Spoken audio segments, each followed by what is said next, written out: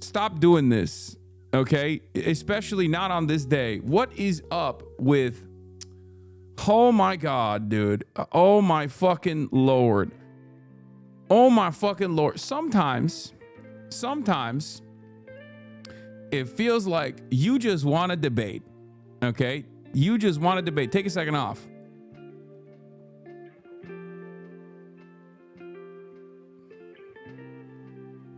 God damn. Anyway, as I was saying, the HasanAbi Broadcast is coming to you live from Unjustified. 1 second is justified, okay? 1 second is justified, is sitting on stolen land. The land that is currently known as the city of West Hollywood is on the ancestral and unceded homelands of the Gabrielino Tongva and the Gabrielino Quiche peoples. The Tongva and Quiche are the original peoples of Tovangar, which includes Los Angeles County, Riverside County, West San Bernardino County, parts of Orange County, and the 4 southern Channel Islands. Okay? 1 second timeout on hate.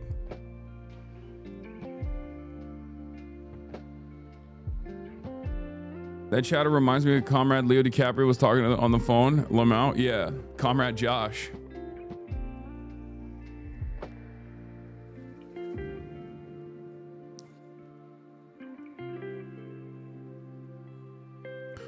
In any case, the Tovangar supported an estimated 5,000 to 10,000 people in the nearly 100 autonomous village states, which were connected by kinship, language, culture, and trade. Prior to the Spanish conquest that began in 1769, yuck. The people of those villages managed their lands with a deep respect by cultivating, pruning, seeding, and seasonal burning.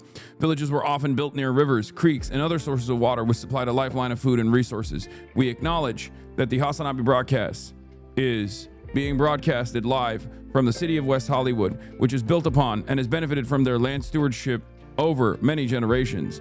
Many Tongva and Quiche continue to live in the traditional territory and care for their lands. The HasanAbi Broadcast pays their respects to the Tongva and Quiche ancestors, elders, and relatives past, present, and emerging.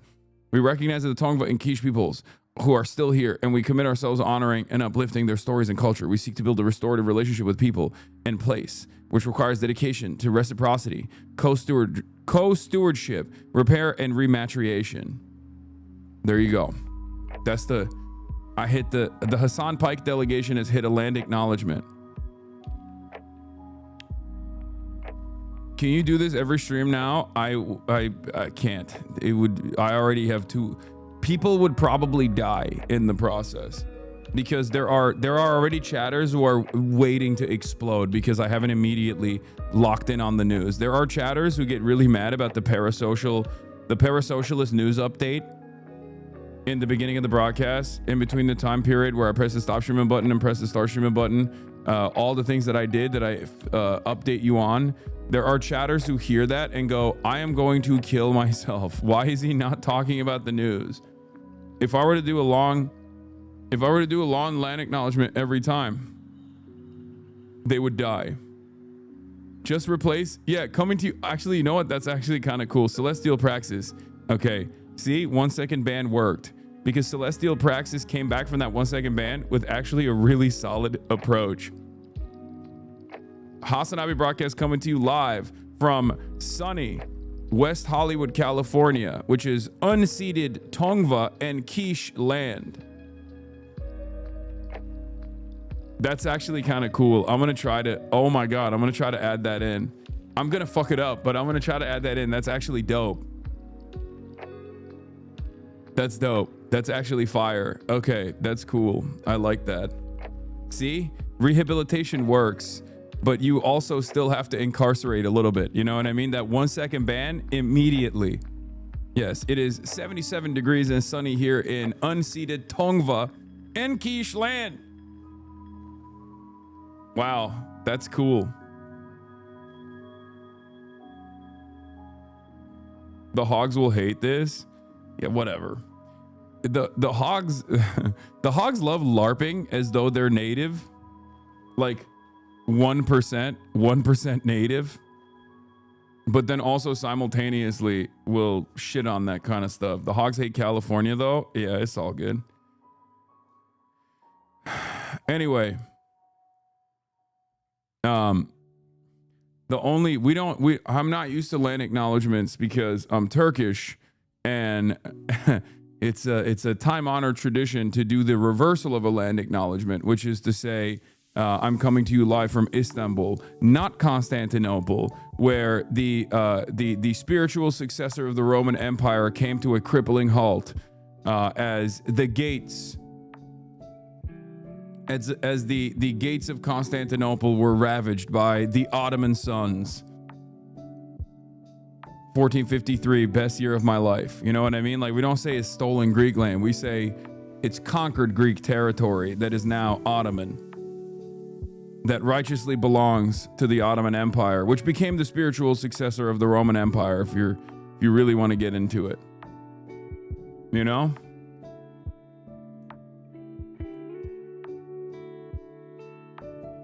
You fought a war, now it's yours. That's the rules. Yeah, I did. That's my favorite type of LARPer who's like, yeah, we fought a war. It's called conquering. It's like, you didn't do anything. You're a fucking loser. You don't even have a job. Why are you LARPing like you did any of that? You didn't do any of that. That's actually kind of the whole reason why you're desperately clinging on to this notion that you did that. You know? I feel like if you had done anything in your life that was remotely worthwhile, you wouldn't be doing that. You were born. That's all you did. Brother, can you do the thing where you shock the dog for no reason? I missed it the first time. I would like to see it in person. I got you, King. I got you. Gaia, please.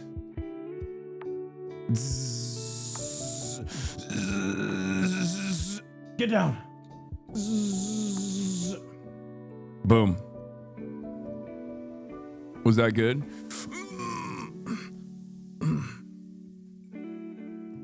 Was that satisfying for you? I got you, King. Do it harder. Don't worry. The Clippers will love that bullshit.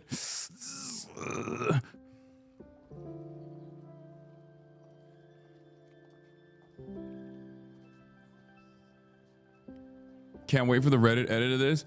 Yeah. Anyway, this is the part of the broadcast where I tell you about my personal news. And one of the personal news I have for you is that I finally watched one battle after another.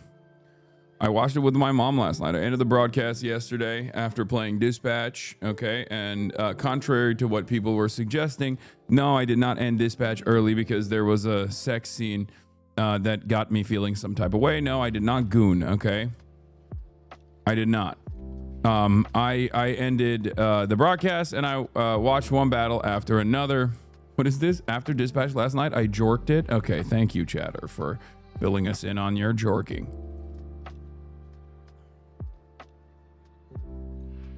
Can you imagine on Thanksgiving how isolated, desperate, and alone that person must be to enter a person's chat and make the decision type that no comprendo is satisfied? Okay, first of all, it's the holiday season, and this is I've been doing this since 2018. And usually around this time, there are a lot of people like that who are just not having a really great time. So I try to be as welcoming as I possibly can, because I know for a fact that, you know, this is a tough time for a lot of people. Okay. This is just how it is every year. And it gets worse and worse until like January 1st. And then after that, it perishes. Right. And then there's almost like a reset. So, you know, we just got to be a little bit nicer to some of the people that are going through it all, okay? Because I'm sure there's plenty of chatters who are going through it as well, right? Like wonderful members of this community who are going through it as well. That's kind of the reason why I stream every single day. Part of the reason why I stream on the holidays as well. Anyway. As I was saying, I watched one battle after another, and I mean, I'm going to show you the trailer, and it's going to literally explain nothing to you. If you haven't seen it, you're not going to understand anything from the trailer. As a matter of fact, one of the criticisms of it, of the movie, was that the trailer explains nothing. I need a weapon, man. All you got is damn nunchucks. You know where I can get a gun? Whoa, what's going on? I need to find my daughter. Let's play offense. 1, 2, 3. 3, 4, go! Sir, do you know your last name? Batman. Leonardo DiCaprio won Batman. So, the wrong trailer. All the trailers are not exactly explaining what's going on, but yeah, one battle after another is a work of art. As a movie, it's amazing. It's a fantastic movie. It's supposed to be a Pynchon novel that Vineland, the Pynchon novel that is recreated through the voice of Paul Thomas Anderson. And while I haven't read that novel and am unfamiliar with Pynchon's work in general,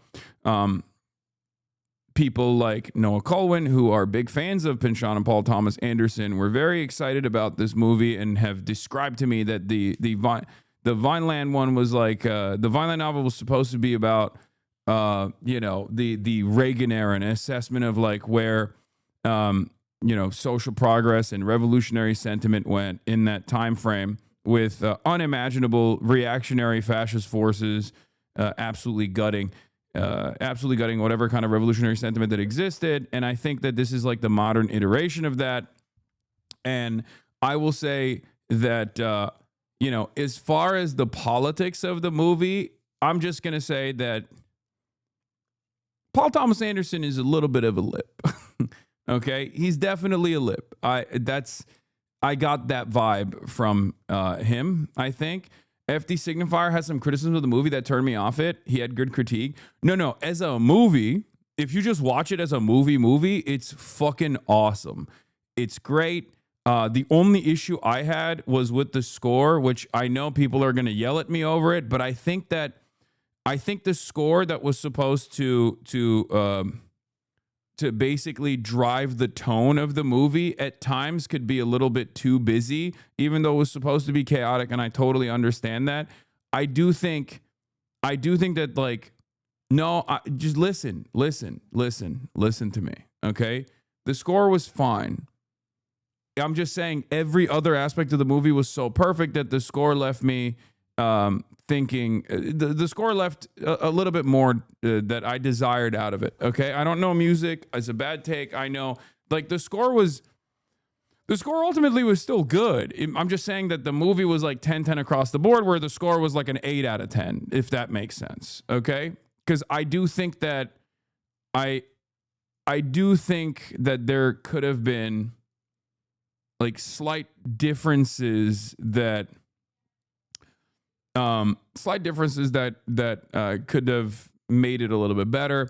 I also do think that the stereotype, like the movie is, it kind of felt like it was like a very woke white man's take on white supremacy that got a little strange on revolutionary black women at times. And I'm just another white guy giving a take on another white guy talking about white supremacy. So, like, it felt a little off. It didn't feel like it was coming from a place of knowledge, but rather a place of understanding, even though it had a lot of great moments. Because I think, as a white guy, Paul Thomas Anderson absolutely fucking nails the white supremacy element of it, and how discardable and how disposable the goons of white supremacy are. And Sean Penn did a phenomenal job being the representation of the manifestation of white supremacy in one person. And as a goon of white supremacy, he is so disposable, right? He is so replaceable. This is like, this was like every action that he was taking was in the direction. He was a sexual freak. He had a sexual pathology. That all of that was fantastic. So as a white guy who's woke, I do think that Paul Thomas Anderson nailed the role that white people play in white supremacy. However, I did think that as far as the furthest away, the concept that he is like the least familiar with, I would say, was like a revolutionary black woman that, like, as far as the politics goes, that was the only aspect of it that I didn't personally appreciate as much. because I don't know. I mean, I'm telling you, like, I thought it was a 9.5 out of 10 movie, okay? I'm just being hypercritical because it's a movie about, like, revolution in America and white supremacy and fascism. So as far as the politics of it, I'm being hypercritical of it, but it's like, if you don't give a shit about any of that, and if you just go and want to watch like a really good movie, it's a really fucking good movie. Incredibly well shot. Yeah, it was just so awesome. It was great.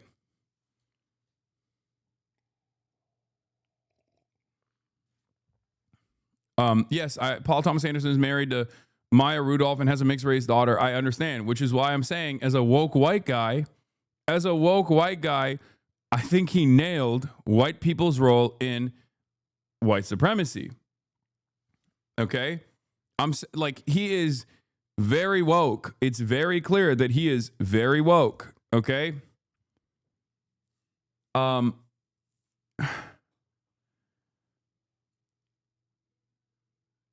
just think that liberalism ultimately stunts your assessment of like revolutionary activity. Too many makes have criticized that point Too many takes have criticized that point and ad nauseum. Unfortunately, well, I just watched it.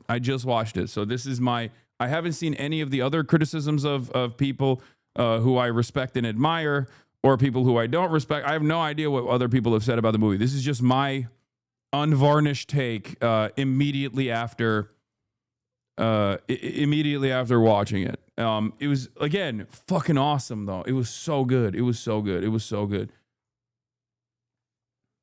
Lol, damn it, why you saw that one?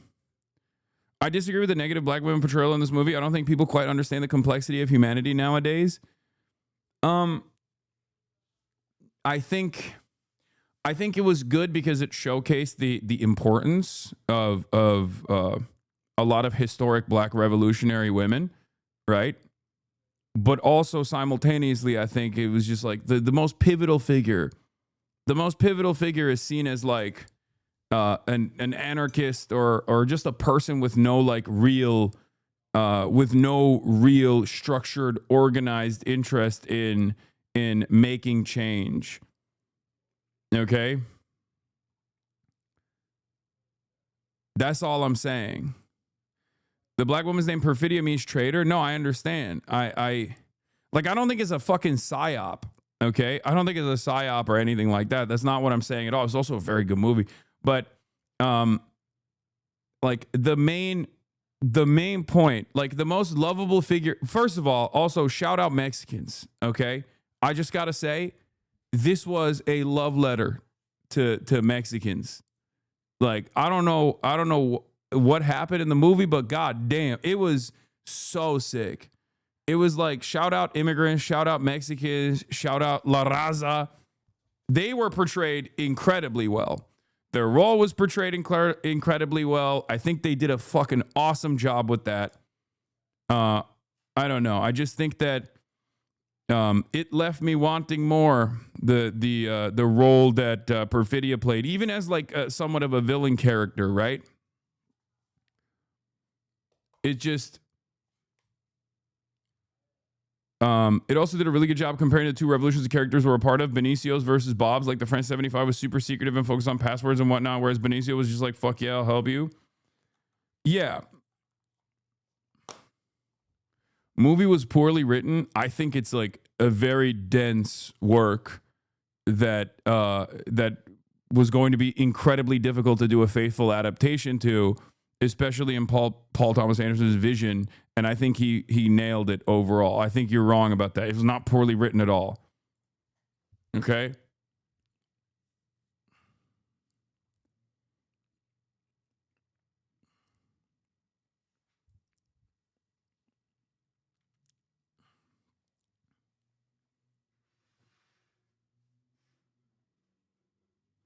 Horribly written. Okay, you guys are wrong. The movie is about Obama.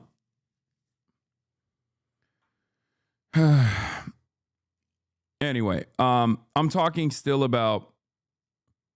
I'm still talking about one battle after another. For those of you who are wondering, the French 75 is a bastardization of the Weather Underground, a Vietnam era group. I thought it was like a collection of the what was it? The army in West Germany as well, like the Red Army. It was the Weather Underground for sure, but it was like a combination. I think it was a combination of like the RAF, the Red Army faction, and Weather Underground. It was like a mixture of like a lot of different movements that were.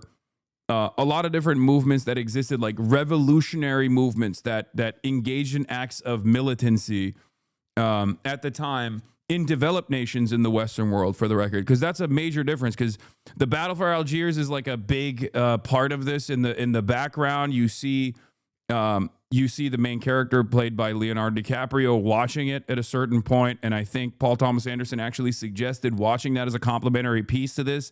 And I think it's important because that is a real anti-colonial movement, whereas this was a decolonial movement almost in a developed country that is entirely comprised, or I guess like it showcased like the differences between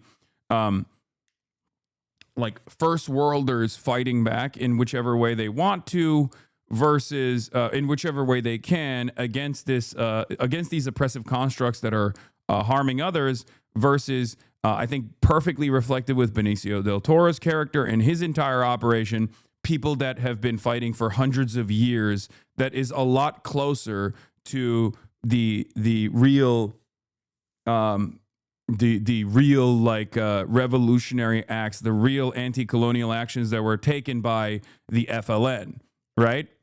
In some ways, it felt as though the Americans, a movement comprised of both black people and white people and all these other like wokes in French 75, were kind of engaging in like disorganized acts of chaos and violence, as opposed to like the much more organized survival initiatives that the immigrants were engaging in. I think that there was a comparison there as well. Then there was also obviously the classic, the new wokes are fucking annoying and even more disorganized. Nah, you were definitely correct with saying first world is doing resistive action in any way they want to because they don't have to. Yeah.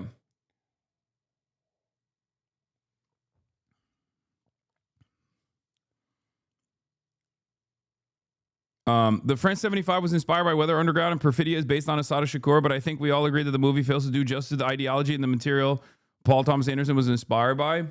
I think it was good. The conversation between Leo and the operator was your chat to a T. Yeah, Comrade Josh. I mean, that stuff was glib and it was heavy-handed. I think there was a funnier way to write that, and I think that's why I'm saying like it's PTA's liberalism that stunts his critique of like modern. Like I think Ari Aster did a better job in Eddington. I will say this on just that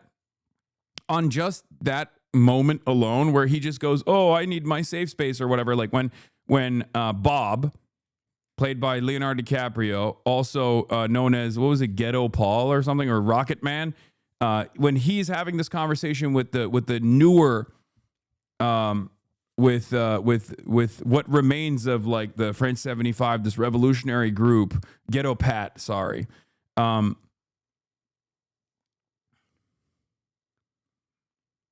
with Ghetto, yeah, Ghetto Pat.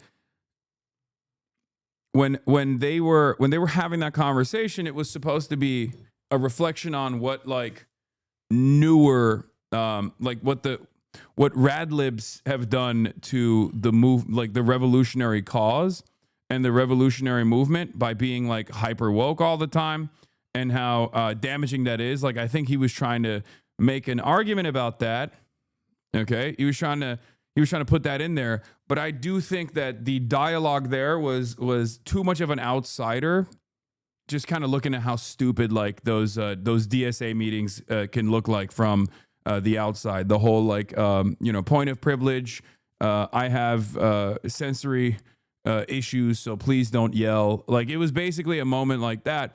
Whereas Ari Aster in Eddington actually nailed the ways in which performative activism and radical liberalism actually has this role in modern left discourse that is purely for the performance in and of itself, and oftentimes seen as like oftentimes is much. I mean, the dialogue on that issue, if I were to just compare one to the other, I would say that Ari Aster did a better job of showcasing that. You know? Yeah, it was a terrible argument. The feds literally were there to kill him, and PTA is mocking OPSEC. Okay, you are the hyper woke, for the record. You are the hyper woke. Calm down. That wasn't about that at all. We're not talking about it within the confines of like logic inside of the movie. I'm critiquing the dialogue, because like the goal of Paul Thomas Anderson in that moment is to showcase that like the new version of the wokes are so focused on their own personal feelings that they are that they're being annoying and they're being a fucking nuisance, and they wear that on their sleeve almost.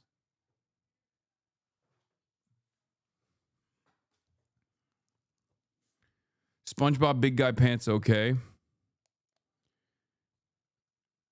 I disagree because they show the importance of passwords in the movie. Leo is actually wrong. It is important and frustrates him because he's a messy revolutionary, but the passwords do matter. Josh is just annoying. Leo is the one focused on his personal feelings, even though it's important. No, I understand. Thoughts on pluribus and the white woman individualism? I'm going to get to that too. There is a lot of fucking great movies out, man. It's actually pretty crazy. Benicio had only 13 minutes of screen time in a nearly 3-hour movie and was easily the top 3 most important characters in the film. Yeah, Benicio del Toro is my absolute fucking goat, dude. He was so incredible. I did not realize that he was only 13 minutes. Are you serious? There's no way he was only on screen for 13 total minutes. It felt like he was on a lot longer. He was such a pivotal character, dude. Sensei.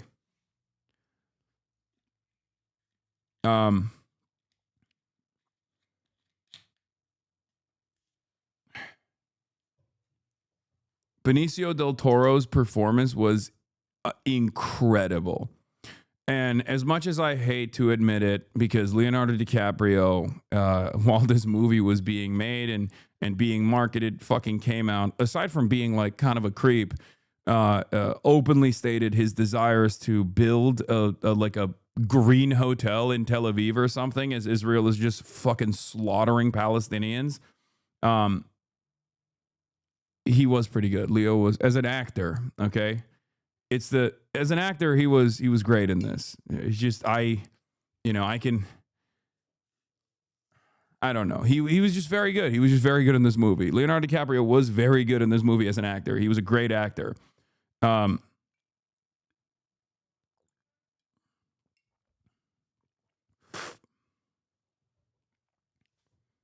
He cares about the environment, at least. Yeah, I love caring about the environment, which is why I'm going to a country, an ethno-state that is participating in a genocide and an ecocide simultaneously to fucking build a hotel. I love caring about the environment that way. He cares about the environment so much he wants to destroy it so he has more work to do, I guess. Fucking cool. Anyway,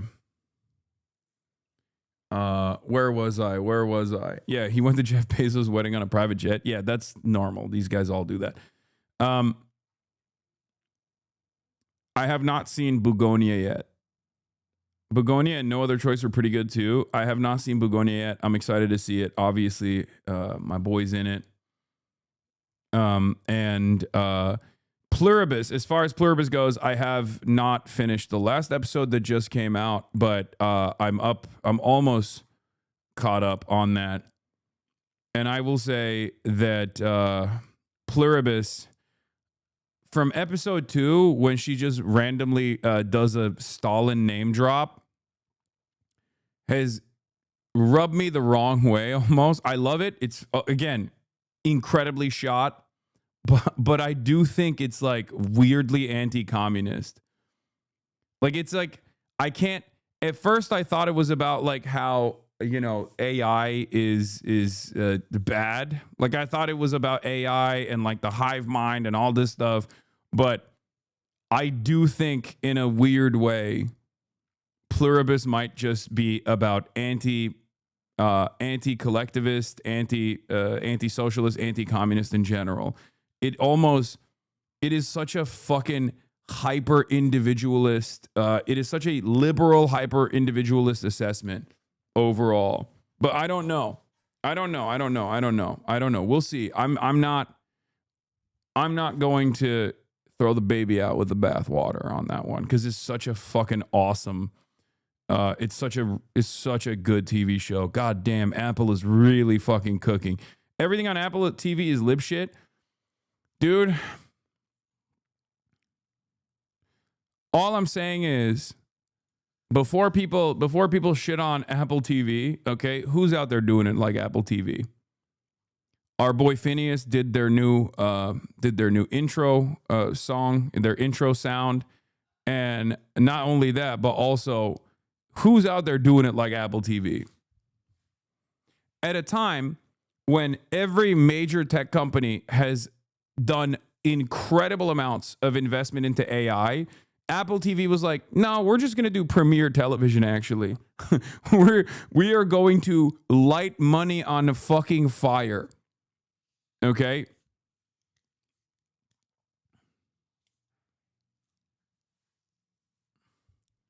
We are going to light money on fire and we are going to make prestige TV. Bro, what are you talking about? Apple's also investing in AI, you dingus. Nowhere near the level of investment that Microsoft has made. What are you talking about? Yeah, they're leveraging, just like everybody else is.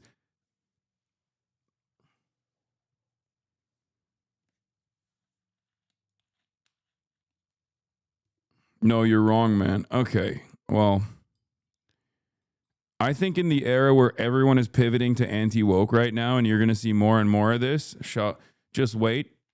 In the era where everyone is pivoting to anti-woke, and Hollywood is actually still continuing that pivot. For those of you who are unfamiliar, that's still going on.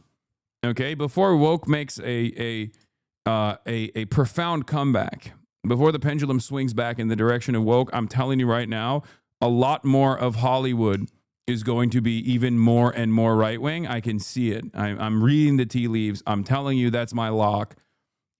With the exception of, I guess, like Apple TV. I thought you were a leftist. You sound right-wing? What?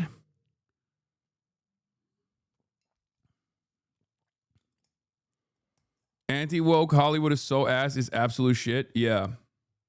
So in the era of anti-woke Hollywood, when people are desperately looking for woke, I think Apple is going to be the most like lib shit woke previous Hollywood era woke content you will get. Okay, I work in film. This is bollocks. Yeah. What? What do you mean? Dog, I saw people calling you MAGA. Everyone's brain is broken. They call me MAGA. What do you mean? For what fucking reason?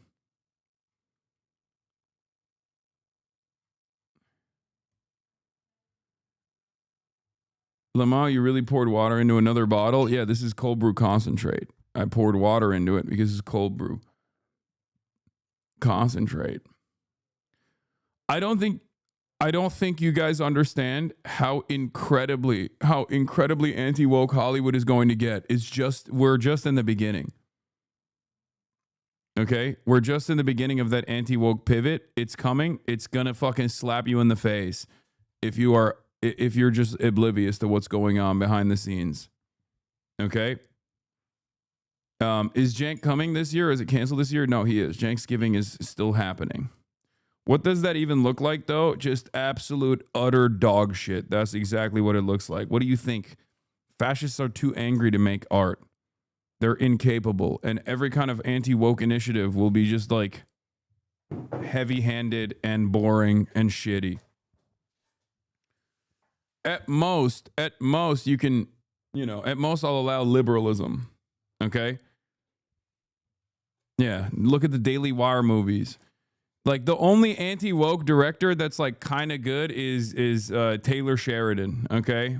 And I only say that because Sicario 1 was a banger.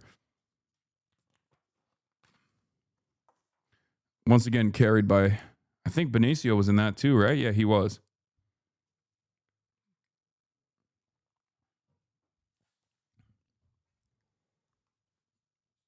At least we'll have foreign films. I know. Oh my God. There's another incredible Korean film that I saw a trailer for that was awesome. If Paramount buys Warner Bros., they already have a blacklist of actors that are too anti-Semitic, anti-woke, finna make Hollywood into dog shit. It's gonna get worse. Oh yeah. Denis Villeneuve, Villeneuve. I don't know. Denis Villeneuve directed it. Okay, that makes sense. That's true. People on here are wrong when they say conservatives can't make good art. For example, I need your money to kill babies by abortion. You, taxpayer, give me your money to pay for baby killing. No! I don't believe in abortion! I don't care. Render to Caesar what is Caesar's. Give me money to kill babies. damn, he's actually whipping her. Damn, Obama, chill. Obama, chill, bro. That is okay. I'll take it back. I take it back. You're right. You know, I guess I got owned. Anti-woke can make good content. My bad. All right, I'll pay you. Give Don't me hit the me money. anymore. Please, kill my baby. Kill my baby. You, kill that woman's baby.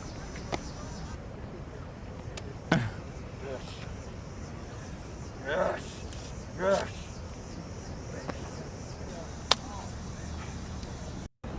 That was incredible. That's real, by the way. That's real. That's actually Obama. And my favorite woke abortion doctor, Mengele. Yeah. Who happens to also be Jewish. He's a Nazi, but also Jewish because he loves abortion and woke. God, to go back to the mindset of the average conservative in 2010, man. I mean, I guess it's still a sea of contradictions, but yeah, this is the dangerous woke Jewish woke Muslim communist alliance. And they are united on their love for killing white children.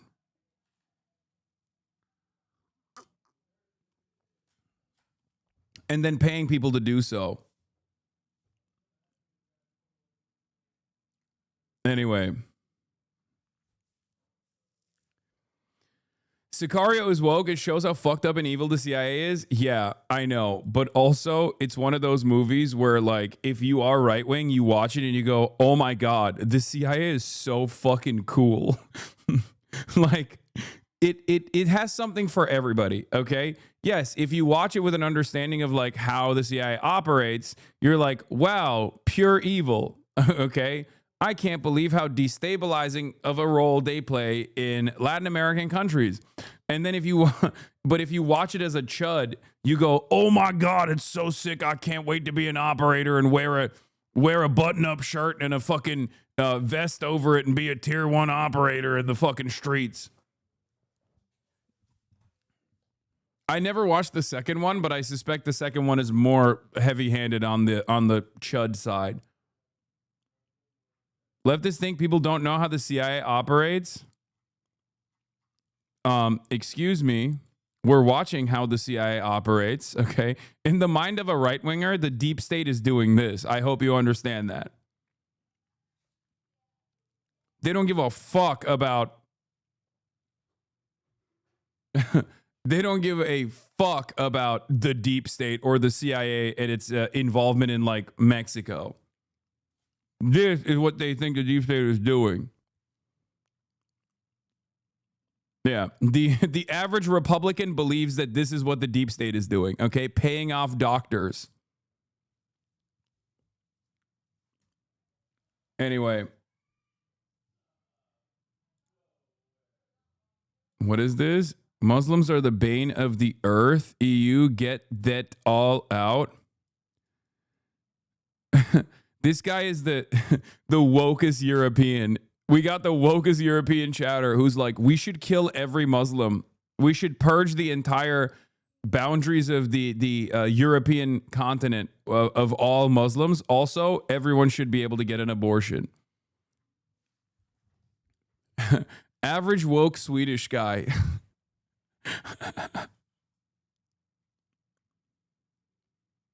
The median voter watches this video and is mad about the vilification of boob jobs. What is happening on screen? Kino. Wait, oh. Anyway, where was I? Yeah, I have of the mindset that right-wingers and fascists are capable of making good art. They're called social fascists, which is the entirety of the Hollywood, which is the entirety of Hollywood. Okay, yes. Social fascists are capable of making good art. They're all lived up wokes. They are also right-wing. Paul Thomas Anderson is another great example of this. Having said that, as I was talking about, Paul Thomas Anderson, one battle after another, fucking awesome. Okay, great movie overall, wall to wall. It's like 8 hours long, and it doesn't feel that way at all while you're watching it. It's like another one of those. It's another one of those movies that's like people will say, oh, it's too long, but I thought it was great. And I didn't even feel like this 2 hour and 40-minute movie was 2 hours and 40 minutes long at all. One battle after another. It was, it hooks you in from the start, and it didn't feel long at all. And that's how you know it was good. What is this? How about this one? New movie makes fun of woke lefty libtards.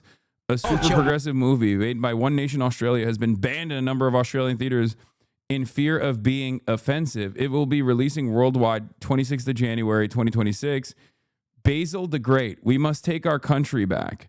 DMs for submission and deletion. Hold on. Okay. The country or region that this account is based on can be impacted by recent travel or temporary relocation. The data might not be accurate and change. I had to check. I had to do the geo check. Is Leonardo DiCaprio like a F pedophile too? No, he's not, but he's like, he's Mr. I'm getting close to it. I'm getting so close to it, but never actually crossing that boundary. He is Mr. Borderline. It's strange, okay? He's Jerry Seinfeld light? No, Jerry Seinfeld has crossed that boundary. You're wrong. Jerry Seinfeld absolutely has crossed that boundary. Are you kidding me? 1738? I'm like, hey, what's up? Hello? Jerry Seinfeld literally had a fucking, like a prom date when he was 38 years old. The fuck? Leonardo DiCaprio, on the other hand, is Mr. I'm blowing a 0.7 on the fucking pedophile breathalyzer every time. Okay? Leonardo DiCaprio, the older he gets, the girlfriends stay the same age. But they're always 18 plus 1, okay? Which is weird. I'm telling you, you're blowing a 0.8 on the pedophile breathalyzer, man. It's like why are you getting so close? Why are you getting so close to the fucking the pedophilia boundary? It's odd.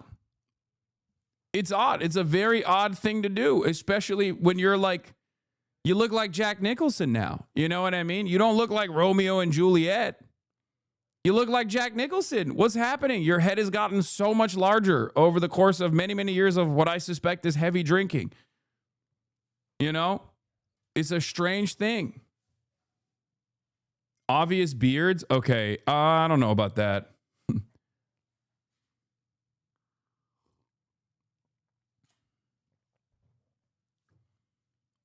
Jack Nicholson is gorgeous. You take that back. He's an icon. Yeah, Jack Nicholson is an icon. But if he was running around fucking 18-year-olds and 19-year-olds, you would still say, that's a little weird.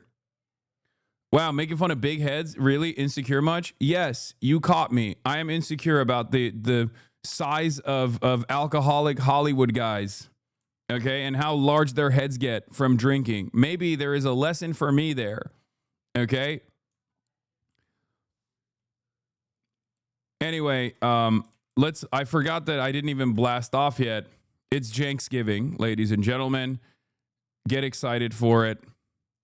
Cenksgiving is here. Okay. Cenksgiving is here. Cenksgiving is happening. Shaky Gurga is going to be here in the building in a little bit. And we will restore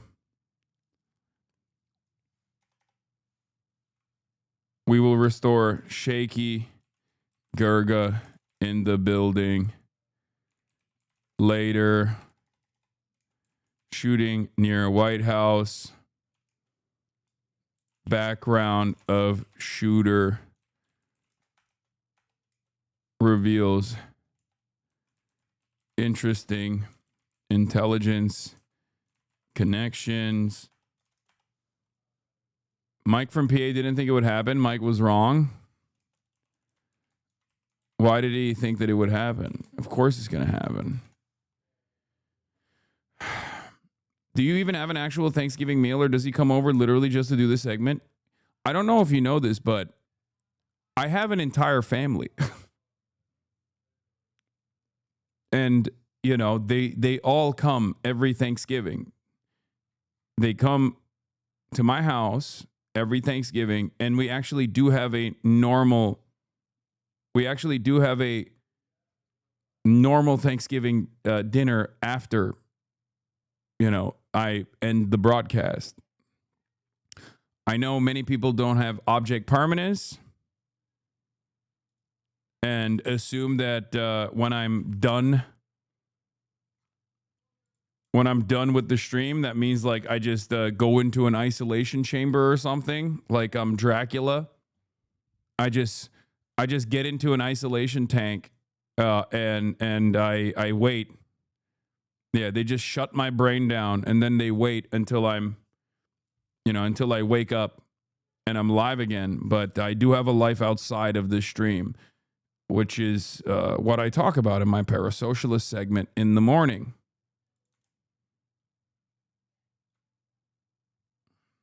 I assume your house is just that room you're in now? Yeah, pretty much. I sleep on the bed. I sleep on Kaya's bed.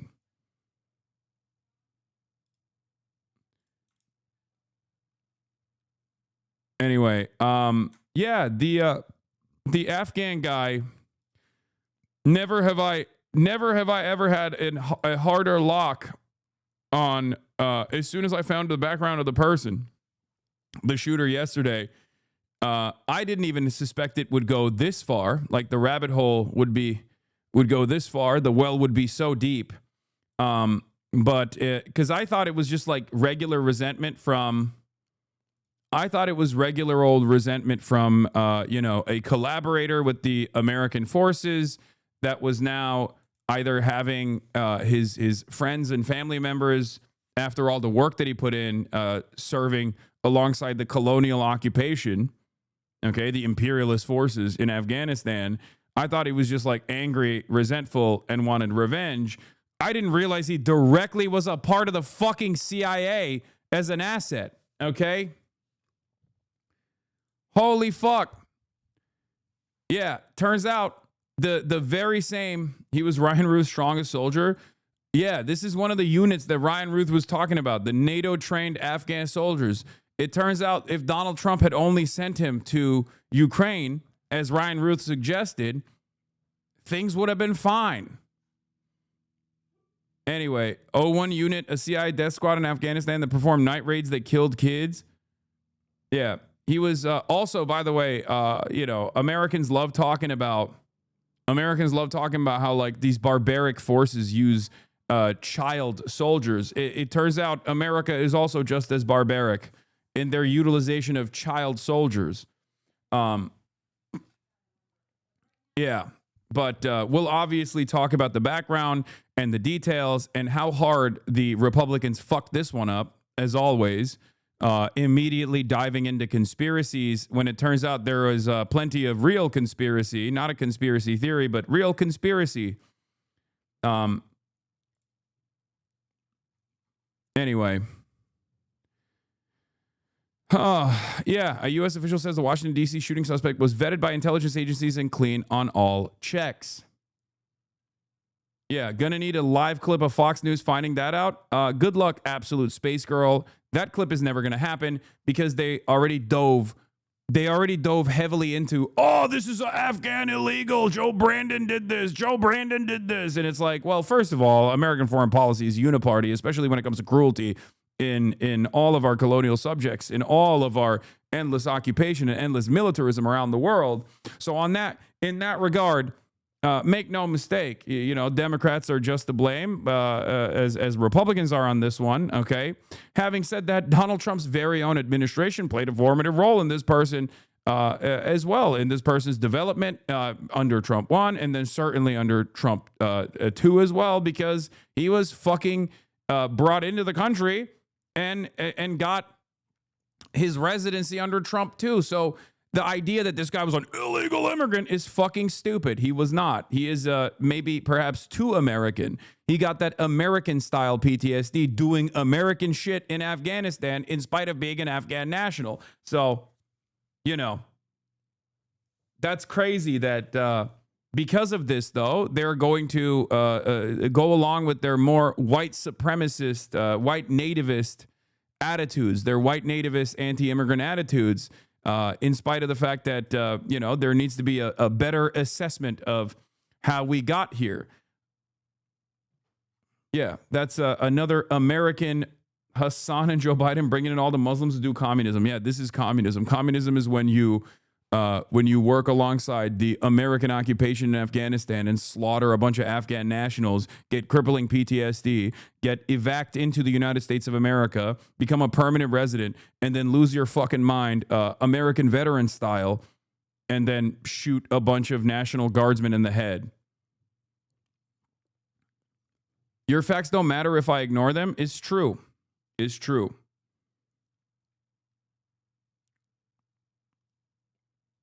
So, in any case, let's get into it. We'll obviously start with some details on what took place.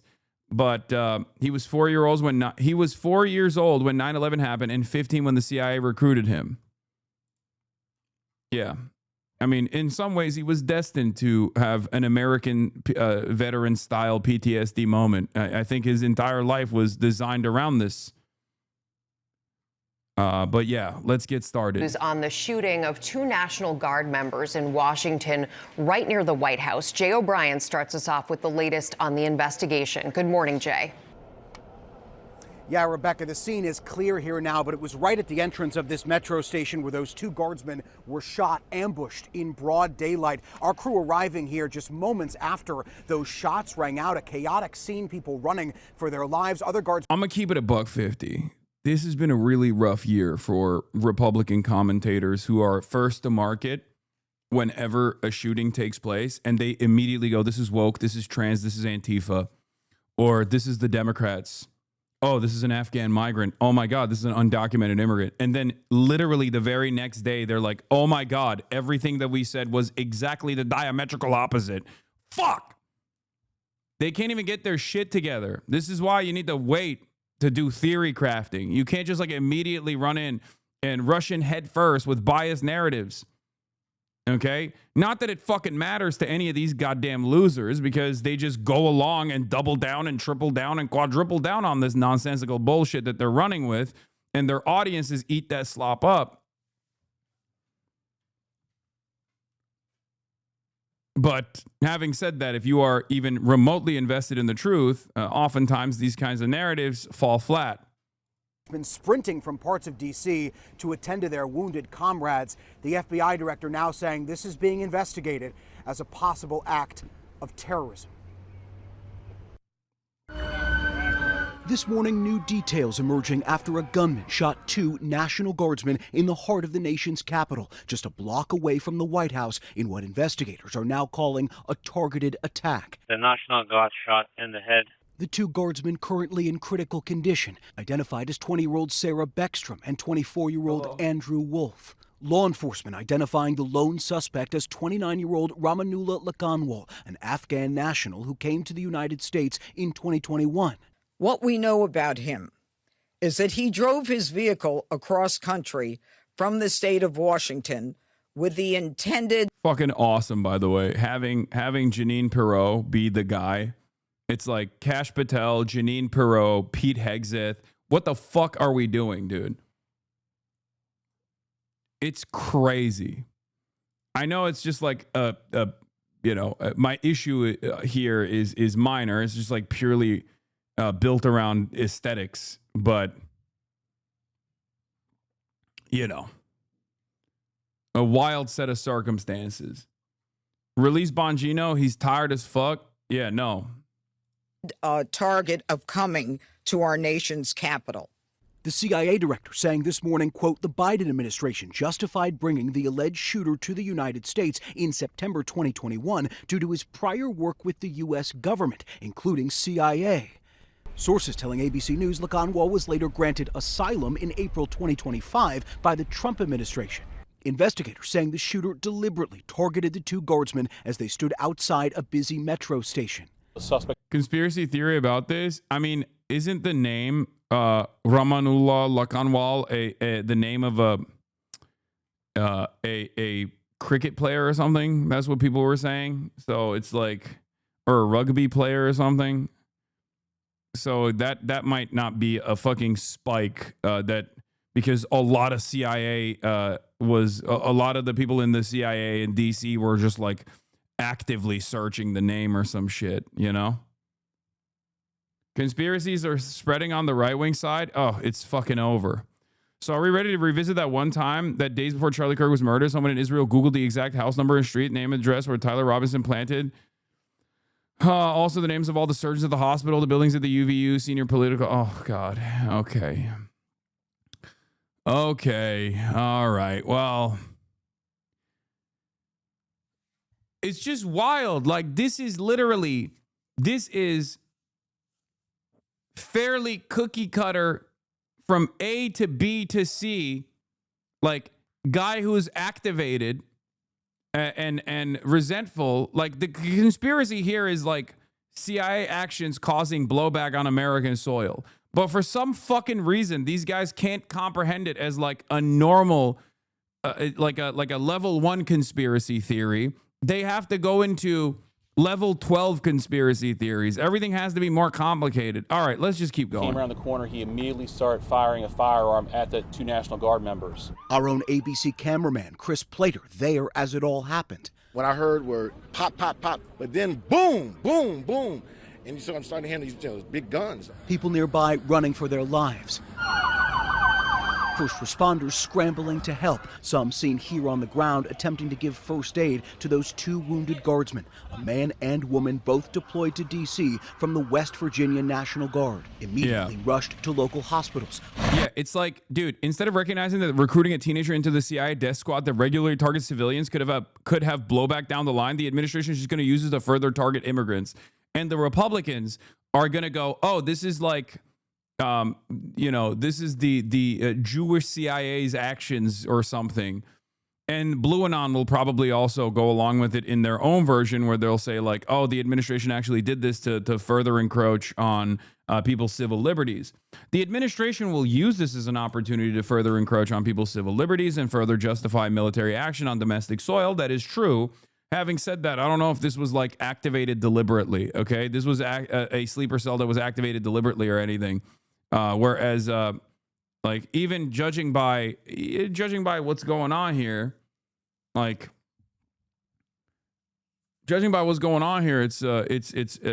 opportunists leaning into whichever direction they want to, but it's a fairly basic. Hamas abi kalk siktir git. Oğlum Türksün sen. Hamas abi ne demek lan? Salak herif.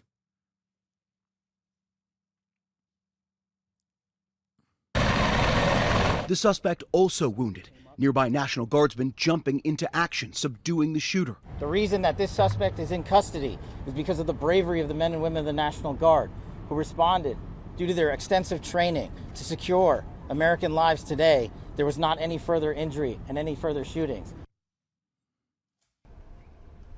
Now, since August, more than 2,000 National Guard troops have been deployed here to Washington, D.C. on the orders of President Trump, part of what he calls a crime crackdown. They've largely been patrolling heavy tourist areas with traditionally low crime, and they've been in particular focused on metro stations. Lindsay. Certainly unnerving, and we wish those National Guard members well. Jay, thank you. Well, President Trump is speaking out about the shooting. Last night at his Florida resort, the president called the shooting an act of evil and ordered more troops to be deployed in Washington. Nancy Cordes is in West Palm Beach. Nancy, you've got new information this morning about the suspect. So what are we learning? We are learning, Kelly, that this suspect was a leader of commandos in the Afghanistan war and that he worked closely with U.S. and... This is, I'm telling you right now, this is really bad day for the administration that wanted to use this as another opportunity to fucking lean into the Democrat Trantifa narrative. Really, really bad day overall for them. Because think about how excited Fox News was when they were like, oh my God, he's an Afghan migrant and an illegal immigrant. You know? Definitely not saying CIA. I mean, they won't say it, but we will. Actually, even the New York Times reported on the fact that he was CIA, for the record. So just going to point that out. It's definitely, he was our guy. He was our guy, the most our guy that you can have. British forces. Here in Florida, President Trump announced last night that he is putting an indefinite pause on all immigration applications for Afghan nationals. You may remember images like these from 2021.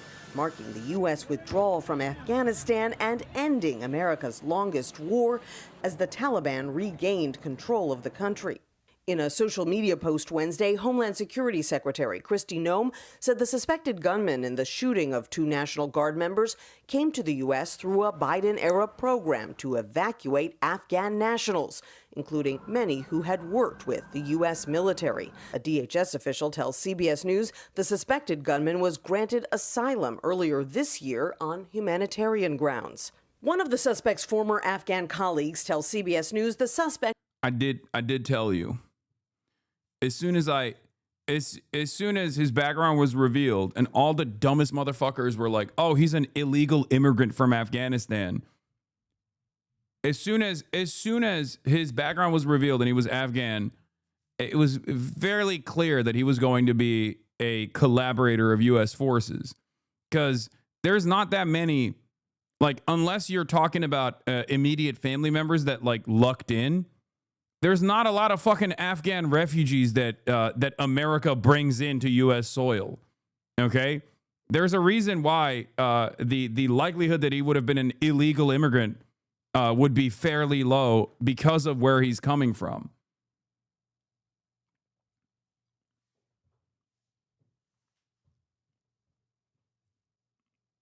America is not exactly the most open-minded when it comes to allowing, giving refugee status to people in areas that we have destroyed and dominated. As a matter of fact, many people who did actually work as translators or even had deeper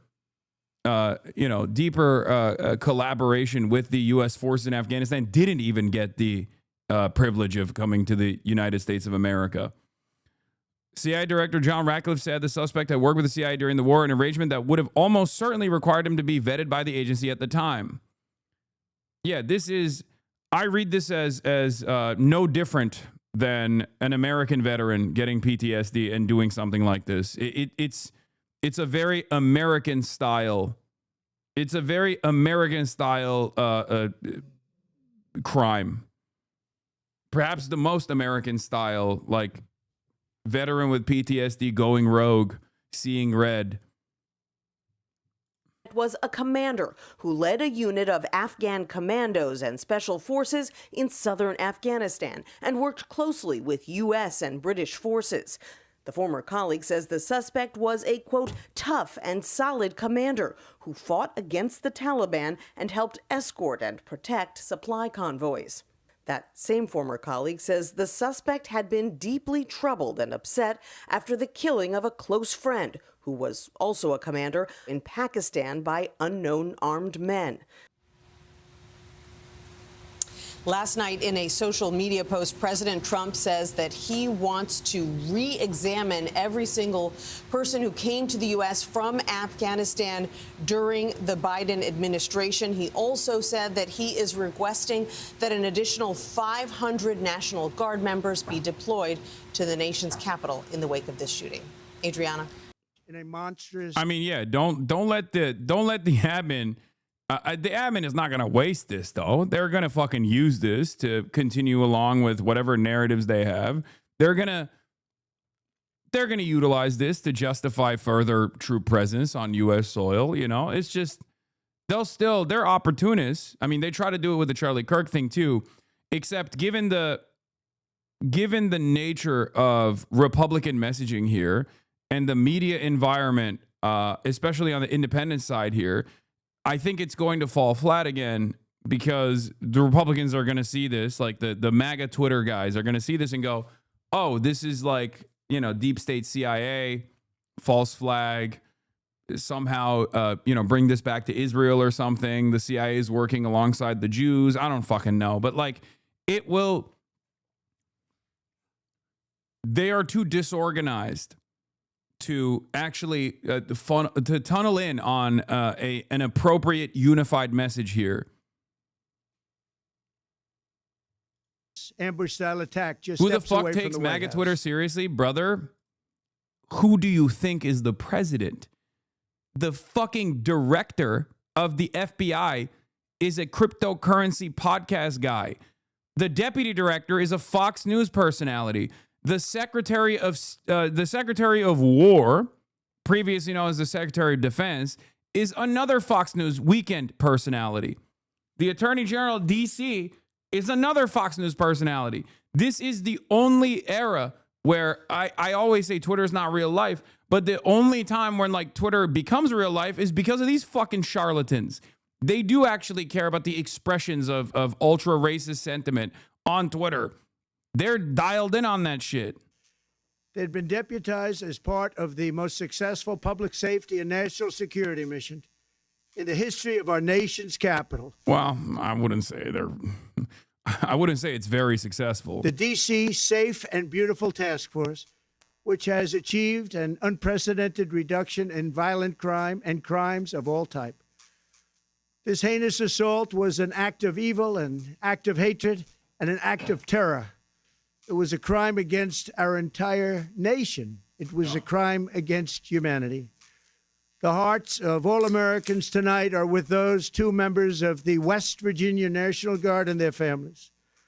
The love of our entire country is pouring out for them, and we are lifting them up in our prayers. As we are filled with anguish and grief for those who were shot, we're also filled with righteous anger and ferocious resolve.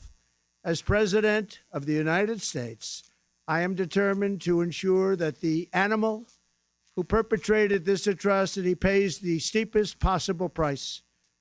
I can report tonight that based on the best available information, the Department of Homeland Security is confident that the suspect in custody is a foreigner who entered our country from Afghanistan, a hellhole on earth. He was flown in by the Biden administration in September 2021 on those infamous flights that everybody was talking about. It's just strange because it kind of feels like, one, that the Afghan withdrawal was your plan, and two, Biden just facilitated it, and two, he wasn't illegal. He wasn't illegally on U.S. soil. And also, you did continue the Afghan operations on Trump 1. Nobody knew who was Yes, we're coming going to in. do the ProPublica piece on 0 units in a second. Nobody knew anything about it. His status was extended under legislation signed by President Biden, a disastrous president, the worst in the history of our country. This attack underscores the single greatest national security threat facing our nation. The last administration let in 20 million unknown and unvetted foreigners from all over the world, from places that you don't want to even know about. No country can tolerate such a risk to our very survival.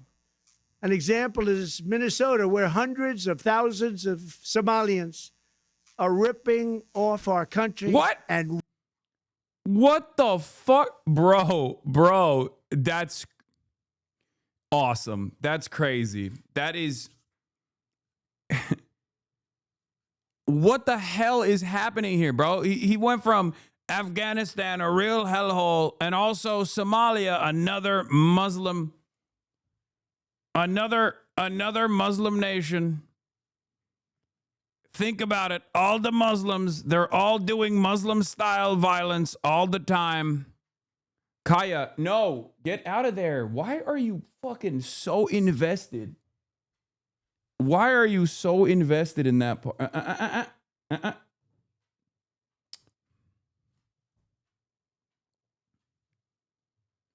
She loves the left cubby. She loves laying down right next to the PC. I don't know why. Fox News has been talking about Somalian fraud in Minnesota lately. I'm from a third world Muslim country. Am I cooked? A little bit. Right-wing social media has been nutty mode about Somalia as of late. She doesn't like the warmth. She has a massive fucking... She has a massive coat. I think she just wants to sit next to me. But it's dangerous because I move around sometimes and I'm always scared of like accidentally rolling over her tail or whatever. Fox yesterday, Stephen Miller's in his ear. Up to. Oh, God. I fucking hate this administration so much. Anyway, let's continue. Ripping apart that once great state. Billions of dollars are lost and gangs of Somalians come from a country that doesn't even have a government, no laws, no water, no military, no nothing. As their representatives in our country preach to us about our Constitution and how our country is no good. We're not going to put up with these kind of assaults on law and order by people who shouldn't even be in our country. We must now re-examine every single alien who has entered our country from Afghanistan under Biden, and we must take all necessary measures to ensure the removal of any alien from any country who does not belong here or add benefit to our country. If they can't love our country, we don't want them. America will never bend and never yield in the face of terror. And at the same time, we will not be deterred from the mission these service members were so nobly fulfilling. That is why tonight I can announce that I have directed the Department of War to mobilize an additional 500 troops to help protect our capital city. We will make America totally safe again, and we will bring the perpetrator of this barbaric attack to swift and certain justice if the bullets going in the opposite direction haven't already done that. During this time of the year, when we gather at home with loved ones, these two patriots were wearing the uniform of our country, patrolling the streets of our capital. They had taken a selfless oath to defend our nation against all enemies, foreign and domestic. And that is exactly what they were doing when they were gunned down in a savage attack. I want to express my extraordinary gratitude to every member of the United States military who is deployed tonight at home and abroad. I also want to thank the Secret Service and the D.C. Metropolitan Police Department for their work today. This Thanksgiving, I ask every family to say a prayer for the two great heroes who were so horribly shot and for their loved ones. Please say a prayer. May God bless them and comfort them, and may God bless and protect the United States of America. Thank you and good night. Hey, Sean Hannity here. Hey, click here to subscribe to Fox News YouTube page and catch our hottest. The FBI director and the U.S. attorney are giving an update on those 2 National Guard members who were shot Wednesday just blocks from the White House. Let's listen in. Fucking Hitler-ass country. Oh, 100%. Yeah. The Democrats or someone needs to be shouting at the top of their lungs that Trump has blood on his hands.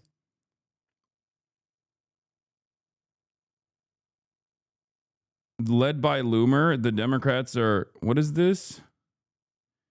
Led by Loomer, hogs are now attacking a couple that set up a GoFundMe for him in 2021. Nice. Of course. Of course. Of course. This wacky couple has blood on their hands. Laura Loomer, before committing Islamic jihad in our nation's capital yesterday. Yeah, he was doing Islamic jihad in Afghanistan too, like, right? Alongside the CIA.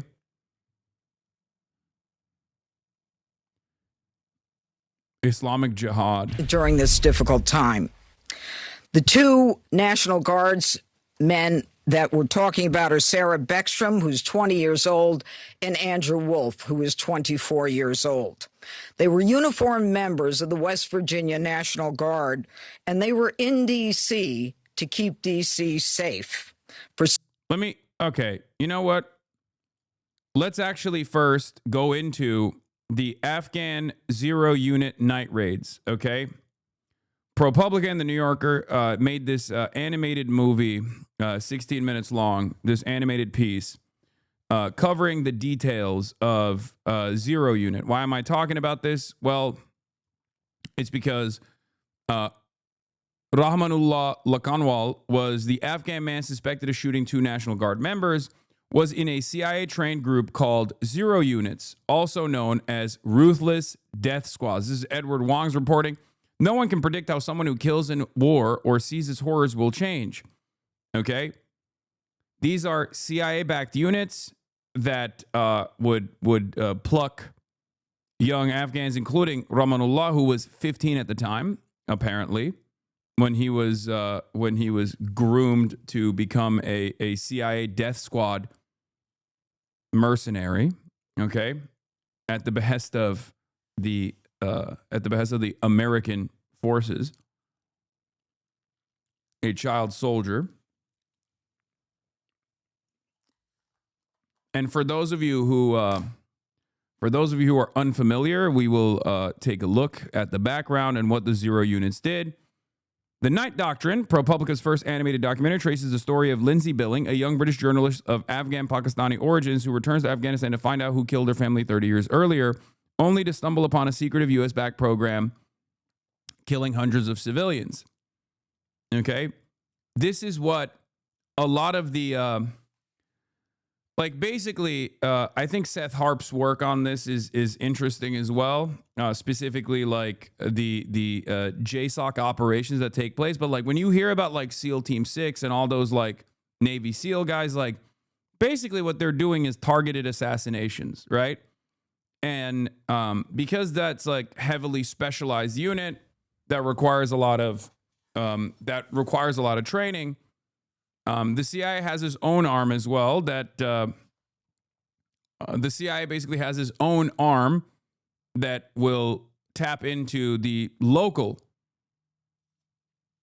population and train them to also engage in some of these ruthless civilian assassination programs.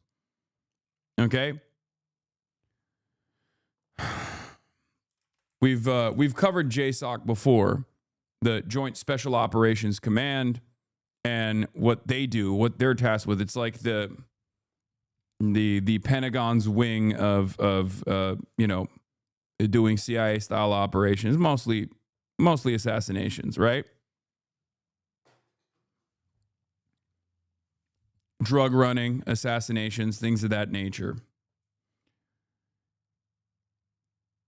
Maybe even sometimes child trafficking as well. Speaking of HARP, a couple of National Guardsmen getting shot in D.C. by an Afghan repatriated here after Kabul fell is about as literal an example of a blowback from the forever wars as you are likely to see. Yeah. Nah, they are raiding villages too. Yes. Yes.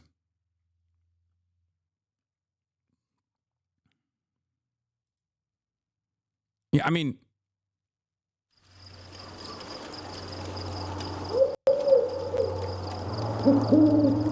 but the reason why I'm showing you this is because the suspected shooter was in 0 unit, okay? The man suspected of shooting 2 National Guard members, Rahmanullah Lakanwal, was once a part of a CIA-backed paramilitary group, one of several so-called 0 units, according to the Afghan and U.S. officials. These units, formerly known as counterterrorism pursuit teams, were trained to conduct night raids and clandestine missions across Afghanistan during the U.S. war in the country. By the time the United States had withdrawn from Afghanistan in August 2021, the units had officially become part of the Afghan intelligence service and included thousands of members.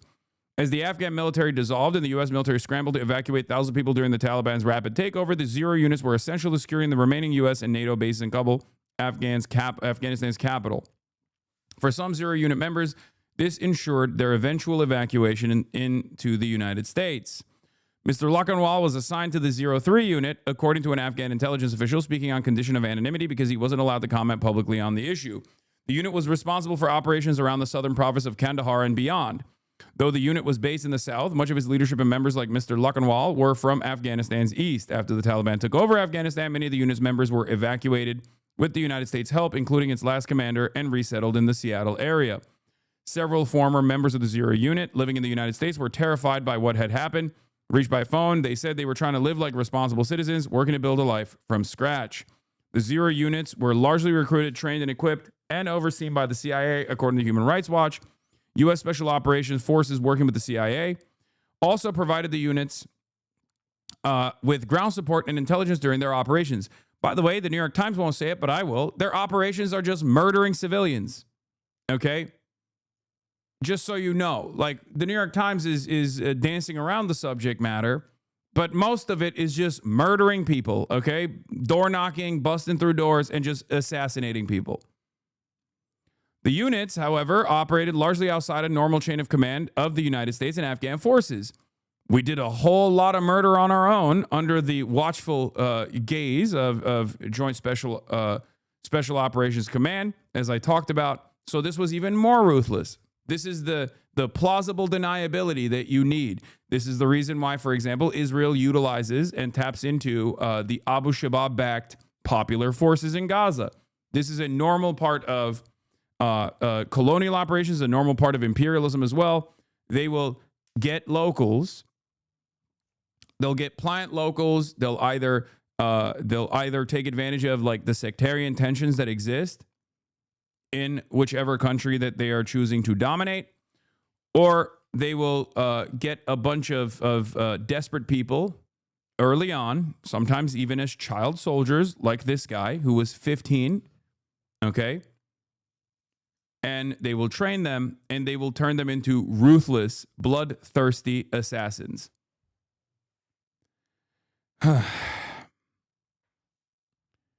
In July 2021, when the president of Afghanistan wanted the forces to defend Kandahar city against the advancing Taliban, he had to ask the CIA for the unit's aid, according to Afghan officials. The units also had a reputation for ruthlessness, with journalists and human rights groups referring to them as death squads. Yeah. In a 2019 report, Human Rights Watch said it had documented several instances in which the strike forces were responsible for extrajudicial executions and enforced disappearances, indiscriminate airstrikes, attacks on medical facilities, and other violations of humanitarian law. Okay? This is so that the American government can wash its hands of the extra fucked up aspects of what they were doing in Afghanistan. Oh, we didn't do it. It was a third party. Okay? That's how you do it. You know, you delegate some of the more ruthless parts of your imprecise murder operations to the locals that you have trained specifically to do this. The reason why I think it's important to understand that is because you got to understand the mindset of this person, like how we got here, okay? Especially when the regular forces in Afghanistan were also engaging in wanton acts of violence and cruelty and death, indiscriminate death and destruction. So just understand how much worse this was in comparison to the regular units and what they were doing. In one instance, in 2018, an Afghan paramilitary force unit raided a home in Nangarhar province in eastern Afghanistan, shooting and killing 5 members of a family, including an older woman and a child, according to Human Rights Watch. Taliban officials have also condemned the units. On Thursday, an official in Nangarhar accused the group of looting during the fall of the U.S.-backed government. The CIA has denied the allegations of brutality among the units. Shocking. Saying that they were the result of Taliban propaganda, but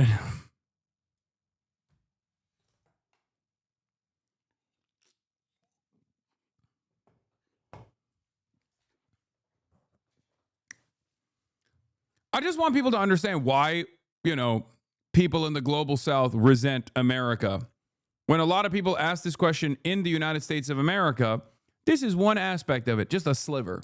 When I tell you why people actually would rather choose a local villain or a fundamentalist group over an American puppet, this is part of that reason. Okay? An identical thing also happened in Iran that led to the revolution. This is why. Okay? This is yet another reoccurring example of everything that I talk about.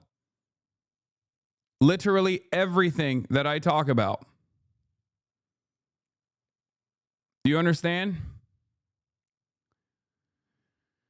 Whether it be blowback, whether it be the ruthlessness of American forces and American-backed forces, and why there is always, why there's so much animosity and so much anger, and why sometimes people actually choose another global hegemon over the United States of America to align themselves with because they think it's going to be, better. Scared to debate about capitalism when his career completely started on talking trash on it. Kind of sad, in my opinion. What are you talking about? With Ben Shapiro?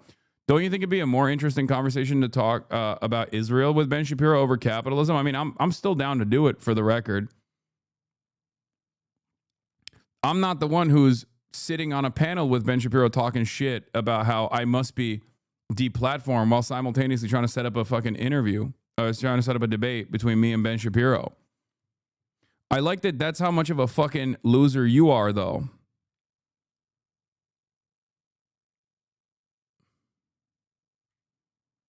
Yes, I'm so terrified.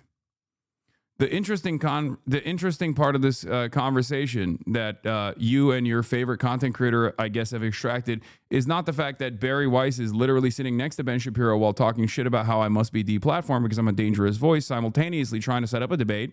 So clearly she doesn't fucking feel that way. Or the interesting part of this conversation isn't the fact that they don't want to have a conversation about Israel on CBS News. Okay? But it's actually the fact that you have imagined an alternative here. They just drop these comments and then dip instantly. It's because he didn't get the clip off that he wanted, so he's going to try again. Or someone else from, whichever community this fucking loser comes from is going to try again.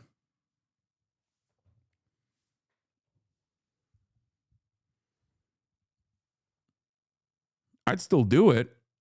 It's just, not as interesting, in my opinion, as doing it on Israel-Palestine, especially with someone as Ben Shapiro. D-fans were saying they'd support Shapiro in the debate. That's not the first time Destiny's actually eaten Ben Shapiro's dick on camera, so it's not that shocking that his community would support Ben Shapiro. If you recall, Sex Pestiny actually did have a conversation with Ben Shapiro. It was billed as a debate, but it was more so just an agreement, not only on Israel, but also on capitalism.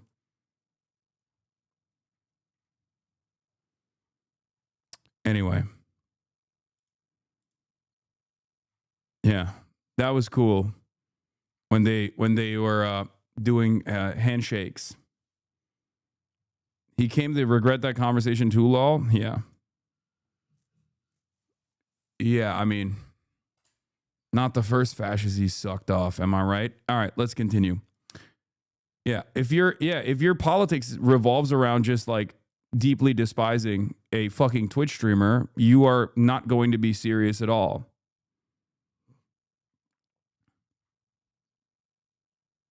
I like that though. I like that there are a not insignificant number of people out there who have just basically anchored their worldview around whatever the fuck I'm advocating for.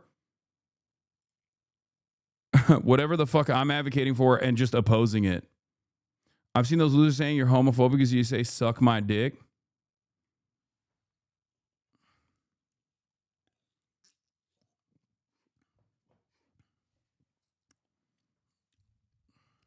That's awesome. Suck my dick is what I say to them. Liberals like Zoran, though. Lamau, he's a socialist. No, these guys had deep resentment towards Zoran initially as well because I was promoting Zoran until Zoran became a fixture in the Democratic Party. And this will continue to happen. I don't really mind it, though, because ultimately, as long as they're on board with, like, socialist figures that are a part of the Democratic Party, it's them waving the white flag. You know what I mean? Oh, they like Zoran. This is why they have to cope and seethe and try to figure out a way to identify why they like Zoran. And I think they will say, oh, it's because he's actually disavowed Hasan. He actually secretly hates Hasan. That's why it's appropriate for us to like Zoran now. That's cool. I don't give a shit. As long as you're supporting people who are actively fighting, and hopefully Zoran will be one of those guys as well, actively fighting the Republicans. I don't really care if you still have a tremendous amount of resentment for me. I care more about policies and implementing agendas and moving towards a design, a new design that will be as helpful to everyone, including my fucking haters. You know?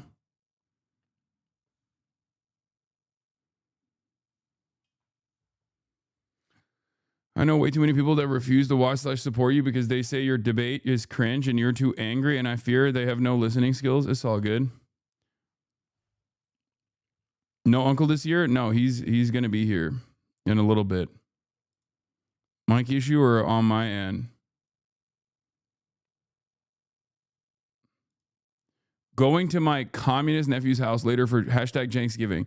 Now also part of America. Almost even Americana now. God bless freedom of speech. Love living in a free country where we're allowed to think and argue whatever we want.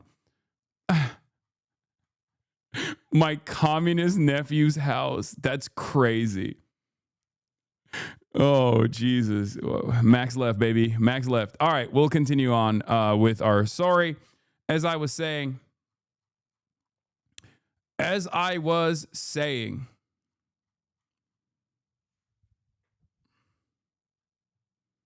do you ever think about pivoting your career into a politician? Just wondering. Fuck no.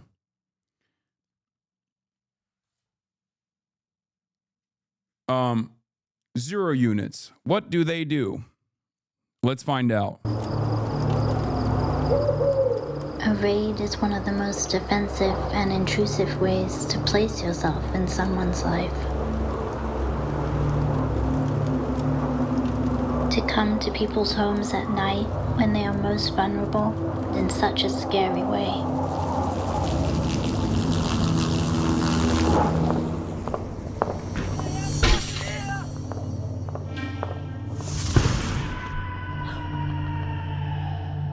And when that happens to someone who isn't the right target, they're left with that trauma, night after night and years after. It is a psychological strategy. The US knew that when they used it here in Afghanistan. For years, I've gone on a quest to count the deaths from these night raids.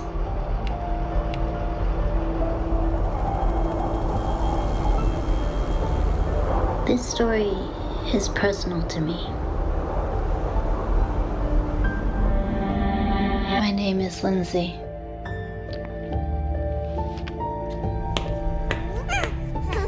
When I was 2 years old, A night raid in Nangarhar province killed my sister and mother during the Civil War. My father was killed later in fighting.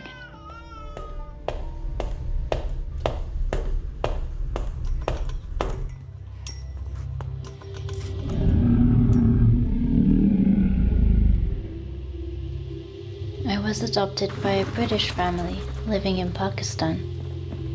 When I was 12 years old, I moved with them to Israel.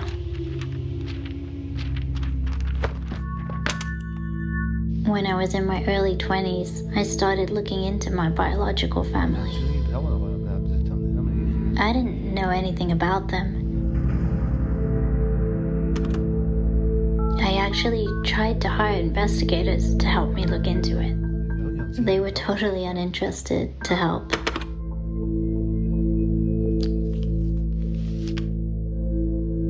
By that time, I had become a reporter in the UK. So I decided to go back to my homeland and investigate my past myself. But what I found in Afghanistan was bigger than anything I had imagined. A bridge that would tie past, present, and future.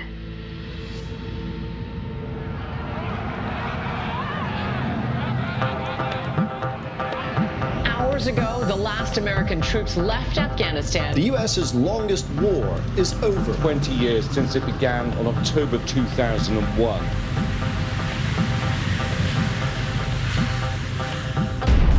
In 2001, everything changed. Days after September 11th, the first CIA officers touched down in Afghanistan, targeting the Taliban and Al-Qaeda. Over the past 2 decades, that strategy largely... Guys, I think Venezuela will be different. I just want to say, I don't want you to learn any lessons from this, okay? Because I think Venezuela will be different, okay? This time, it's valid and will be so different than Afghanistan, will be so different than Iraq, will be so different than Syria. This time, it will be different, okay? I need you to understand. Vietnam, sure. Very different circumstances, okay? You know, but this time I promise you, Venezuela, totally separate thing and totally valid. And I think, you know, it's going to be different this time around. So we should just give it a shot. We should give it a shot. Just one more regime change, destabilizing war for natural resource extraction, and we will figure it out. Okay? We will fucking figure it out this time. I mean, think about it. It takes a while to perfect. This is a very, very difficult endeavor. It takes a while to perfect. You know what American foreign policy is like? It's like the fucking guy who's the gambling meme, the guy with the pickaxe. 99% of gamblers quit right before they win big. That's it. That's it. It's just, let's hear from Lindsey Graham on this one more time. I think that's going to, yeah, if at first you don't succeed, you just try again. Obviously, nobody likes a quitter. Nobody likes a quitter. Consisted of drone strikes, airstrikes, and night raids.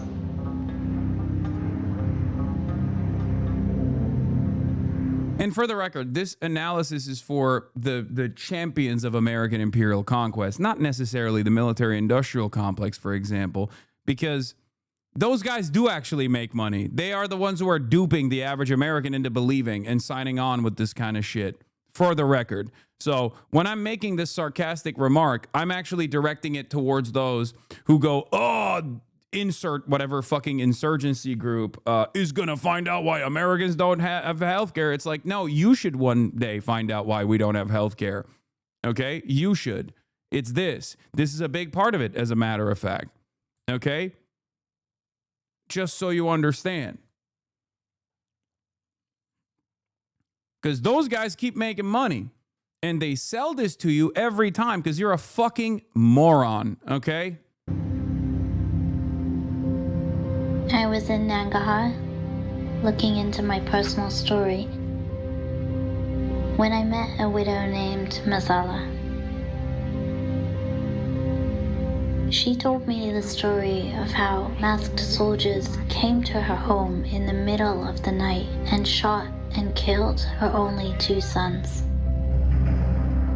Yeah, the guy who shot the National Guardsman was doing these raids, for the record. Afghan national at the age of 15 was plucked by the CIA, trained to be a ruthless mercenary death squad killer. Okay?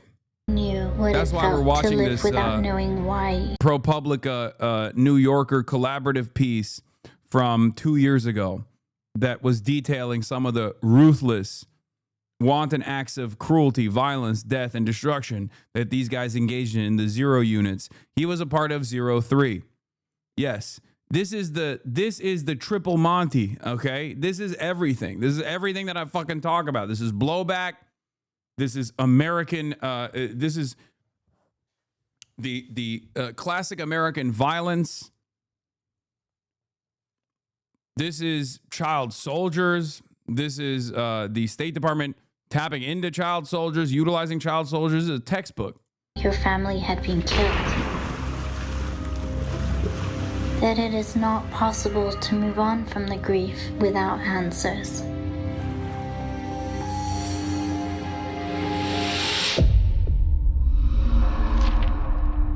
I felt this huge responsibility to look into what had happened to Masala and others.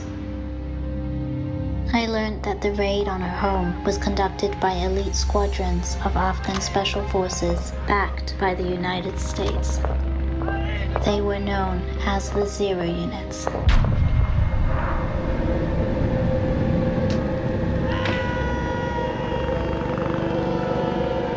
Over the last 4 years of the war, these units killed hundreds of civilians.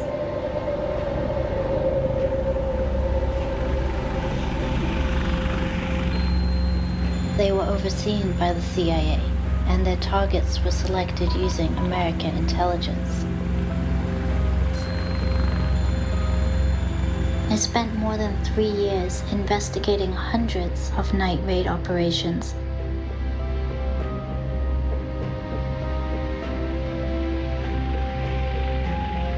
I also spent 6 months trying to find soldiers from inside the unit to talk to.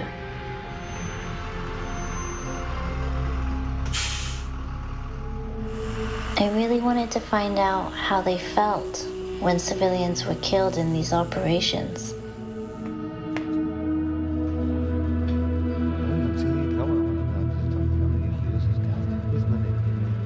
I met 2 Afghan soldiers who I'll call Basir and Hadi for their safety. They fought in this unit for years.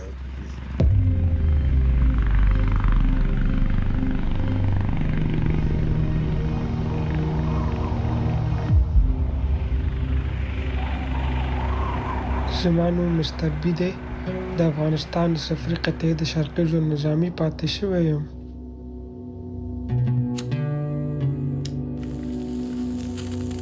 ما ویل چې زموږ غریبه کورنۍ وو.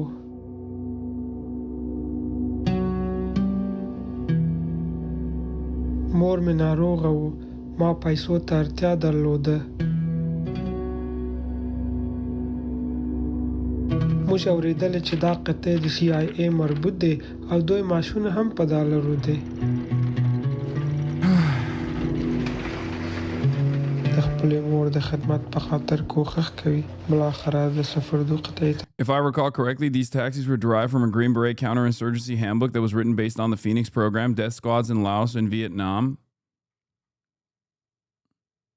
I mean, even the Dahia Doctrine is detailed off of what America did in Korea.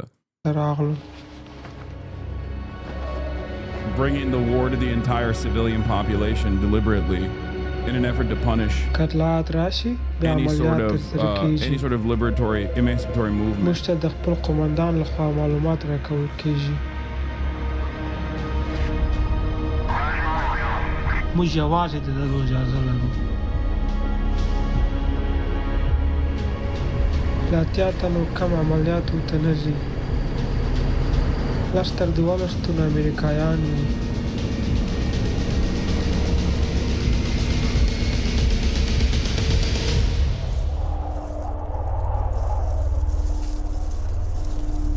In 2019, Basir and Hadi told me about a night raid in Logar province when they killed 4 members of a family. I'd later speak to the surviving grandfather and uncle.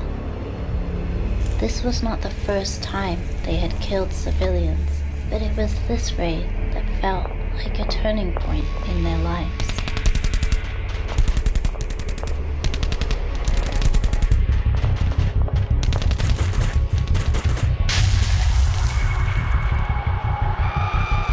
دروازه کرا کوه دروازه په بام روان زوال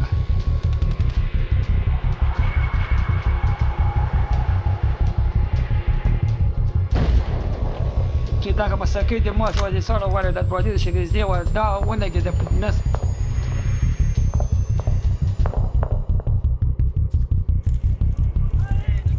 دی غابوک ولا سنه پورته ونه سي دا اوځي د باندې راوځي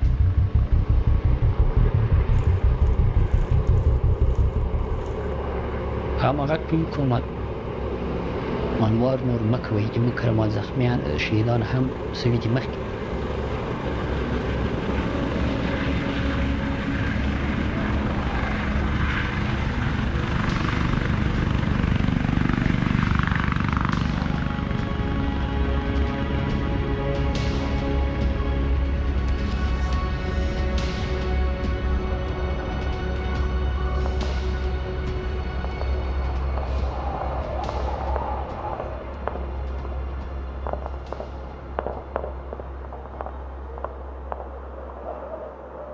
اطلاعات غلط وو. په وژل شویو کې یو طالب هم نه و. دا مرګونه زموږ د لاس نه وشول.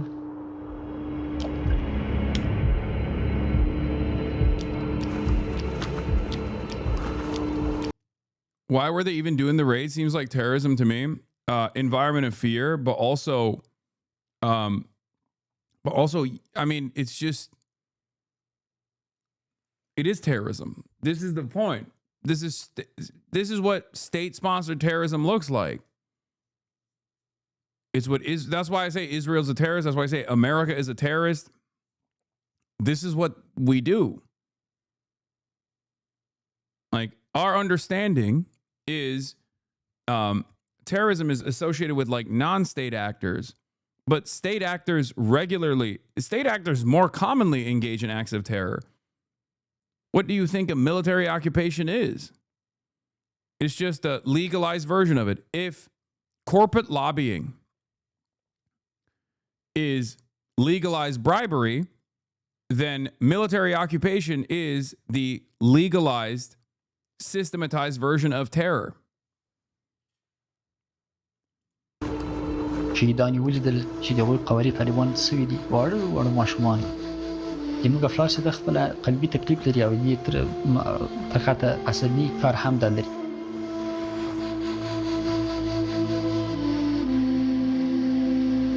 This is also part of the reason why I always get frustrated when people are like, oh, Hasan is just a campus. Hasan is just anti-America. Hasan is just anti-America. Oh, he's just always fucking anti-America. Like, how can you learn about global history from the perspective of the victims and not develop an attitude such as that one? I'm not anti-America across the board, but I always say, like, if you are a campus, you're going to be right on like 98% of issues. That's just what a global hegemon does. That's it. Being anti-imperialism will, yes, require you to demand America do better. And therefore, a lot of the fucking hoorah patriot dipshits will run around and say, oh, you want America to not do this kind of endless violence and imperialism? You're fucking anti-America. د تفریق تو هدف دا دی چې افغانستان کې تروریزم ختم کړي.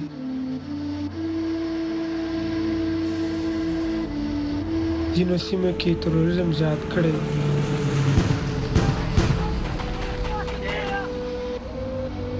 امریکایان وایي دوی تر ټولو غوره ټکنالوژي لري. نو بیا ولې د What do you mean by ملکیانو campus? Campist. Camp. Like a tent. Campist is a terminology that that implies that you are in the anti-America camp. So you just always defend whoever is opposing anti-America initiatives. It's a silly term. Many people don't even know this. When they say tanky, that's what they're talking about usually. توپیر نشي کولی. دوی امریکایان دي افغانان وژني. موږ افغانان یو افغانان وژنو.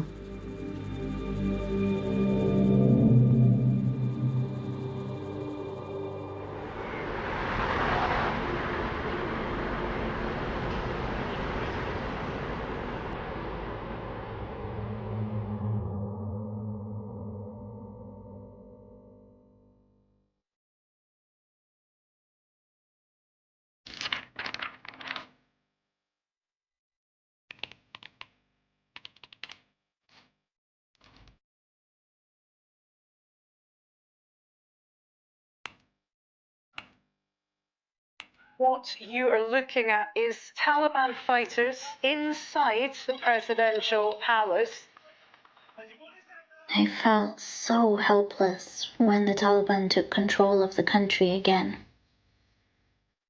After everything I've seen in the last 4 years, I wonder why the US has never been held accountable for the damage they leave behind.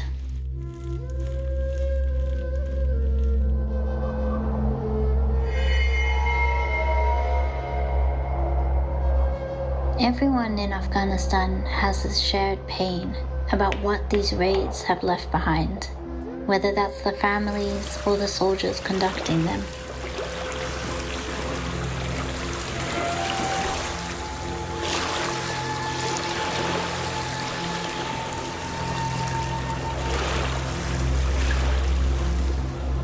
Night raids failed in Vietnam, Iraq, and now Afghanistan.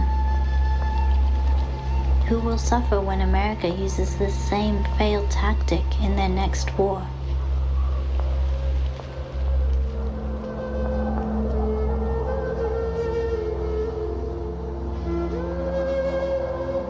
Next time it'll be fine though. Next time it'll be different. Okay? You don't even need to look across the ocean for this type of fuck shit. America's done this in Mexico for decades. Los Zetas and other cartels leaders were literally trained at the School of Americas. Yeah.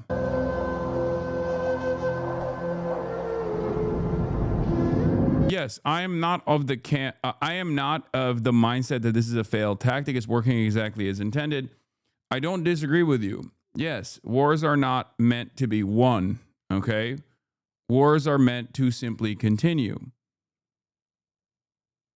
That's how it goes. So yes, technically all of this is done so that our capital owners can continue accumulating profits, revenue, profit margins keep expanding. They keep getting new markets of unlimited natural resources that they can extract at a price point that under normal circumstances would still be beneficial for Western capital, for the record. They just don't want they don't want the locals to have any say whatsoever in it. Okay? But when I talk about this from the perspective of failure, I'm talking about this as a failure for the average American. That's what I mean. Like, what is all this for? Who is all of this for? Are you seeing the bounties of all of this imperial conquest? You're not. Would it make it appropriate if you actually saw through better redistributive programs, if you saw some of this imperial bounty? No, of course not. It would still be unjustifiable. But it's just like doubly ridiculous. The last war was bad, but the next war will be good and necessary. Yes. I didn't finish finding all my answers. That's true. But I did get some closure through Basir, strangely enough.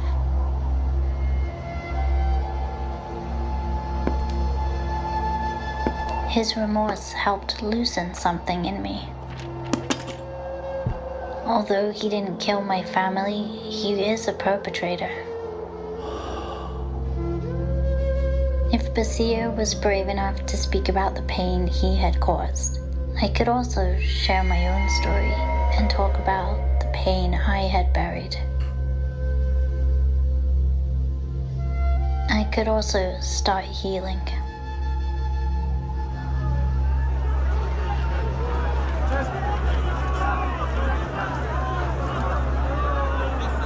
For the record, to tie this back to something that I've been talking about as of late, there are alternatives out there, okay? While not entirely devoid of fault, the reason why I talk about like a different method of governance and present Chinese development as an alternative with lessons, with good lessons to learn from, is exactly this, okay? You can either exhaust all of your resources and all of your money and all of your manpower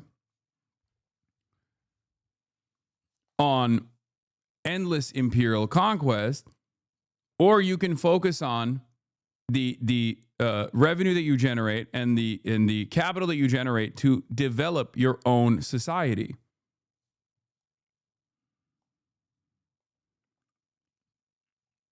Okay? This doesn't mean that, China is this utopian society. It's not. But if you match it with, if you match their initiatives with what America has done or what the Western world has done so far in the last, 50, 60 years, there is a reason why they've been able to go from a country that was dominated by Western colonial powers, Eastern colonial powers, into a country that is now a competitive global superpower in an incredibly short period of time.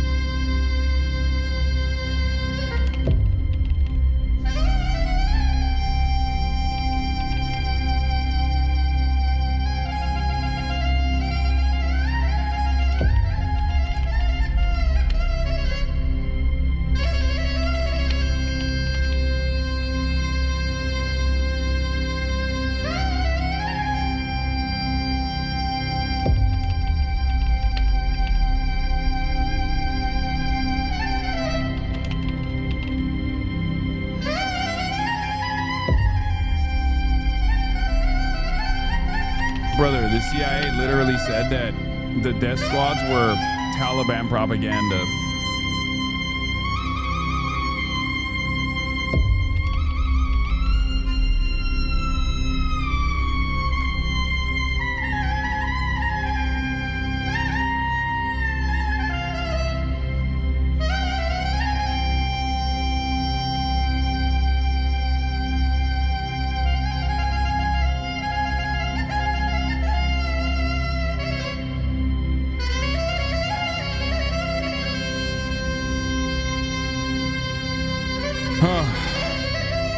All right. So, with that information in mind, and the reason why I showed you this, like I said, is because the dude was quite the guy who shot the National Guard in DC was a part of these death squads. I believe the bandana he's wearing is an ancient Afghan symbol of peace. Yeah, this is why I said this motherfucker was American as hell, despite being an Afghan national. Okay? CIA confirms that the DC National Guard shooter worked for a secret U.S.-backed death squad called 0 Unit 3 in Kandahar, conducting nocturnal operations night raids. His childhood friend in Kost confirms he was addicted to drugs and disturbed by the pointless killing he inflicted.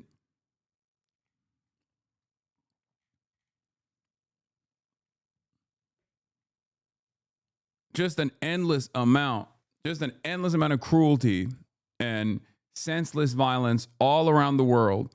And what is the lesson that we're taking from this, by the way? The Trump administration will re-examine green cards issued to people from 19 countries of concern.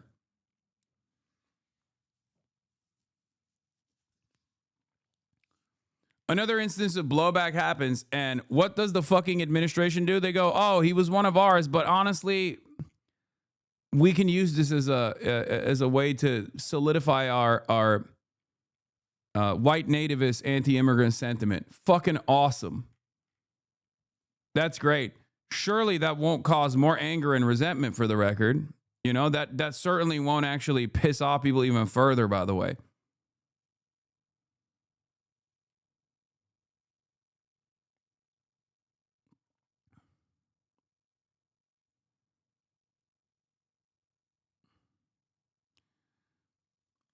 Anyway, here, if you want to know more about this, after Vietnam, there were a shit ton of murders done in the U.S., California and Louisiana mostly, by ex-South Vietnamese Phoenix program guys settling scores. And that recently CIA did a remarkably good job resettling their Afghan CPTP militia bros here. There was another instance, I think, of another, like, I forget who it was. There was another guy who did this recently. In Fairfax. Okay. There was quite literally another guy that did this recently. He shot cops, though.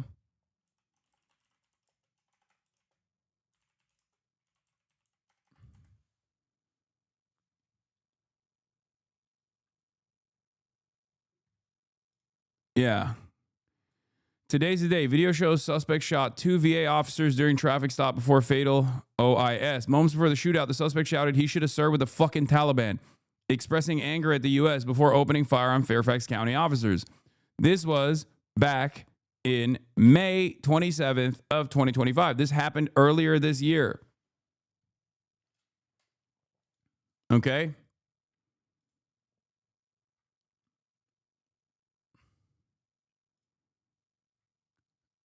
Fairfax, Virginia, newly released body camera video from the Fairfax County Police Department captures the intense moments leading up to a deadly traffic stop shootout that left 2 officers wounded and the suspect fatally shot.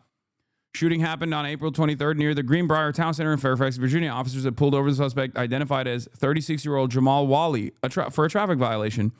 According to the police, Wally immediately told the responding officer that he was armed. I have a gun and I'm armed, Wally said, as the officer approached the driver's side of the vehicle, according to the body camera released by the department. The officer remained calm, asking for Wally's license. Wally, visibly agitated and shouting from the driver's seat, refused to hand over his license. I don't have a license. Go back and sit in the fucking car and leave, Wally says. According to Chief Kevin Davis, Wally, who came to the U.S. in 2014 after serving as a translator for U.S. forces in Afghanistan, expressed frustration about his treatment in the United States and said he was unable to find work or receive disability benefits. At one point, Wally shouted, I should have served in the fucking Taliban. They're better than you. Wally also said he had 4 children and claimed he previously served in the special forces. His video shows. His statements quickly escalated into a rant, during which he turned on a GoPro camera and said, today's the day, buddy. As backup officers arrived, one positioned himself at the passenger side of the vehicle while another moved to the driver's side. When the driver's side officer attempted to detain Wally, he pulled away, drew a handgun, and fired several rounds. A single bullet struck both officers who were positioned on the driver's side of the car in the arm.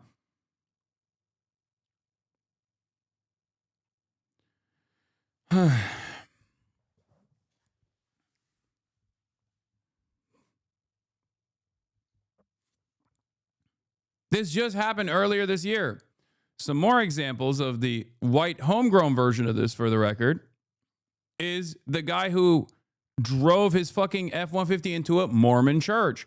That didn't get a lot of play, obviously, because we found out he was the most homegrown, the whitest guy of all time. Okay? Not only do we have our homegrown version of this, okay, or the I feel like Batman or Halo guy that blew up his Tesla Cybertruck outside the Trump Tower in Vegas. Okay?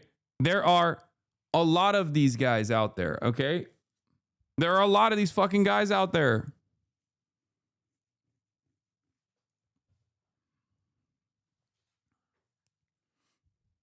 it's just, we did this. I feel like Batman or Halo. Thank you for the 5 gifted subs. Let's not play the game. This is a vet. He was a comprador. What do you mean? A lot of vets get abandoned? No, that's my point. Vet or comprador, it doesn't matter. We mistreat everybody all the same. They are just servants of capital. That's the whole point. Okay, they're servants of capital, and we export our brain rot. It's not enough that we ship our young to do untold amounts of violence overseas so that someone can turn profit in a fucking corporate boardroom. But then also on top of that, we export the brain rot to the local population, and we make them also serve in the same exact violent ways. We brick their brains. We bring some of them back here. And then on top of that, they get doubly fucked. They get doubly fucked up, and they lose their goddamn minds. It's a powder keg. Yeah, Michigan church shooter was ex-Marine. I know.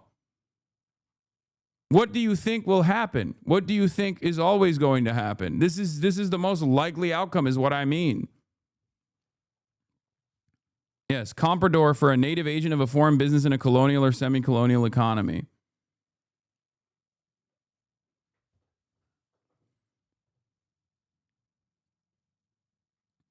Mohammed Afzal Hussein, 27, a planning director for the city of Espanola, who came to the United States from Pakistan, was shot dead on Monday outside his Albuquerque apartment complex, while Aftab Hussein, 41, was found dead of a gunshot wound in July 26 near the Albuquerque's International District. Those deaths are likely linked to the shooting of a 62-year-old Mohammed Ahmadi in a parking lot by a halal supermarket and cafe on November 7th last year, police said. 2 of those murder men were members of the same mosque who were shot dead in Albuquerque in late July and early August. Police said there was a strong possibility their deaths were connected to the November killing of an Afghan immigrant. This is basically, this was all the way back in 2022. 4th Muslim man murdered in New Mexico in targeted killings. It's just like the revenge killings that took place, just like they took place in the aftermath of the exact same initiatives that took place in Vietnam. This ties it back to the ProPublica article about terror in Little Saigon. An old war comes to a new country. The journalists were assassinated on American soil one after another. Duong Tram Lam was the first. He was 27 years old and ran a Vietnamese language publication called Khai Dinh Long, which he mailed to immigrants around the country. A gunman found him as he walked out of a San Francisco apartment building one morning and shot him, a single bullet piercing his pulmonary artery just above the heart. For magazine publisher Pham Van Top, the end came more slowly. He was sleeping in a small office in Garden Grove, California, when an arsonist set fire to the building. He was heard screaming before he succumbed to smoke inhalation. In Houston, a killer chased Nguyen Dam Phong from his home in his pajamas and shot him 7 times with a .45 caliber handgun. The murder marked the end of Dam Phong's twice-monthly broadsheet newspaper, which he had named Tu Do, Freedom. Altogether, 5 Vietnamese American journalists were killed between 1981 and 1990. All worked for small publications serving the refugee population that sought shelter in the U.S. after the fall of Saigon in 1975. At least 2 other people were murdered as well. FBI agents came to believe that the journalist killings, along with the array of fire bombings and beatings, were terrorist acts ordered by an organization called the National United Front for the Liberation of Vietnam, a prominent group led by former military commanders from South Vietnam. Agents theorized that the front was intimidating or executing those who defied it, FBI documents show, and even sometimes those simply sympathetic to the victorious communists in Vietnam. But the FBI never made a single arrest for the killings or terror crimes, and the case was formally closed 2 decades ago. I wonder why. Violent attacks on journalists often function as a brutal form of censorship, all this other stuff. But that's it. Last year, when fighters from the Islamic State group executed war correspondent James Foley, President Obama praised him as a man who courageously told the stories of his fellow human beings and promised to hunt his killers. Our reach is long, Obama said. We are patient. Justice will be done. Yeah. I think we know what happened to some of the figureheads of that movement. Justice was served, if you think about it. Actually, it wasn't. I don't know what it's just remember.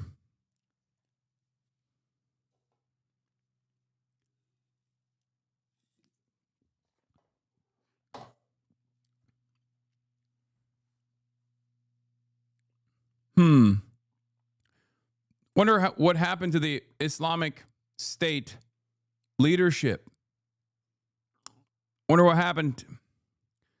You know, maybe there's a room for growth and job opportunities. Also, just going to say this right now. A lot of people are going to get mad at me for saying this. Ukraine. Get mad at me all you want. But just remember,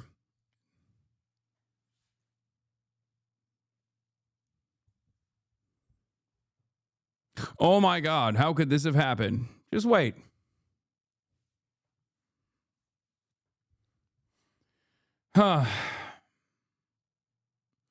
What level of resentment will exist for the nationalist militias and the nationalist forces that were galvanized and emboldened and seen as emancipatory figureheads once Russia invaded Ukraine? The same people that got training and then were cast aside, some of which were, you know, shipped here. Maybe.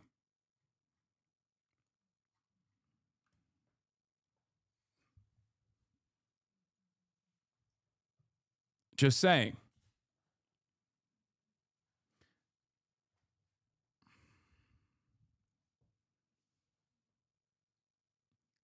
All of these violent desires inevitably will have violent ends. Okay. I'm sure emphasizing that we have an ocean to protect won't come back to impact us. I mean, there is a fucking ocean between us and all these other places too.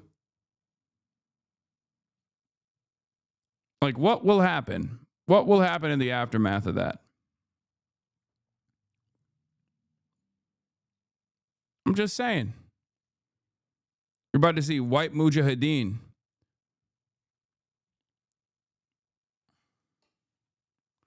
Ukraine war was not started by the U.S. and the biggest atrocities documented so far are from the Russian side. You're right. We have no involvement in Ukraine whatsoever, and I'm totally fucking oblivious for saying that arming and training, even before the Russian invasion of Ukraine, arming and training the Azov Battalion, which became righteous liberators, we became seen as righteous liberators, will never get mad and angry and resentful against the West for abandoning them and then basically leaving scraps of what remains of Ukraine to the Ukrainian population after endless amounts of fucking war. This isn't defense of Russia, dumbass. My point is, I mean, you can make the same fucking argument about Afghanistan 1, not even Afghanistan 2. Do people not have object permanence? No. You have to suspend object permanence if you want to find yourself in defense of American foreign policy. Yeah, did the U.S. face blowback from its support of Afghanistan in its fight against Russia in the 80s? No. Famously, the U.S. never received any blowback from its support of Afghanistan in its fight against Russia in the 80s. Clearly, that did not lead to any sort of domestic blowback. That's just, those towers just kind of did it on their own, you know? They just kind of did it on their own. This is certainly the first time a CIA asset in Afghanistan has attempted to murder American citizens on U.S. soil. That's never happened before, and it certainly will never happen again. This guy is a unique incident, one time, and one time only.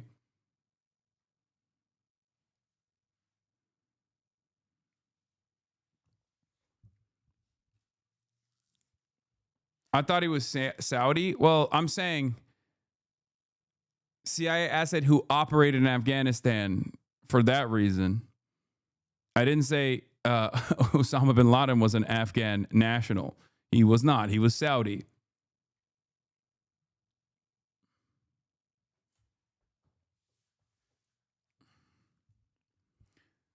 Are you talking about 9/11? Yes, dude. What the fuck do you think we're talking about? Yes, we're talking about 9/11. You know, anti-communist CIA asset on a path, paving a path to peace in Africa. Okay, that's what he's doing until not so peaceful. Anti-Soviet warrior puts his army on the road to peace. Yeah.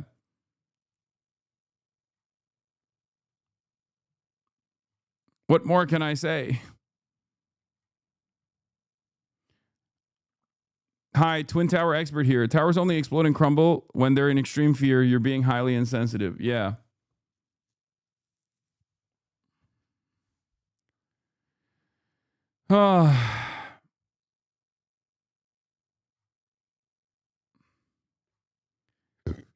Maybe more and more people will understand what I meant when I was talking about America deserving things. I don't know. America bringing about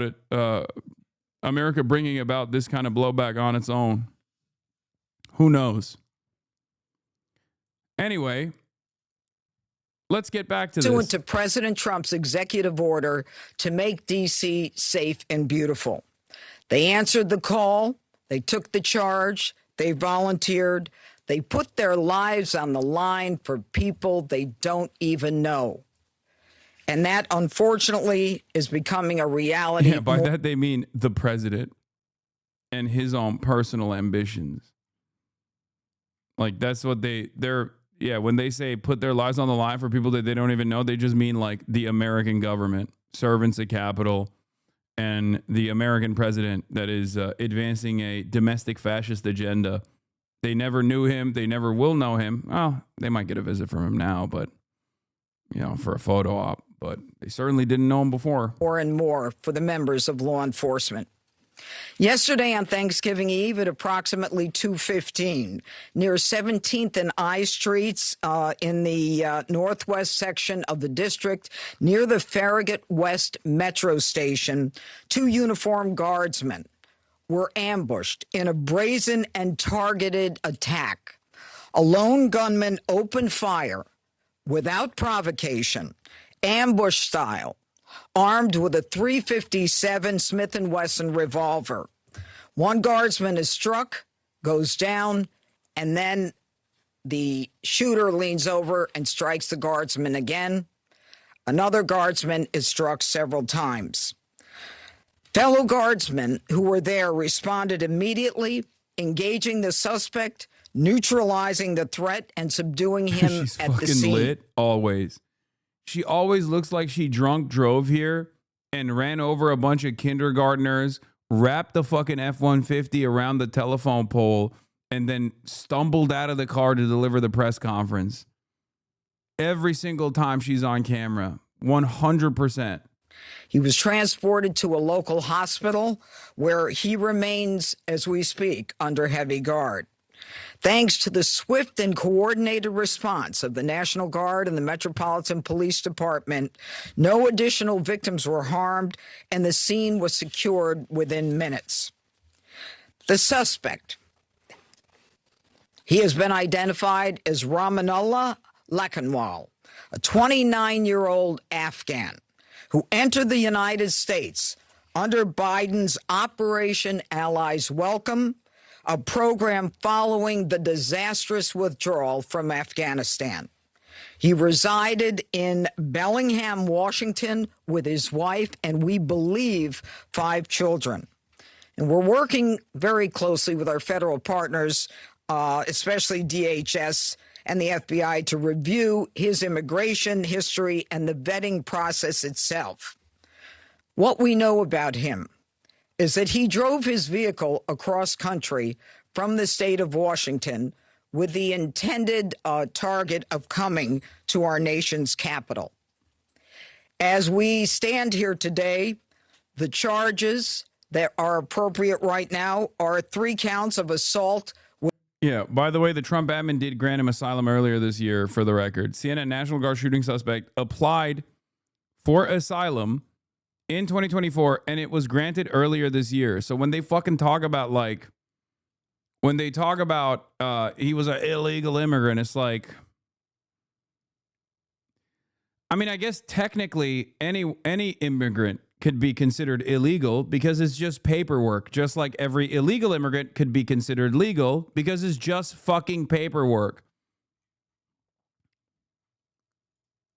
Yeah, per Afghan Evac, a nonprofit that works with Afghan SIVs, regarding Ramanullah Lakhanwal, alleged shooter of the two National Guard in D.C., previously served in NDS, the 0 Unit 03, one of Afghan's elite counterterrorism units operated by the CIA with direct U.S. intelligence and military support. He was like vetted out the ass, okay?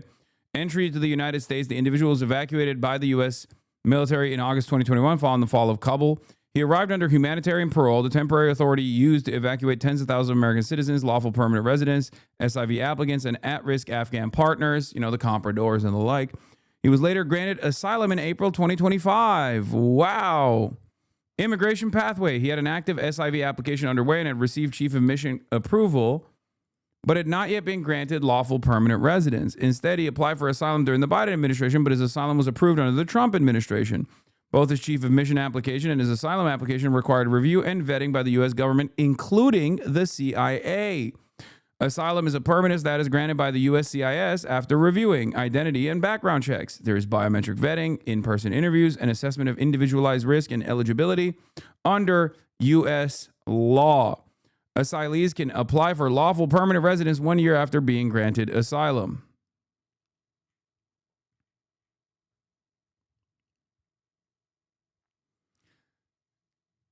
But yeah, it's Mark Kelly's fault, I think, because he said that members of the military should not follow unlawful orders being given to them by their immediate supervisors, their superior officers. That's probably... Hasan, your conclusions about American foreign policy being principally guided by capitalist interests, I think, is a naive one. I am familiar with national security discourse, having worked in it at some point. It's a self-sustaining ecosystem of think tanks, academics, and practitioners, which has become increasingly radical and isolated from public attitudes to foreign policy. Wait, what? You literally just described more aspects of capitalism, more aspects of capital. It's a self-sustaining, self-justifying ecosystem that is created in an effort to basically keep designing foreign policy in this way. It's not even read Marx. At that point, it's read Lenin. So yes, you just said, hey, I don't think it's actually capitalism. It's just more capitalism. Yeah, I know. When you worked in the NatSec bubble or the NatSec blob, didn't you look at who was sustaining these think tanks, for example? Did you not question as to why the names on the side of the fucking building was very familiar? Or did you think those were just like magnanimous donors who were just engaging in the philanthropic act? You know?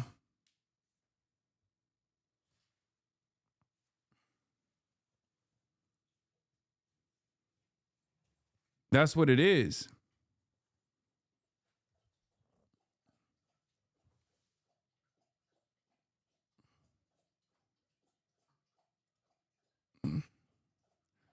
Bro, take off your suit. You're sitting home alone. You are not in the office. I'm clocking in, baby. Can a white boy have a little bit of swag on Cenksgiving? This is my home office. Wow. With intent to kill while armed, a violation of DC Code 22-401 and DC Code 22-4502. He will also be charged with possession of a... He was in violation of numerous laws, like shooting National Guardsmen in broad daylight, which is a violation of the law. Halt! You have broken the law, sir. Firearm during a crime of violence. He faces 15 years under the assault with the intent to kill. We intend to continue monitoring what the charges will be, depending upon the well-being of the guardsmen. We are praying that they survive and that the highest charge will not have to be murder in the first degree. But make no mistake, if they do not, that will certainly be the charge: murder in the first degree. The Department of Justice, under Attorney General Pam Bondi, is committed to a thorough and an impartial... Holy shit, for a fucking TV personality, she's awful at speaking. Okay, it's very difficult for her to read when everything looks blurry because she is zooted, okay? Excuse me. She is drunk off her goddamn mind, sir. Do you know how tough that is? Okay.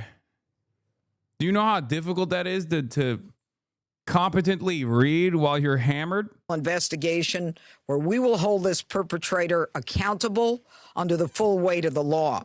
And barred out, now, Sarah too. and Andrew volunteered. They came here to protect the people of the district, pursuant to a crime emergency that President Trump rightly declared in this city and in other cities across the country.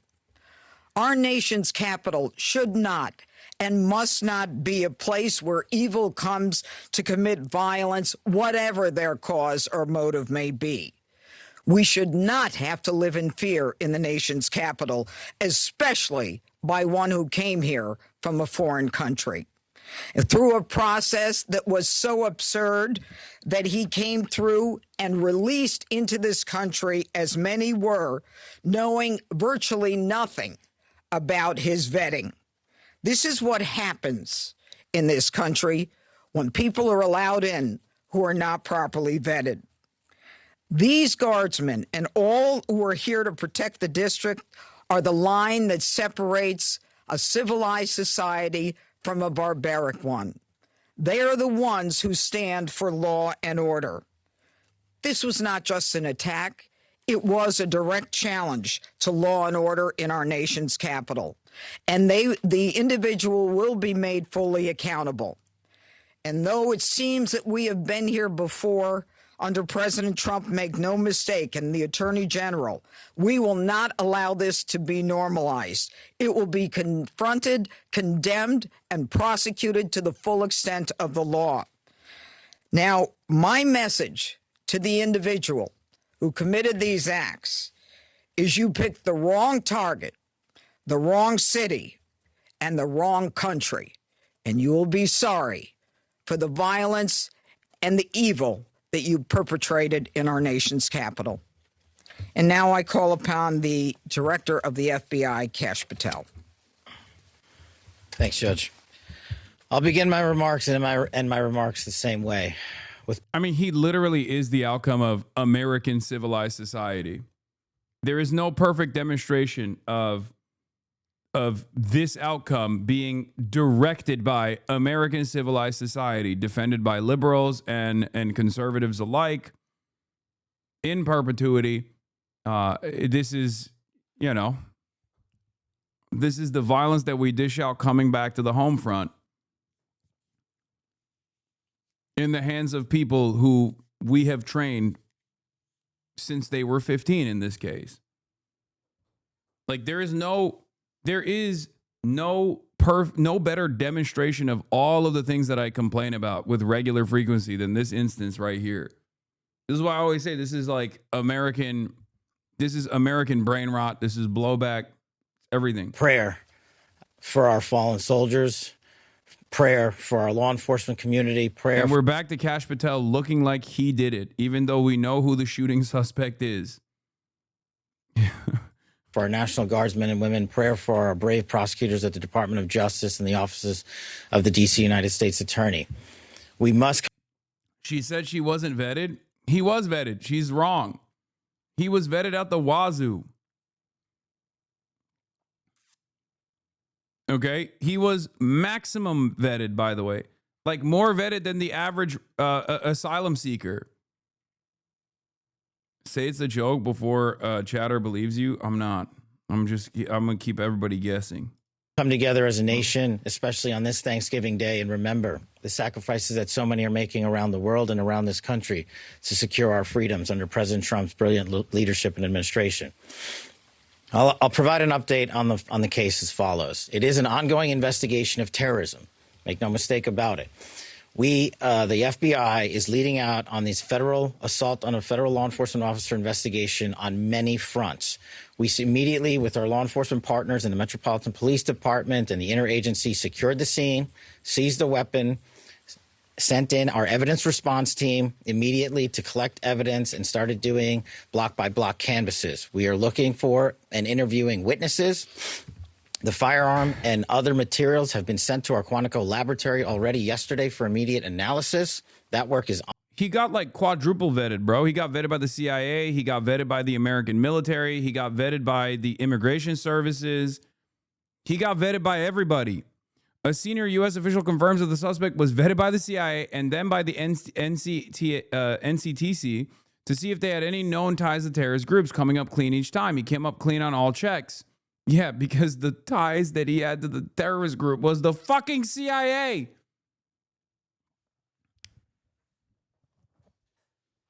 Yeah, obviously. What do you mean?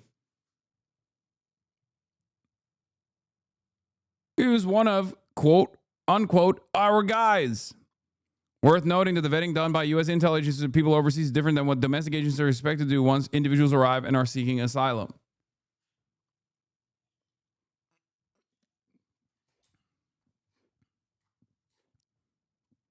I'm going to repeat this again, but not the first time this has happened, okay? Not the first time this has happened. Ongoing, partnering with the D.C. United States Attorney's Office, we have also executed multiple search warrants around the country to include the subject's last known residence, which is in the state of Washington. The search warrant was executed on that house last night or early this morning, and it is an ongoing process. All the individuals found in the house have been interviewed, and some interviews remain ongoing. We will not stop until we interview anyone and everyone associated with the subject, the house, and every piece of his life. There's also subject interviews, relations conducted in San Diego, pursuant to our ongoing investigation. So, as the judge noted, this is a coast-to-coast investigation being led right here in Washington, D.C., and this subject definitely did pick the wrong country. And not vetted by this admin? What do you mean? Why are these guys saying this subject didn't pick the wrong this subject picked the wrong country? What do you mean? First of all, the wrong country picked the subject. Okay? And it seems to me like he came here, and I don't think his ambitions initially were to fucking kill National Guardsmen in D.C. I don't think that's why he came here.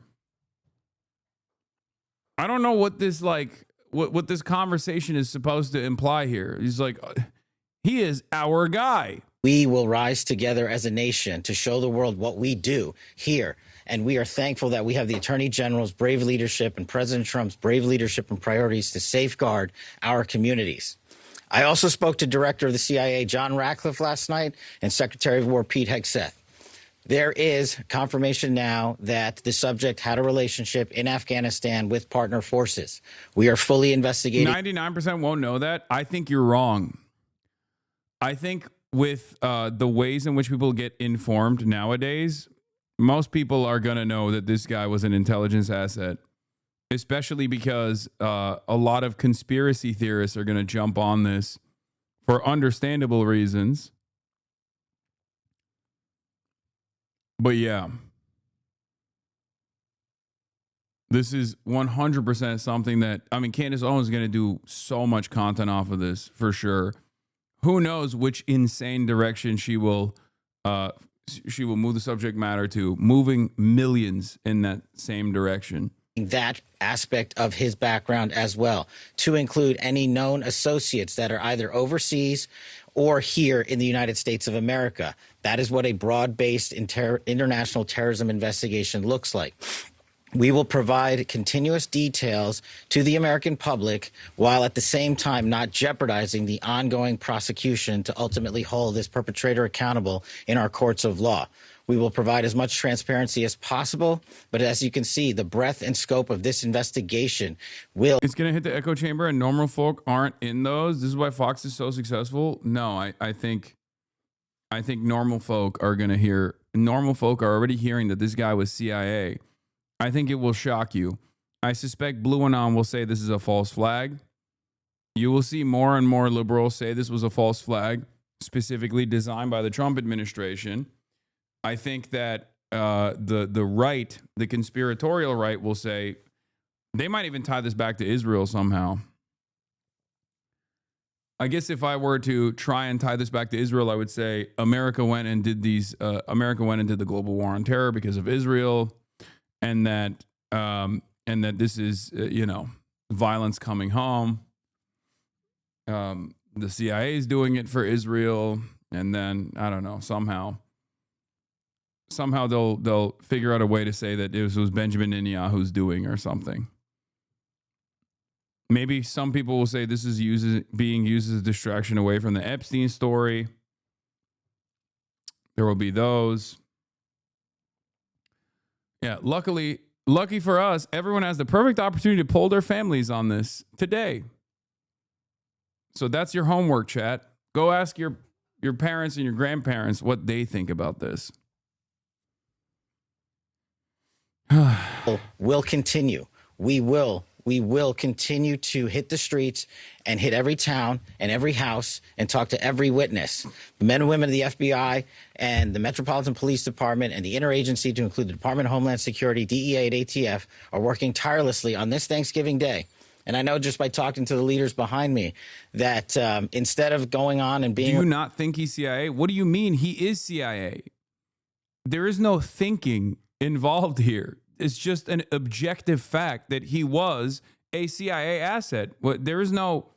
He just literally is a CIA asset. That's not in question here. The question is, how will people... Because that's just the story, the facts of the matter. But oftentimes I think a lot of people with conspiratorial ambitions will not just look at like a regular conspiracy being confirmed. They'll just move away from that to try to find something even crazier. I'll give you an example. Jeffrey Epstein is basically the most real example of what QAnon people believe, right? That there is a deep state pedophilic cabal that is primarily Jewish, and that they're doing this for Israel, right? Jeffrey Epstein is literally a CIA Mossad collaborative effort, okay, who was engaging in the sex trafficking of minors and was deeply tied to potentially a blackmail operation that absolutely worked with the state of Israel, right? 100%. And yet conspiracy theorists don't just look at that and go, you see, this is a real world example. I think we should focus on this. They move beyond it. Okay? They move beyond it, and then they like come up with even grander conspiracies for some fucking reason. It's not enough. It's not enough that like a conspiracy theory turns into reality for them, that they just point to that as the clear-cut real-world example of some of the things that they believed. They have to turn around and engage in like the Illuminati and blood sacrifice rituals and things of that nature.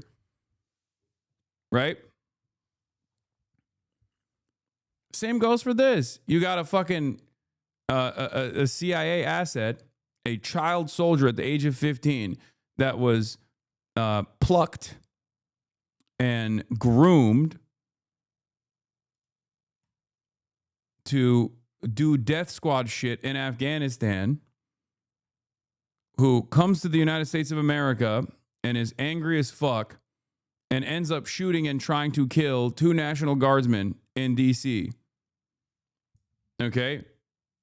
Used, abused, did untold amounts of, countless amounts of senseless murder, most likely.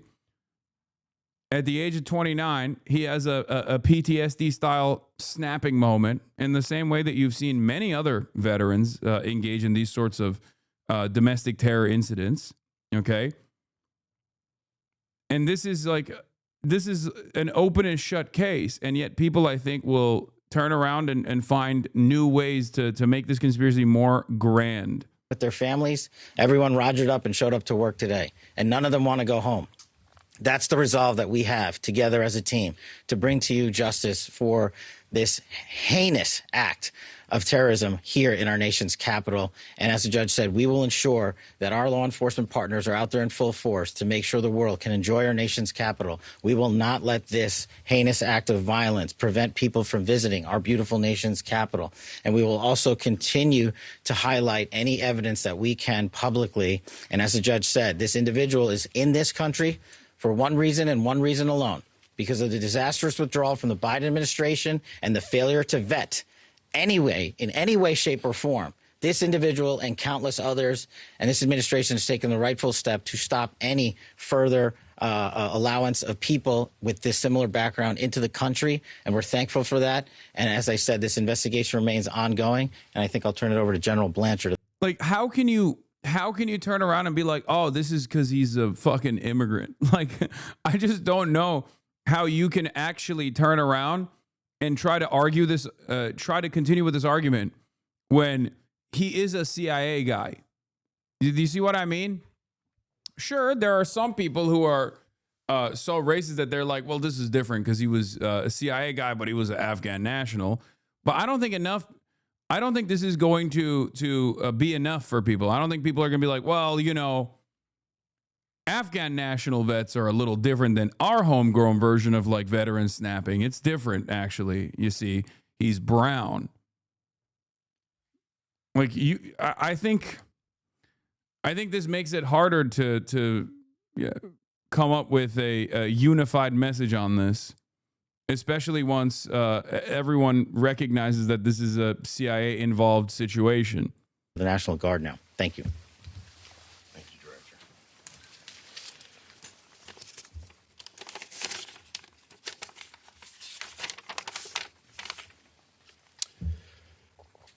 All across America this morning, families are waking up. They'll spend the day with their children, their brothers, sisters, husbands, wives, friends from across the community. There will be the smell of turkey. What? All the fixings. They'll watch parades, football games. They'll pray together. Oh. They'll talk about what they're grateful for. And remember, for that liberty, for you to be able to enjoy that liberty, did we actually go and invade Afghanistan? And for that very same liberties to be enjoyed, we actually ended up targeting 15-year-olds and 14-year-olds in Afghanistan to turn them into ruthless, bloodthirsty monsters who engaged in night raids where they killed a shit ton of civilians. Okay? For those liberties to be protected, did we actually send the National Guard to D.C., even though numerous lower court judges said that this was actually illegal? It's all of those liberties that we're doing this. We're doing this for you so you can enjoy Thanksgiving, okay? This morning, there are two families that will not have that opportunity.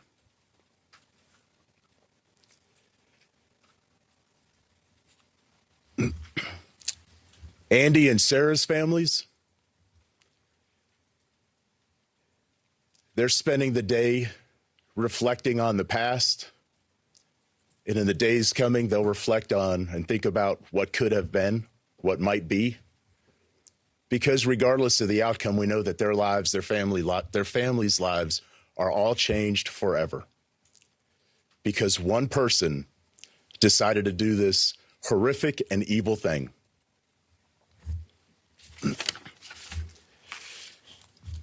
And all across America, we are also reminded that there are many law enforcement agents, first responders, soldiers, service members all around the world who at best will come home, eat some cold turkey, open up Tupperware, eat what's left over, because they spent the day defending the American ideals, getting out there and getting after it on every American citizen's behalf. I will say that the District of Columbia National Guard, this task force, is more committed this morning to the president's directive to D.C. safe and beautiful. Our resolve will be tested. It is being tested, but make no mistake, each and every one of these soldiers and airmen will meet and exceed the expectation that we have for them. They are, in fact, America's best. I'm proud of each and every one of them. I pray for each and every one of them today, and in particular, for these two young service members who are willing to go above and beyond and pay whatever price our nation asks of them. I ask every American today to keep them in their thoughts and prayers as you go about your day. Thank you. Thank you, General. Okay, the voice there of Brigadier General Leland Blanchard of the National Guard speaking at a press conference this morning about the shooting of two National Guards members who are currently still in critical condition in local hospitals. We heard also from the U.S. Attorney, Jeanine Pirro. She was able.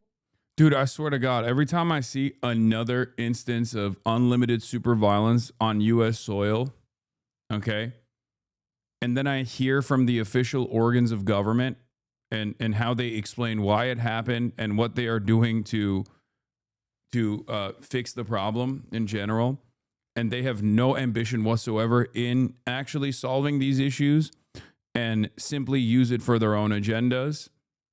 Ironically enough, furthering more instances of violence and making it more likely for these sorts of instances of violence to happen. It I think erodes my soul a little bit. Like piece by piece, it chips away. It's just so crazy. It's like America constantly loves rushing into a burning building with a gasoline tank and matches. It's crazy.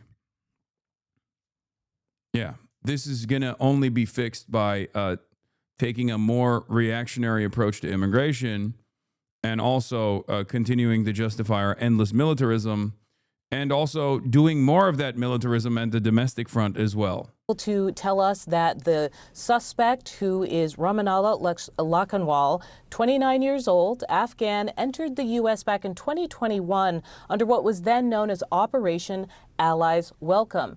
Pirro said that he used a Smith & Wesson .357 revolver. Those are the allegations as it stands right now. We also heard from FBI Director Kash Patel. He was able to tell us that he was going to be, that the lab right now is looking at the gun in that case. And we're going to turn now to some of the questions that Patel is receiving about the investigation. We ended up in San Diego, where interviews were conducted and are going to be continued to be conducted, and we will go anywhere in the country or the world where the evidence leads us. Are there accomplices, relationships in San Diego you can talk about? All of that is an ongoing investigation. Can anyone give an update as far as Sarah and Andrew, who were injured? You say critical condition. Can you give anything beyond that? Are they expected to make it? Is it touch and go? Can you tell us a little more about how they're doing? And the full spelling of their names, please. It is Sarah Beckstrom, Beckstrom, and Andrew Wolf with an E, Wolfe. Okay, and Sarah Beckstrom. How do you spell Sarah? S with an H. Okay. Now, with respect to their medical condition, as I said, they are receiving the finest medical care. Their families are with them now. They are critical. I think you understand the meaning of that. It's not clear, how this is going to end up. But let me be perfectly clear about how it will end up in this office.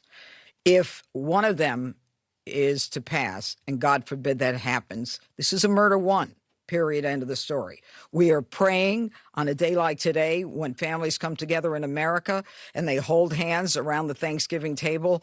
I beg you, I beseech you to pray for these two young people that they survive. Oh my God.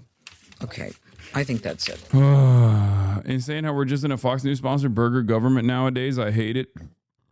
I mean, just remember. But Stephen, I want to ask. Even before the Fox News sponsored burger government, I need you to understand Barack Obama, Joe Biden, and Donald Trump also contributed to the actions that took place yesterday. Okay? Like, those weren't, with the exception of Trump 1, those weren't burger-sponsored or Fox News-sponsored burger governments. This is why I'm saying that, like, there is a uniparty approach to a lot of this stuff. Okay? There is a uniparty approach to a lot of this shit. I mean, obviously, George W. Bush as well. That's not, it goes beyond George W. Bush.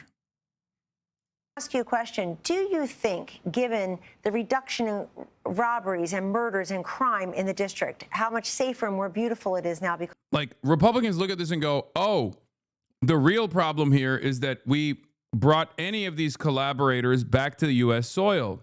We should have just kept all the Afghan nationals in Afghanistan and let the Taliban kill them, right? But the real problem is, why the fuck were we in Afghanistan to begin with? Why did we even bring Afghan nationals who are compradors into the equation to do extrajudicial assassinations in schools and hospitals? Okay, that's the real fucking problem. of the guardsmen and what happened tonight, do you think some of these mayors and governors... Yeah, meanwhile, this asshole, Nazi piece of shit is going to now use this as an opportunity to weirdly fucking bring the conversation back to Somali people. ...are going to be able to resist legally and frankly morally guardsmen coming to... Yeah, here. It was under President Obama that the mission in Afghanistan became all about assassinations, aka night raids. His CIA developed and deployed the zero-unit death squads in which Rahmanullah Lakanwal reportedly served. Apparently, the horror of it shattered his mind.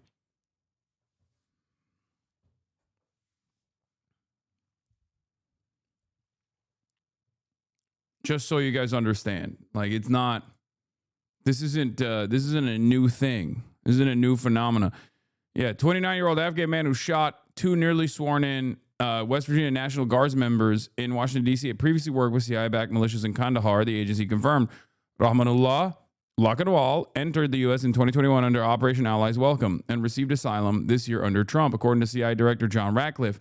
Lakanwal served in CIA-run counterterrorism units in Kandahar, including the Zero units, notorious squads used in night raids alongside U.S. Special Forces and long accused of extrajudicial killings and disappearances. The New York Times reported that a childhood friend said Lakanwal could not tolerate the violence of the CIA-backed unit he served in. Prosecutors say he carried out a planned targeted attack yesterday with a .357 revolver before being shot and detained. Both guard members remain in critical condition. The FBI is treating the case as terrorism, and the USCIS has halted all Afghan immigration requests.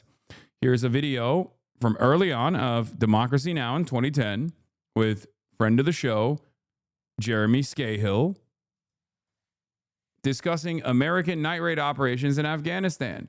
When you think about the collective punishment that's been meted out against people based largely on false intelligence, you understand why the United States is failing in Afghanistan. This family.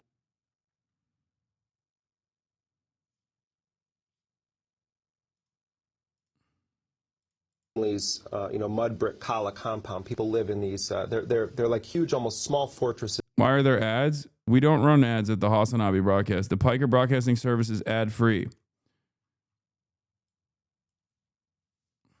but you can still subscribe regardless. The Piker Broadcasting Service is ad free. However, if you would like to support the broadcast, the Piker Broadcasting Service, Twitch has global ads now. Wait, what? They fucking figured out another way to run ads on this? That's crazy.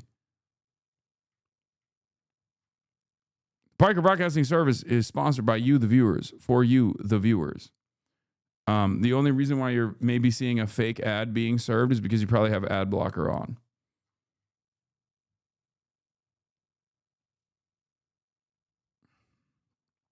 That's the reason.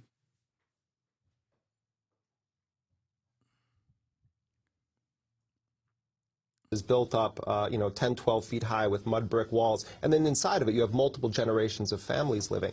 And we went there and we were welcomed into their home. I mean, what really was humbling is for most people that are targeted in these night raids, the only Americans they've ever met are the people that killed their loved ones and me and Rick.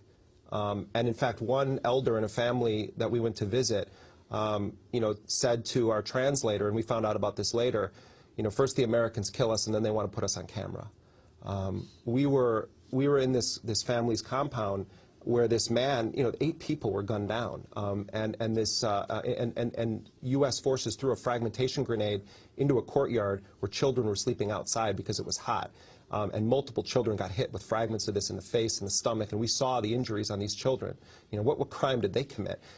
People in these areas thought bandits were coming in the middle of the night. No one comes into the homes of Muslims in Afghanistan at night except bandits or the Taliban, is how people perceive it. So they fight back, and then the U.S. says, well, they fired at us. This little girl comes up to Rick and I, who we had seen her playing in the background when we were interviewing her father, and she came up to us and she said to our translator, I have something I want to say to them. How old was and she was, I don't know, maybe 4 to 6. Yeah. And she actually was the niece of the guy that we were interviewing, and she came up to us and she said, my daddy wasn't a Talib, but the Americans killed him anyway.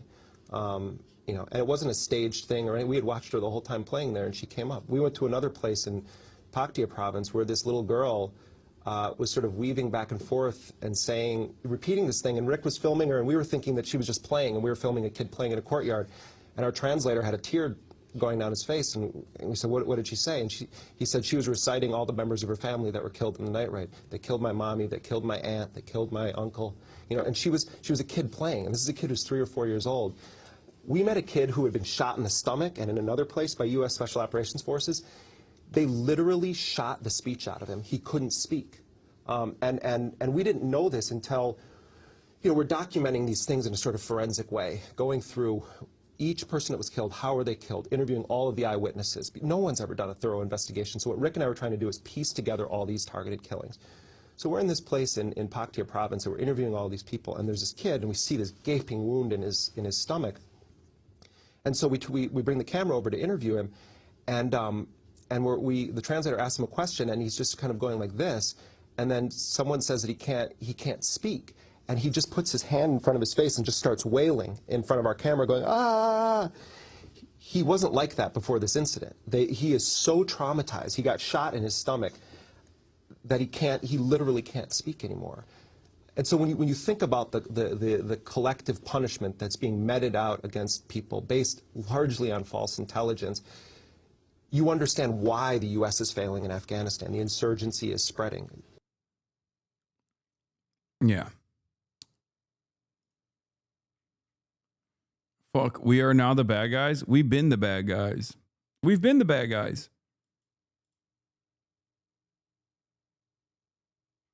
That's why it's frustrating when I try to say that we don't have to be. We don't have to be the bad guys. But we have been consistently. And then whenever I talk about how we don't have to be the bad guys and we shouldn't be the bad guys, as a matter of fact, people fucking yell at me and say, oh, you must hate America. Back in the day, it used to be almost exclusive to the likes of Steven Crowder. Oh, if you don't like it, why don't you fucking leave? That clip is from 15 years ago, by the way. That clip is from 2010.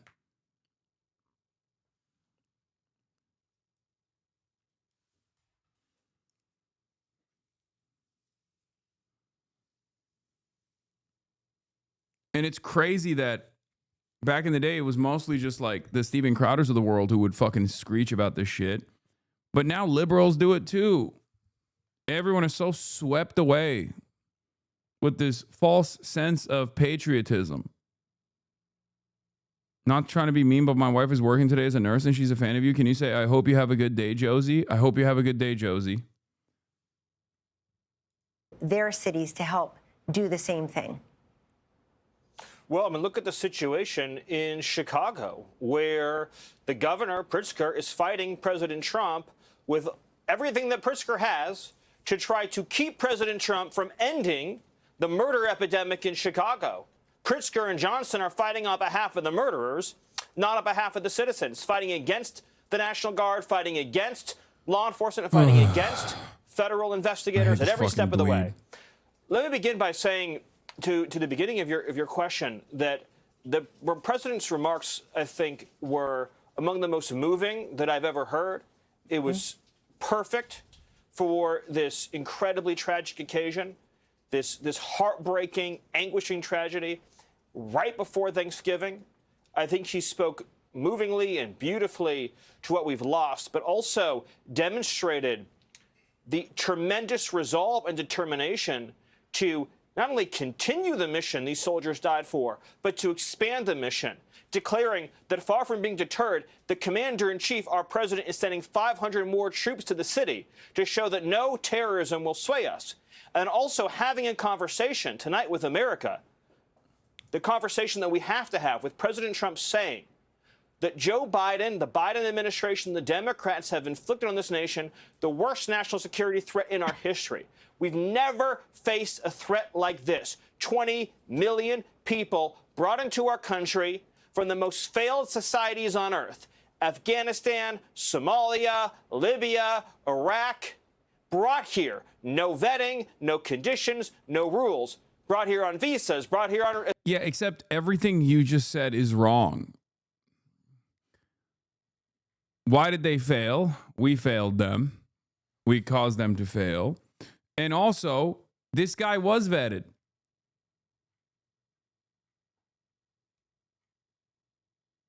It's just, they're just lying. I don't know how else to explain it other than he's just fucking lying. As refugees. Yeah, Islam failed them. Totally, dude. You're so right. You are the exact kind of dumbass. You are the exact kind of dumbass that this fucking freak ass Nazi is talking to. Okay? You're already tuned into that goddamn frequency. Yeah, totally, dude. It's Islam that failed them. Oh, God. Billions of Muslims worldwide. You are the real barbarian. I hope you understand that. This kind of fucking moronic attitude is unironically this kind of moronic attitude that justifies all of the death and destruction that America engages in so that some fucking faceless, lifeless corporate stooge can turn profit is infinitely more barbaric than anything that you consider to be lesser than you.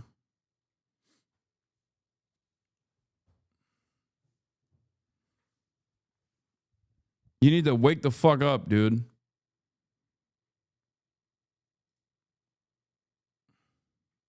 Islam has failed them, says the guy who got failed by the educational system. Yeah. Brought here as asylees, brought here as illegals, brought here in every way imaginable, by plane, train, bus, automobile, by land, by sea. For 4 straight years, they deluged this country. And now more blood is being spilled as a result. What you heard tonight from President Trump, the breaking news here tonight, is saying that his government is going to accelerate efforts to review every person added to this country over the last 20 years. The last. He said, Muhammad Jihad, Durka. Brother's hitting 2003 lines right now. That's awesome. I cannot think of a fucking sadder way to spend your fucking Thanksgiving, dude. Jesus Christ.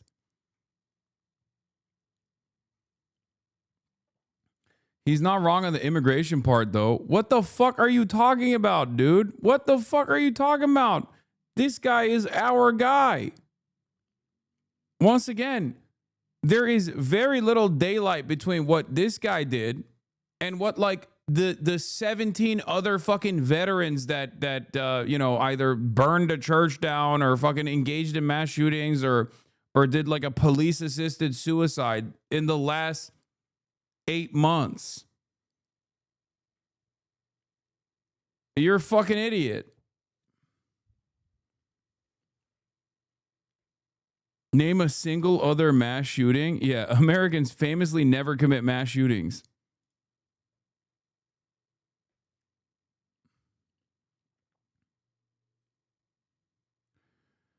Oh, people are so fucking dumb.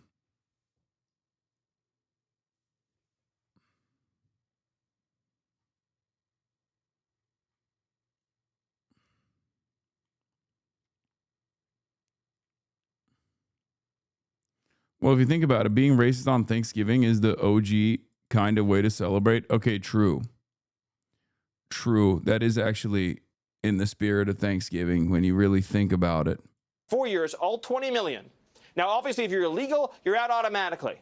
But everybody else who is brought here, refugee, asylum status, whatever status, like, I see all of this as like a coping mechanism. Okay. As conditions worsen and people are forced to see the contradictions, I think they just cope with it by being like, no, it's because they're fucking this one. Well, this guy's Muslim. This guy's an immigrant. That's why. Yeah, don't look at like the 7 million different instances of this happening in the hands of like Americans in the identical fashion, you know? No. This is, well, we got to fix the migrant crisis. That's what it is. I don't know, man. Maybe we shouldn't be fucking shipping 18-year-olds overseas so they can fucking guard poppy fields so that the Pentagon can have his own drug running operation where they make money off of selling heroin to the European markets. And then in the process of shipping them over there, they get their brains broken. And then they come back and we don't even give them like the adequate medical care that they need. And then they feel some type of way. And also they have unlimited access to weapons. And some of them choose to take matters in their own hands and kill themselves individually. Others do it by way of suicide by cop. Some of them do it with, some of them do it like this.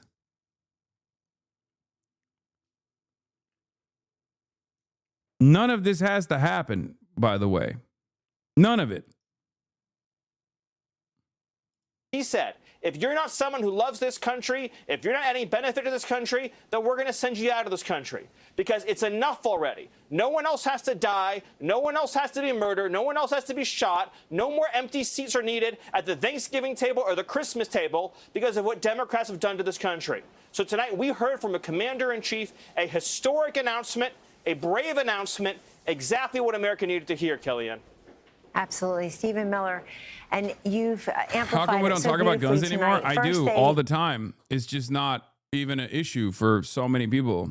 It's just not, it's a delegitimize the given. National Guard, and then they dehumanize the guardsmen and guardswomen. And it should surprise no one, yet shock us and sadden us all the same what happened today.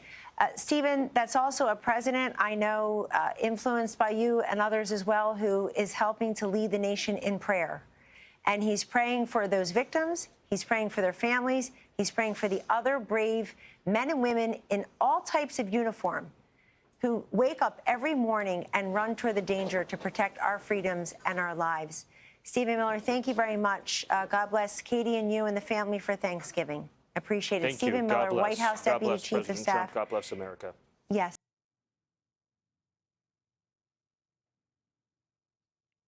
God bless America. Prayer should help them with their bills. Yeah, you don't understand. You don't understand, dude. A lot of Americans are praying to make their Thanksgiving meals more affordable today. That's the other side of the story too. Totally working.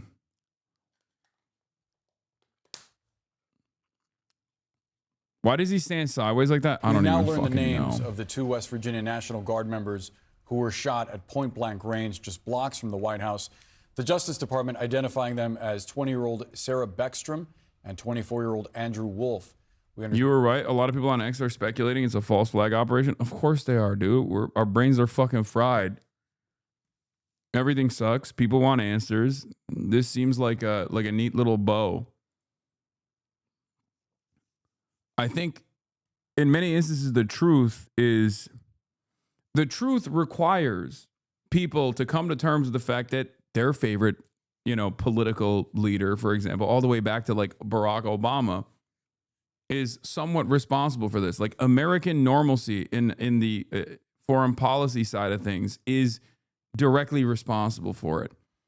So they don't want that. That's like a tough pill to swallow. So they have to think like, no, this is different. It's just like we activated this guy so that they can do a false flag operation.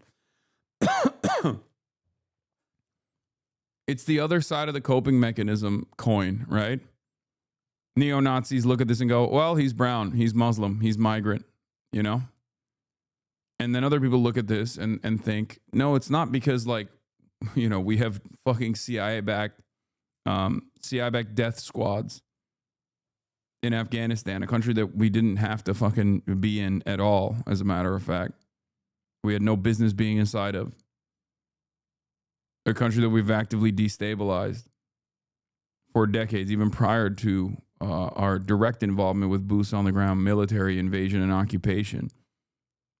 You know? Understand they've undergone surgery and remain in critical condition. We're also learning new details about the suspect. Authorities say the 29-year-old Afghan national traveled across the country from Washington state to the nation's capital before the attack. We'll have the latest on the investigation in a moment. But first, I want to get to CNN's Brian Todd, who's live at the shooting scene. And Brian, you're learning more about how this attack played out.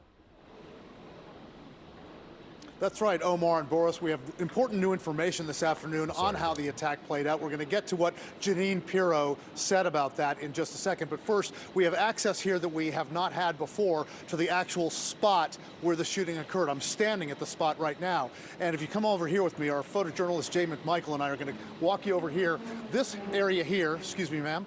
This is the bus shelter where, according to officials, at least one of the guardsmen tried to take cover at, and you can see that a plexiglass panel here has been shot out. You can see the fragmented glass up there. This panel is gone, and I'm going to walk you over here to this planter. It appears here that there is a bullet hole here that entered here and exited here of this planter. There's another planter over here. Jay's going to shoot you a close-up of that, and there's another planter here where this part has been removed. I'm going to walk you over here to show you that part of the planter that was removed.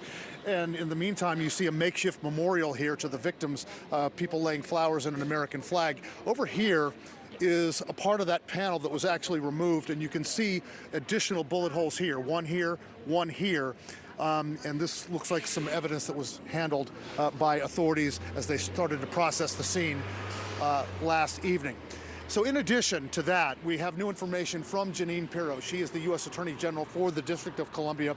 Earlier today, she spoke to us about the sequence of gunshots. Take a listen.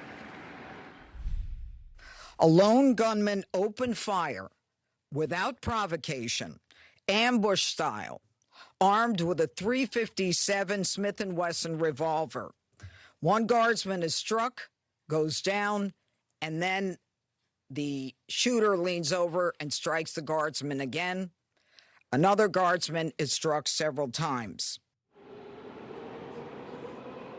And both of those guardsmen are now in critical condition at a local hospital. We have made inquiries with the hospital to learn more about the surgeries and about where they're being treated. The hospital's not gotten back to us on that.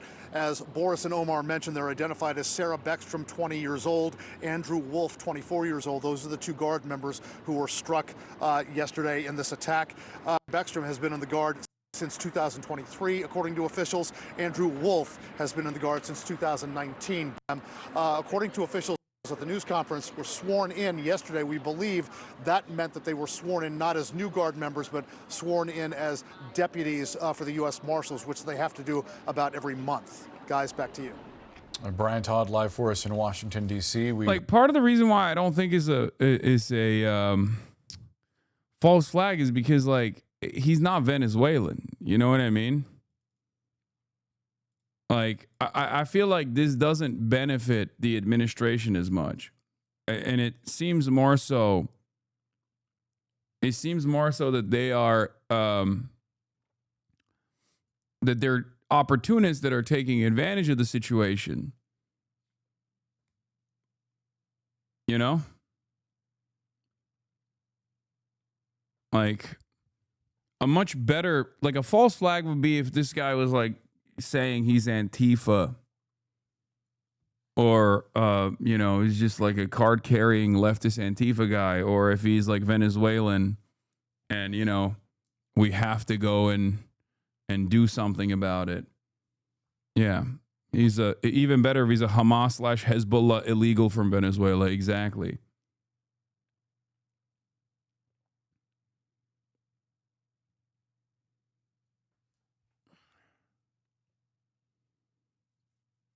shooter is a transgender Venezuelan national that was engaging in drug trafficking for Cartel de las Rosas or whatever, working directly with Maduro and also Hamas. Hope to learn a positive update on those Guard members at some point soon. CNN senior national security reporter Zach Cohen joins us now. Zach, take us through what we've learned about the suspect. Yeah, we're learning quite a lot about his background. It's a 29-year-old Afghan national who came to the United States in 2021 as part of this program that was implemented by the Biden administration after the U.S. withdrawal from Afghanistan. Now, it seems that why he was allowed to come to the U.S. in part was because of his work with the U.S. military and CIA. He was, our understanding, he served in an elite counterterrorism unit that worked directly with U.S. intelligence and military units in Afghanistan, including active combat against Taliban forces at the time. And so there were I also don't think this further justifies like going back into Afghanistan in the way that like the Trump administration has signaled that they want to with like Bagram and stuff. I don't know how you tie this back, because I feel like for many Americans, what was that, little bro? Dr. Pepper? thousands of those individuals who served in those roles that were evacuated when the Taliban started to rise to power after the U.S. left. And it appears that was the basis for his immigration into the United States. Now, of course, several layers of vetting and took place after he got here. He was only temporarily allowed to come here at first, but his background with the CIA and the intelligence community does seem to be the basis for his travel to the U.S. So what was that vetting process actually like? Because obviously there were a lot of Afghans that were coming over as part of that Operation Allies Welcome. Yeah, by all accounts, it should have been very extensive. We know that in that initial process, he would have been vetted by the U.S. government, including the CIA. And then once he was granted temporary asylum, as he applied for permanent status, he would have gone through a variety of different layers of vetting. Those include identity and background checks, biometric vetting, in-person interviews, assessment of an individual risk, and eligibility under U.S. law. So that's several layers. And then it's important to remember, too, the ultimate approval and of his asylum application was granted under the Trump administration in 2025. Important in the context of the president and allies saying that this was the policy of the previous administration to let folks in without vetting. Important to keep that in mind. Zach Cohen, thank you so much. Let's get some perspective now with Donnell Harvin. He is the former head of Homeland Security and Intelligence for Washington, D.C., also a member of the faculty at Georgetown University's Emergency and Disaster Management Program. Donnell, thank you so much for being with us. Happy Thanksgiving. We're grateful that you could share some time.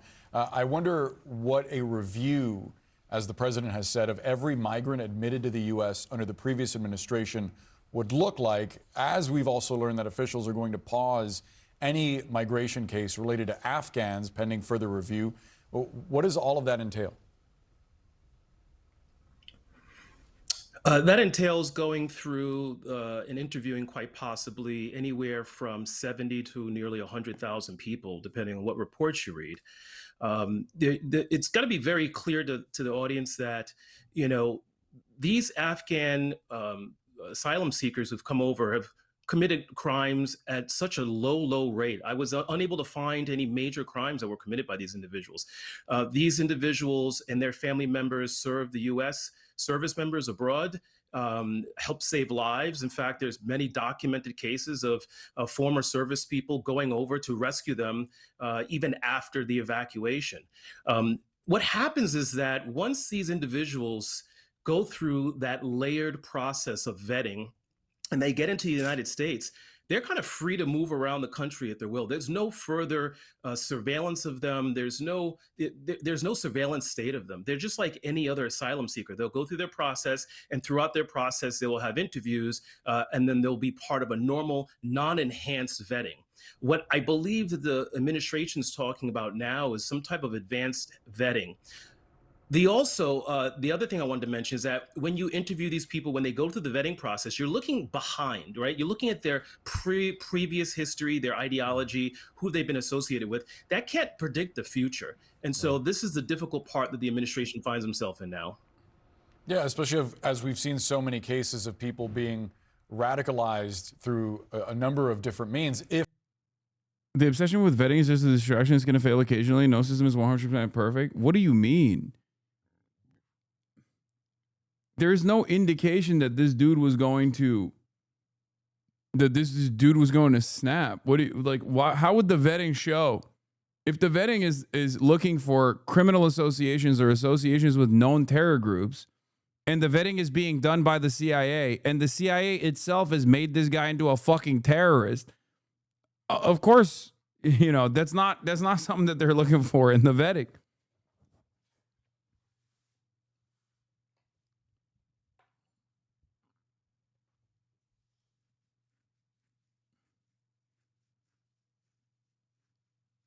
So the vetting didn't even fail in this regard, is what I mean.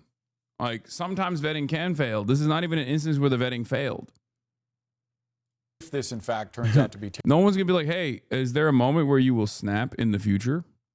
terrorism, and that leads me to the next question. How is it that officials determine a motive accurately here? Because you have the administration saying that this was terrorism, but the investigators themselves have to piece that together to show evidence of it.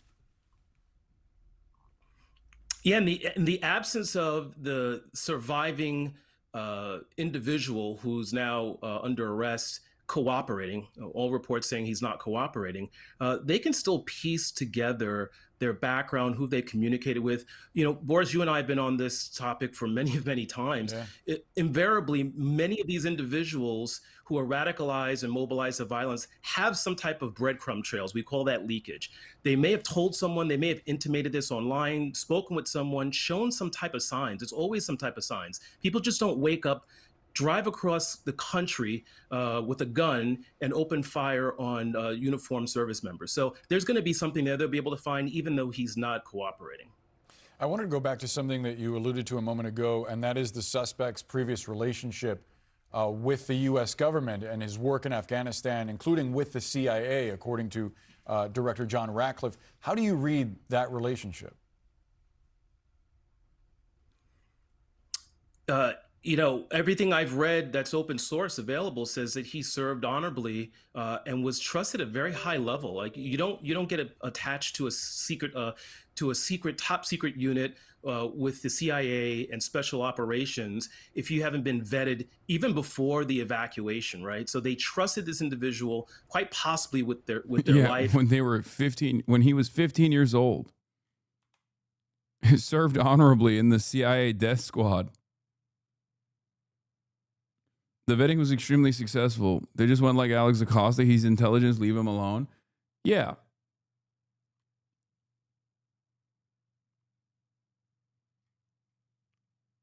MSM is honestly mentally ill. These are killers and they kill for America abroad. Serving honorably means killing well. Yeah, I mean, that's if your position, if your broader position across the board is that American foreign policy is good, and that is the uniparty position, and that is, of course, always going to be the position of every single person in mainstream news outlets, then you can't fucking be like, yeah, this is a child killer. Like, this is a child. This was a child who was trained to be a child killer in Afghanistan by our intelligence community. Like, there will be no moments of consideration for why we did any of this stuff in Afghanistan. That's not a part of the conversation at all. You feel me? That's it. I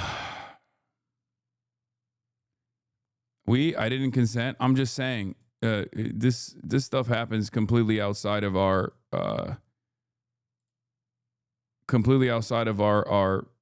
interests and without our consent at all.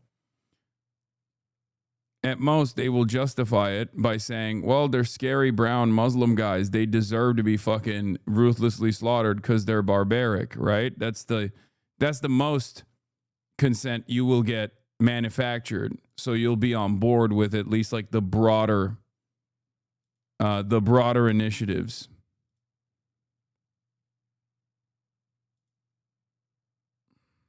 I covered all this stuff already, so.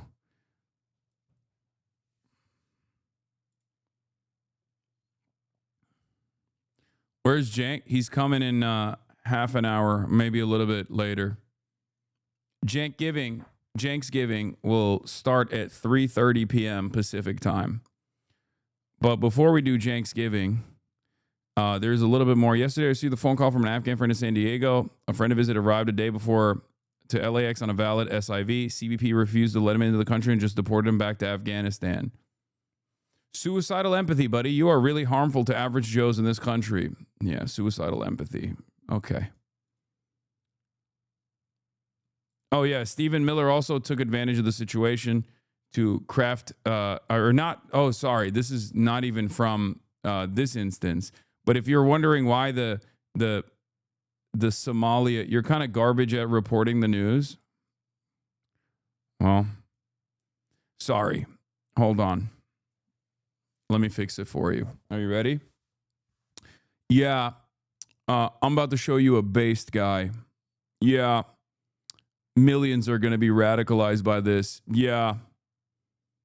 Yeah. Based. Get them all out. Get them out of here. Based. Is that better?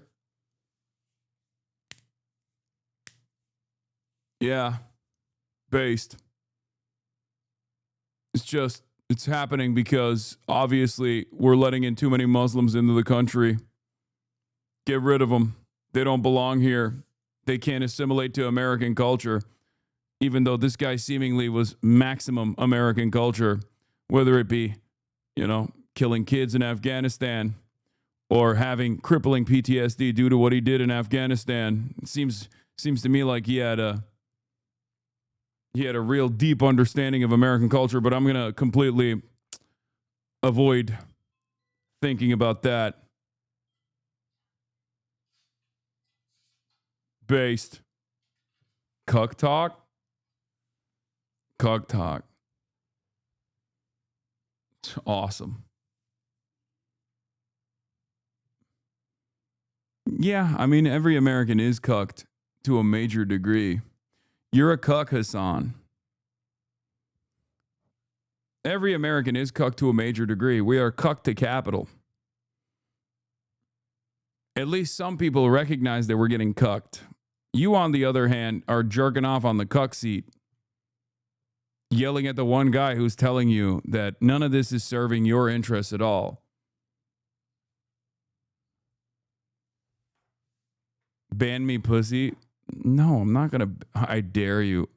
Dude, you've already decided that you are inevitably going to ban yourself from life if this is how you're spending yourself. If this is how you're spending your time on fucking Thanksgiving, you're already like moments away from completely fucking banning yourself from life in general. I don't need to do anything. I'll give you a brief moment of acknowledgement, more so than your family ever will, because this is how you choose to spend your time. There's a reason why. No, I'm not going to ban you. There is a reason why your family is not calling you down for Thanksgiving dinner, okay? Trust. Hold on, I got to get the door.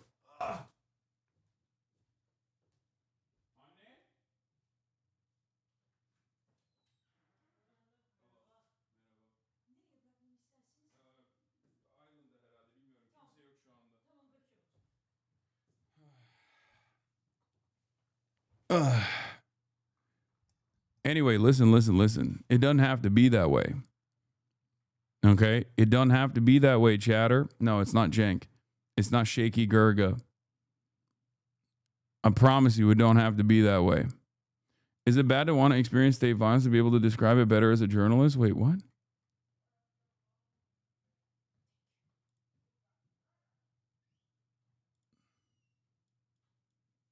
I make Thanksgiving for family, you cuck. Yo, pussy, you're still a cuck. No one is offended. I'm Canadian.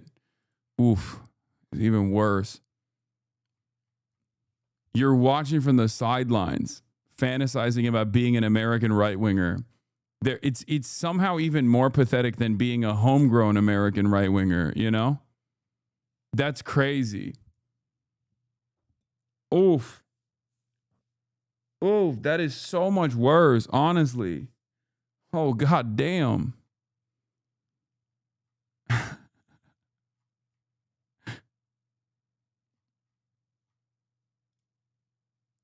God damn. That's like more cuck than the average American, really.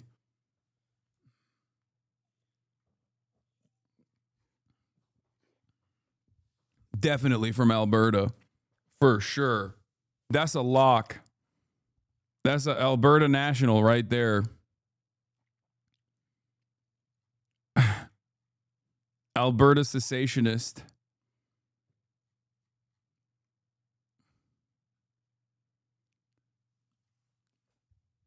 Former Albertan can confirm.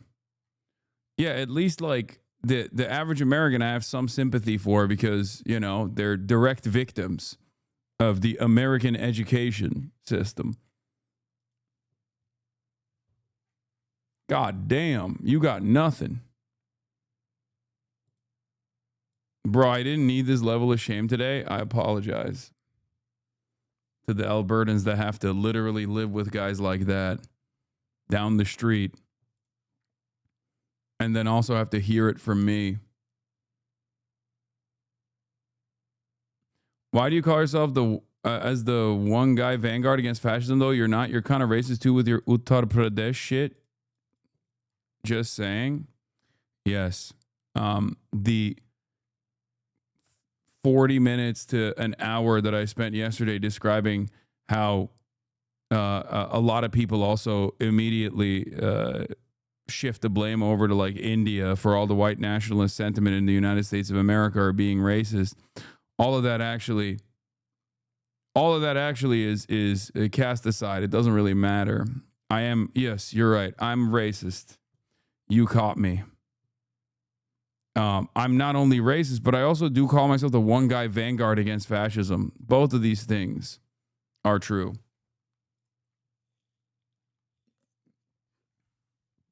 You can't ban me, eh? Dog, first of all, Ahmad just clapped you, but it's pretty funny because I wasn't going to ban you, but you literally are banning yourself. You said kill yourself. I unbanned you just now, just so you know. When you say kill yourself, okay?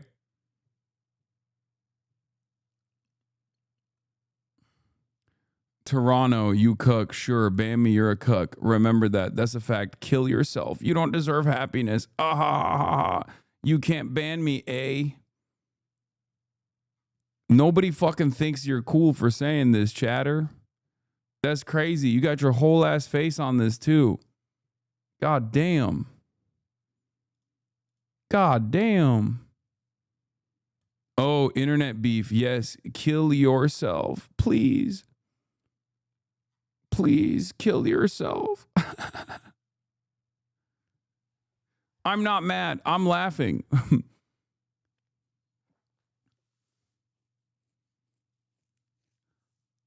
Yeah. I think the fact that you're also not even a white Albertan who fantasizes about being American, you live in one of the more diverse parts of Canada, and you yourself are also victim to white supremacist racism, but then you still fantasize about, you still operate as though you are a part of the in-group. That's triple cucked.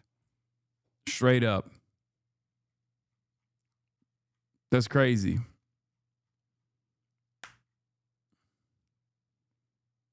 He said Toronto. Yeah, that's why I said one of the more diverse parts of Canada.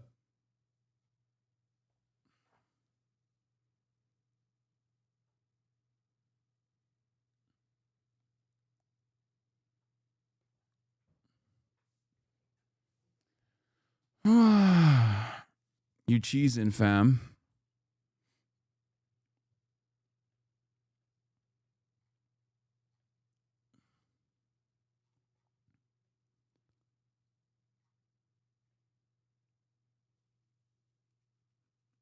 He's getting himself site-wide banned because he got too much attention. Let this be a warning for the attention addicts in the chat. I mean, even if you're going to be an attention addict, you don't have to, like, you know, start spamming kill yourself. There's a better way to do it. I mean, I don't give a shit. You know, that's not going to hurt my feelings in any way, shape, or form. However, it will cause you to get a site-wide ban.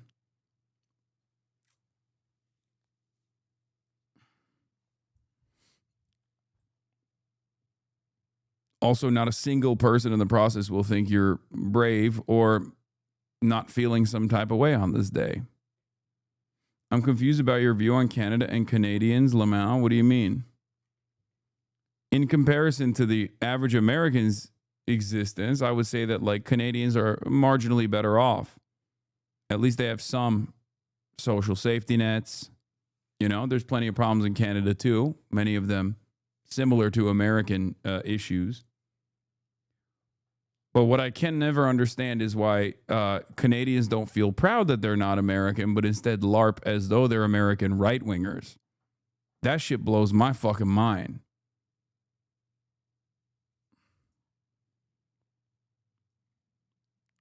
It blows my mind extra hard if you are also most likely victim to racialized anti-immigrant white nativist sentiment with regular frequency if you're a brown Canadian too.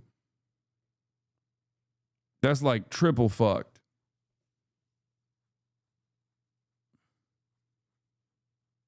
That's why my initial suspicion was that he was a white Albertan. I don't care, man. It's fucking Twitch. I mean, it kind of feels like you do care. Not that you can respond any longer because you just got a site-wide ban for spamming kill yourself. Nah, I don't even care, dude. That's why I keep spamming. Kill yourself. Kill yourself. I'm not owned.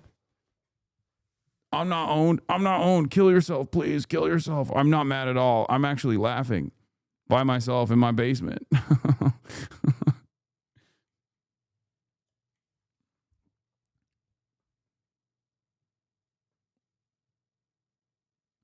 It's more embarrassing for the right-wingers here because a lot of our culture is literally not being America. Yeah, I just don't get it. I don't get it at all.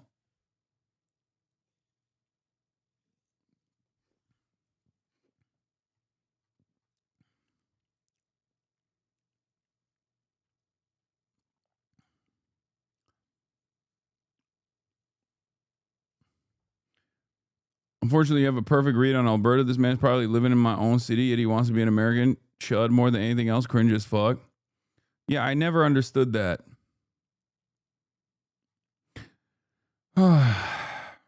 Anyway, let's look at some fucking... let's look at some theories. Number one, Laura Loomer is... this is what Laura Loomer said. They are directing their attention and anger towards a couple that I believe set up a GoFundMe for this guy before he did the shooting. Before committing Islamic Jihad in our nation's capital yesterday, shooting two National Guardsmen, Rahmanullah Lakanwal, the Afghan Islamic terrorist, okay, who committed this act of Islamic terror, was staying at a home in a man named Stanley Cretin in Bellingham, Washington. The terrorist was staying there with his wife and 5 sons. I screen recorded this GoFundMe, which has now been deleted. The GoFundMe was last updated on January 30th, 2023. Oh my God. From fucking January 30th, 2023. The description of the GoFundMe says, this is Dan and Val, and we were fundraising for an Afghan refugee family who stayed at our home 2 months before finding permanent rental housing in Bellingham. Rahmanullah and Kamila have 5 wonderful boys, ages 11 to 2. Before being evacuated to the U.S. on September 2021, Rahmanullah served for 11 years as a member of the Afghan Special Forces alongside U.S. service members fighting the Taliban. The GoFundMe was from 2021, and the last update for the GoFundMe was in 2023. And Laura Loomer is going after the people that thought that they were being helpful to a dude and his whole fucking family. That's crazy. This is an opportunity for you to help a truly wonderful family. They left Afghanistan with nothing and they need household and kitchen items of all kinds. Looks like the authorities need to go pay Stan and Val a visit to find out why they provided this jihadi and his family aid and comfort. Oh my God, she is so fucking disgusting.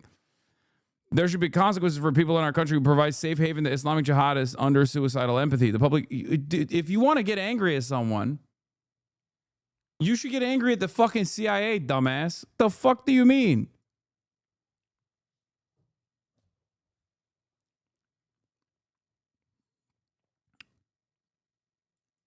God, what a fucking gross psychopath. I can't even look at this shit, dude. Lunatic. 2 weeks ago, General Flynn predicted on my show that elements of the CIA would activate Islamic sleeper cells in the United States in the coming months. Hell yeah. Alex Jones, give me some of that good shit.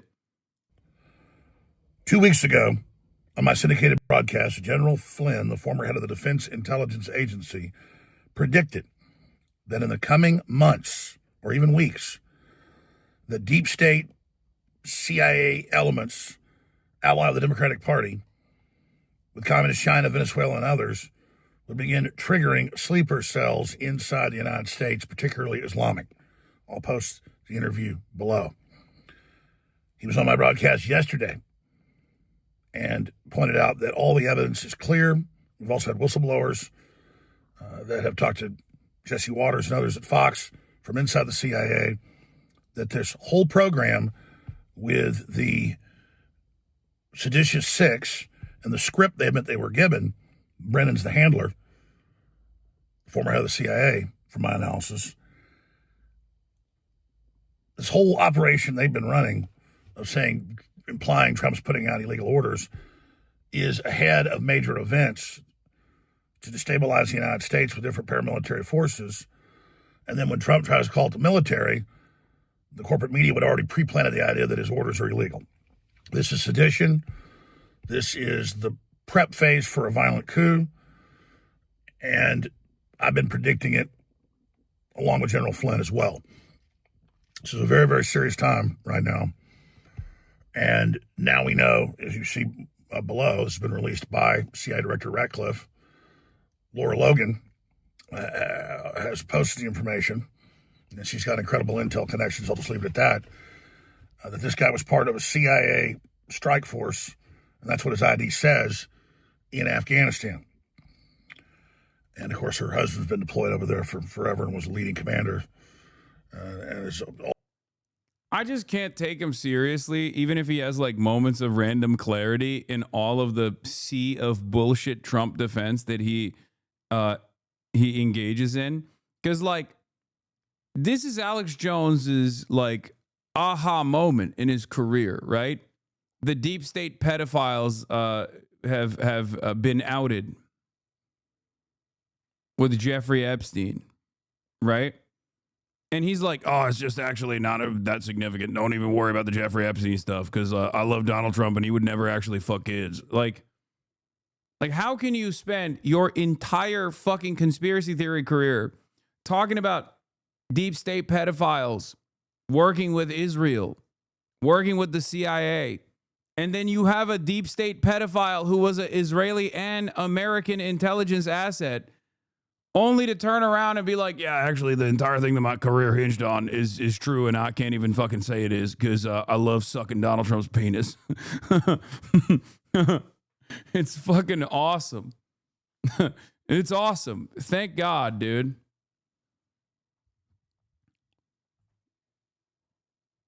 Yeah, that's right. I love sucking ding dong. Trump's ding dong to begin with. I gobble it. Yeah.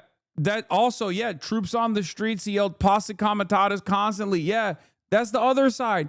We got Palantir surveillance by a South African freak lizard person that even the normies look at and go, that's a lizard person, okay? This guy's been saying lizard people are going to come and do mass surveillance at the behest of the deep state, and now they're doing it, but it's Trump doing it, so he has to be like, that's actually good. That's a good thing. Troops, National Guards troops being domestically sent to U.S. cities to do black bagging operations. Literally happening. Trump building his own Gestapo with ICE. Hundreds of billions of dollars being reallocated to Trump's very own secret police structure. Every single thing that this man has talked about is currently happening, but the guy doing it is his buddy. So he's just sitting there being like, no, actually, this is the ICE Gestapo comparison is actually quite anti-Semitic. Fucking awesome. Yeah, no, the good news, yes, I know. Also a very good source of information on that front. So this is a major message to Trump. This is a probe. This was just literally hundreds of feet away from the fence at the White House. And there's going to be more of this. So people better get ready. This is very, very, very, very, very serious. Of course, Biden brought hundreds of thousands of these people into the country. And they need to be deported. The media trying to spin it now. Oh, dude, yeah, it's a black flag operation. It's a false flag operation. But also, even though I'm recognizing that it's a false flag operation, I personally believe that we should actually follow the ambitions of the federal government doing the false flag operation. Now, because the Trump administration approved one level of his asylum last year. But that's just because that's part of the larger process. Okay. So Trump didn't do the false flag. It's someone else in the deep state trying to ruin Donald Trump. Makes sense. Yeah. And Trump was duped into the Trump administration was actually duped by the deep state pedophiles, not Jeffrey Epstein, though. That Biden set up. And now those policies need to be reversed. Yeah. How deep does the state go, man? And they need to go in and kick out all of these paramilitary Afghans, even if they, quote, work for the CIA. But this guy clearly is working for these very elements. Remember, John Brennan is a Muslim and a communist. He brags about it. People always are blown away by that. I mean, look it up. He brags about it in Arabic. And they're working with these different terror networks. And they use them as a covert army. And John Brennan is a Muslim and a communist. That's fucking awesome. I need to see what he means by this, because sometimes there's like, it's this. CIA Director John Brennan proudly acknowledges that he once voted for the communist candidate for president.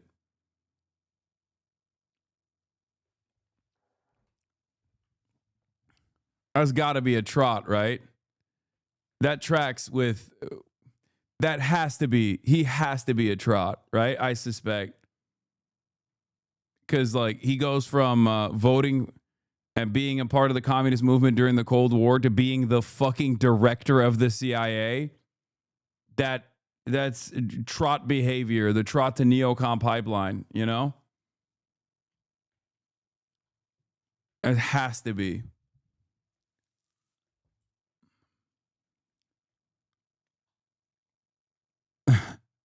I don't know how he I don't know where the Muslim thing comes from.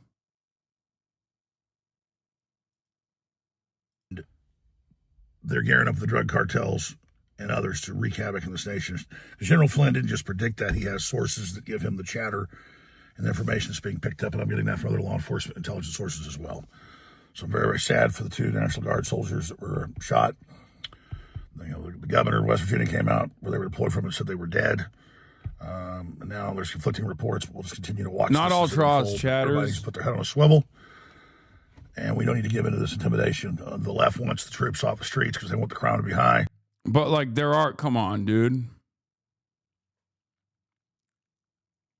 I mean, don't get mad at me, but like, are we serious about, like, it's always funny when people get fucking mad at that shit, but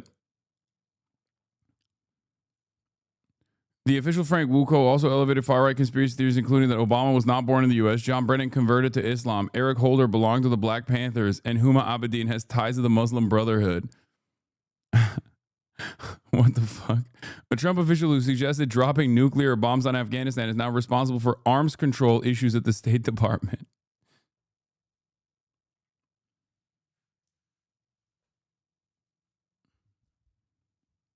Like, remember the guy who recently died, Horowitz? He was a trot too.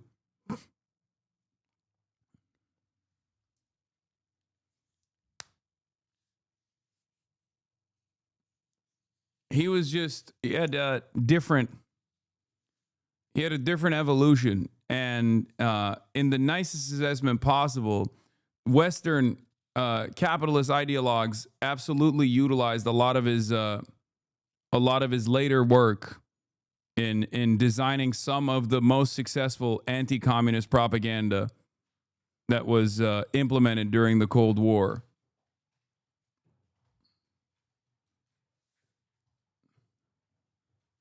And also, there are a lot of people that started as trots that became neocons in America, like a lot.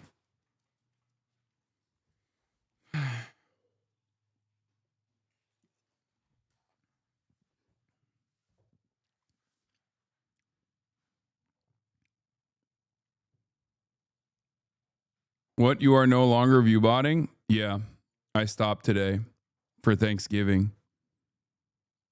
You're going to find out.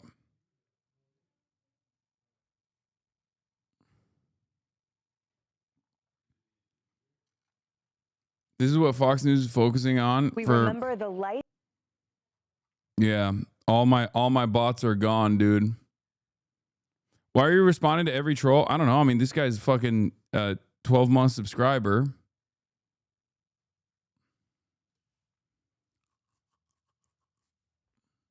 Yeah. I wonder what's more likely, that I have an older audience that's not tuning in on fucking Thanksgiving, or that I just mysteriously chose not to implement the bots that I have on Thanksgiving.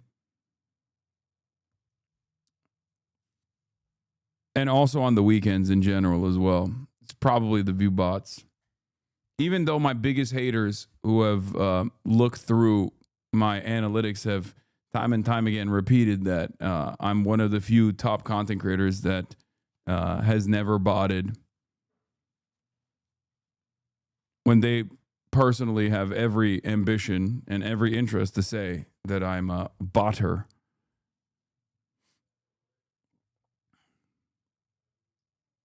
Also, prime eating time right now across the country, except for California. I agree. I'm hungry too. Or it was a joke from a community member. Not everyone is always serious. I agree. It's probably the joke.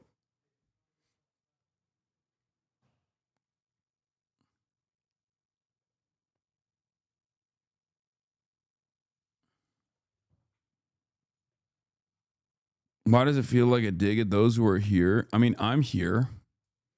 So what the fuck is your problem? It's a dig at myself too, you know? Anyway, Fox News on Thanksgiving is talking about Charlie Kirk and his message of gratitude. You know, so if you're having a hard time having a robust Thanksgiving meal this Thanksgiving, at least you can eat some gratitude. Brought to you by Charlie Kirk, who carries the flame. Also, there is some good news. It's Thanksgiving miracle. Today, after 9.5 agonizing months, Mohammed Zahar Ibrahim was released from Israel's Ofer prison and into his father's arms. The Israeli military had no right to take him in the first place, and the family credits the relentless grassroots campaign that kept up the diplomatic pressure to free him. He's in rough shape, but okay, and on his way to the hospital for treatment. Once he's discharged, his mom, dad, and brother and sisters will have his favorite meal and a very belated 16th birthday celebration waiting for him at home. I'll share more details soon. Now that Mohammed is free, the family is asking all the supporters to keep fighting for the hundreds of Palestinian children still unjustly trapped in Israeli military prisons. The family requests privacy for now. Happy Thanksgiving, everyone. Lots to be thankful for. So, can you Kirkify yourself? No. For the record, this was literally an American Palestinian child. Mohammed did not know that his first cousin Saifullah Musallet had been beaten to death by settlers in July. It was one of the big questions hanging over his release. They just told him now. Bittersweet day, to say the least.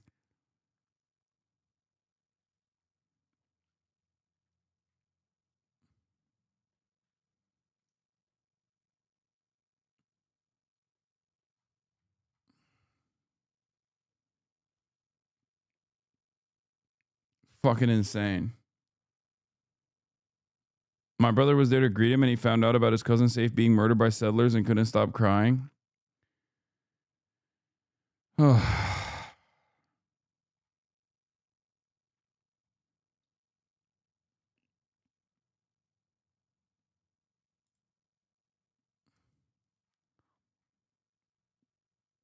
Will the real Donald Trump of the White House celebrate the release of this American who has been unjustly held and abused by Israel as they have celebrated the release of other Americans?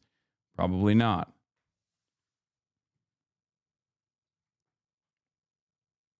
Yeah.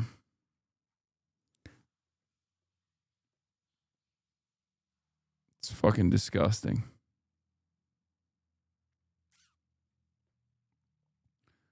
Yeah, I'm not gonna hold my breath on Kamala Harris coming out and saying something about it either. One of the reasons we have why Trump supporters are at a breaking point. We'll watch that in a little bit. Before that, I want to move on and switch gears. There's a new movie that makes fun of woke lefty libtards, everybody. Let's take a look. In so-called Australia, a culture war tore the nation apart. Yeah, a lot of people were saying that, you know, right-wingers can't make good content, and we're switching gears to watch some right-wingers making good content. And somehow, the lefties won. And I should know, I'm the Prime Minister, Albo. I love that Albo is also the woke lefty here. 2015 era anti-HAW slop. Well, just get ready for more of this stuff, you know, from Paramount. Awesome. This is my land. Good morning, fellow white straight males.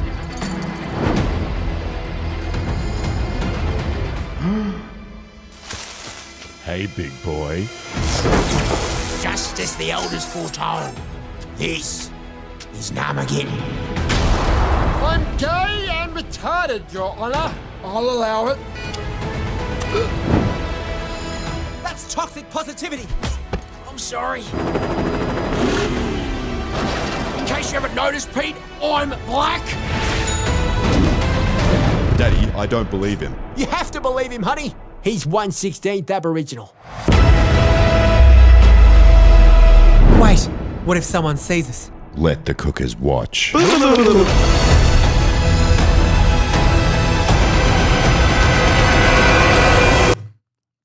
I don't understand. This is just what Australia is like right now under the leadership, the woke SJW leadership of Albo. Wow, the rainbow serpent. Sounds like a really cool gay snake. It's not a gay snake! Streaming and in select cinemas January 26. Superprogressivemovie.com. Yeah. A super progressive movie made by One Nation Australia has already been banned in a number of Australian theaters for fear of being offensive. Or maybe they just never picked it up because it's dog shit. What the fuck? The launch theater already canceled under pressure as it's too offensive. Canceled. I love that these guys make absolute dog shit. And then the offensiveness is the reason why no one wants to watch it. That's what it is. I'm so offended. A movie so offensive, no one watched it. As an Australian, this is the first time I'm hearing about this. Yeah, because woke, the woke Albo protectorate has made it so that the morality police makes it illegal. The woke morality police under the communist Sharia rule of Albo has made it impossible for you to consume this incredible content. We just do woke right here. Can we get Boy to review it? No, they'll throw him in prison. They'll throw him in prison. If they don't throw him in prison for watching this, they'll actually throw him in prison once he becomes anti-woke as soon as he watches this. I mean, many of the Aussies in the chat instantly became anti-woke by seeing just mere frames of this incredible thing.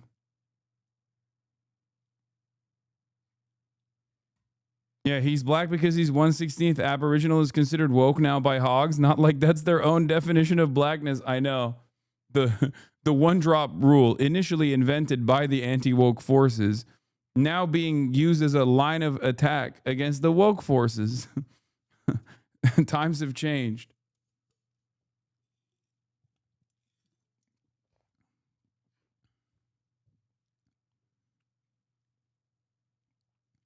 Right-wing cartoon about Thanksgiving. Oh, of course, we have our own version of this, obviously. Tuttle Twins. Bitcoin. Hashtag Bitcoin, the award-winning show that teaches kids about ideas of freedom and economics. Hashtag Bitcoin. Watch for free. Angel Studios original. Did you ever learn how socialism stole the first Thanksgiving? Wait, what? The Pilgrims first tried a socialist system where there's shared fields, shared food, equal rations. But Bradford wrote in his journal that young men complained that they should work for other men's wives and children without any recompense. Communal property, he said, bred much confusion and discontent and retarded much employment. The results, they planted only 26 acres of crops and people starved. So Bradford switched to a capitalist system, private family plots. This allowed every family to keep the fruits of their... Okay, this is not the R slur. It's just the old way of saying it slowed it down, okay? Retarded in this context is... you guys are so stupid. Any excuse to say the R word, though, lol. I hope you're not mentioning me here because I think they're not doing that. They're not using the term here, I don't think, because they wanted to say the R word. It's just like this is the one appropriate usage. So Bradford switched to a capitalist system, private family plots. You read it just to say the R word? Yes, exactly. I did that. The result, next year, they planted 184 acres, 7 times more food. This chat proves why woke sucks. I know. During our first winter. Yeah, I should have said they made the employment neurodivergent. Like, what do you want me to do? Fucking read it as bred much confusion and discontent and R-worded much employment? Is that what you want me to say? What the fuck?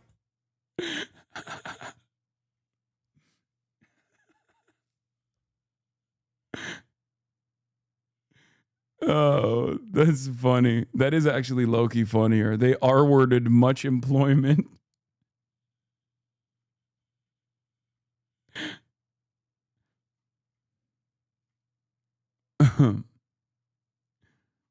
This is the example of shit we're leaving behind in woke too. No, we should keep this part. It's funny.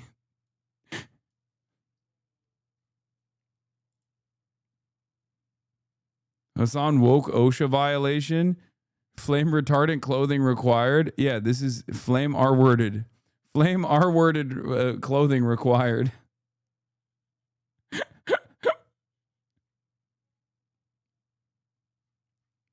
More than half of us died due to cold, disease, and starvation. Ah, man. But then the Native Americans taught you the value of gratitude and giving, and no one went hungry again. Thanksgiving! What? No. What are they teaching you in school? The Native Americans did help a great deal, but we still struggled and starved for 2 more years. For 3 years, we'd run our colony on a system where everyone worked the land and were forced to share the fruits of their labor equally. Duh, that sounds like our kids' club. Oh my God, I hate that. Remember a couple years ago, I would joke about how like there will be an initiative where right-wingers will say sharing is caring is communism.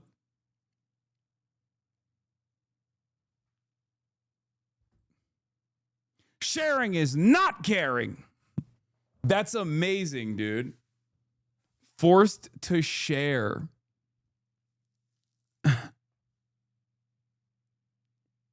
And the socialism idea Grandma was talking about. Unfortunately, this system produced terrible results. Many people chose to do the bare minimum to get by. Because they were lazy? No. Which is why we enslaved humans and forced them to work.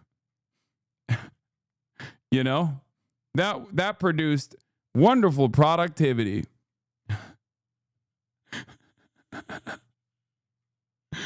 Socialism as a term in 1620? Yeah. No, you don't understand. Socialism was invented by that point.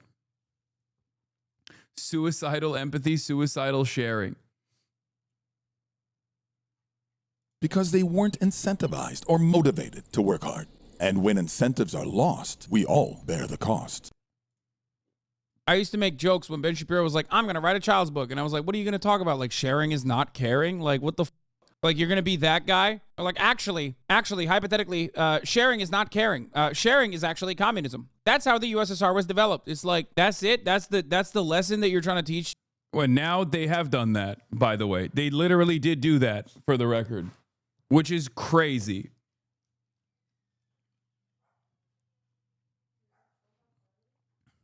Children, like, what the f*** is wrong with you? And then they did do that. Like, they actually did do that. I used to make... Socialism was invented by hippie Jesus. Yep. When your family is starving, it's difficult to work hard when you know you're forced to give the fruits of your labor to someone else. I know I was struggling to stay motivated when I wasn't going to keep what I earned. Exactly. And that doesn't make you lazy. You're just working in a bad system. So I proposed a different plan based on principles of freedom. Each family would farm their own land and was free to keep the fruits of their labors. And it worked? Incredibly well. Our people were finally incentivized to work hard. But Jank ETA, please. It's 12:30 in Yugoslavia. Bro is tuning in from the past. The Balkan boys are getting tired. He's supposed to be here right now, but I don't know where he is. He's late. Maybe he'll be here. Is Jank here yet? Okay. Do modern farmers keep 100% of their crops?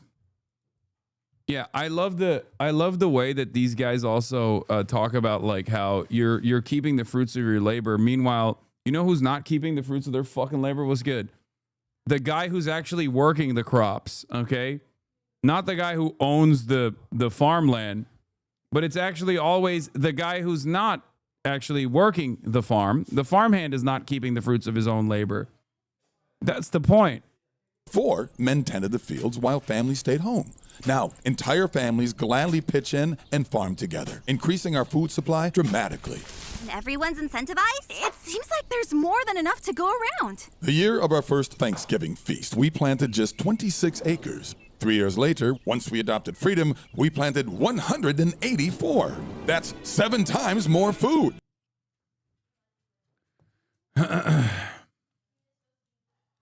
Murat knows what he's doing when he just pops up on stream. Yeah, the farmhand being forced to give away 90% of his yield is communism. Abolish communism.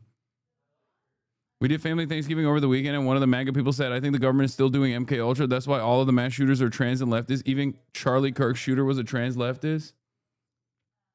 I feel like just lie to that guy. You know what I mean? Just lie to that guy. I feel like that's easy. You can dupe that person. He's already been so perma-fried by getting duped over and over again. You could jiggle some keys in his face and he'll be distracted. Why are you mad at the story about how we solved starvation? I'm not. I love it. That's why we have an abundance of food supply, a surplus of food supply, and yet people still experience hunger in this country, the wealthiest nation on the planet. I think it's awesome. Yeah, famously. Zero starvation under capitalism, luckily, now that we solved it, right?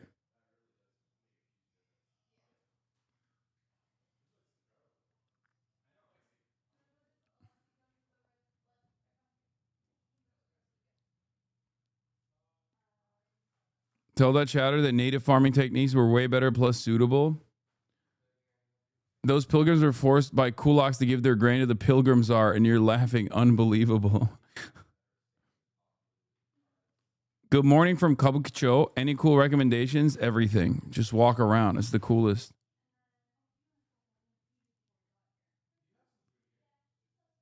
My 7-year-old says, that's crazy because sharing is caring. Thank God. Thank God that there's still 7-year-olds out there who are learning the right lessons and not the wrong ones. That's just not even like a based 7-year-old, by the way. That's just a normal. That is the most normal 7-year-old position. Okay? That's not a woke baby. What are we doing? That's just how every 7-year-old is supposed to think. What the hell is going on? As discourse worsens, as things get worse and worse, we're just celebrating normal kids being like, yeah, no, I think it's fine to make sure that no one has a care in the world. Everyone. Oh no. My 7-year-old said Ruth Conda forever, guys. Is my baby based? Oh no, your baby is a lib.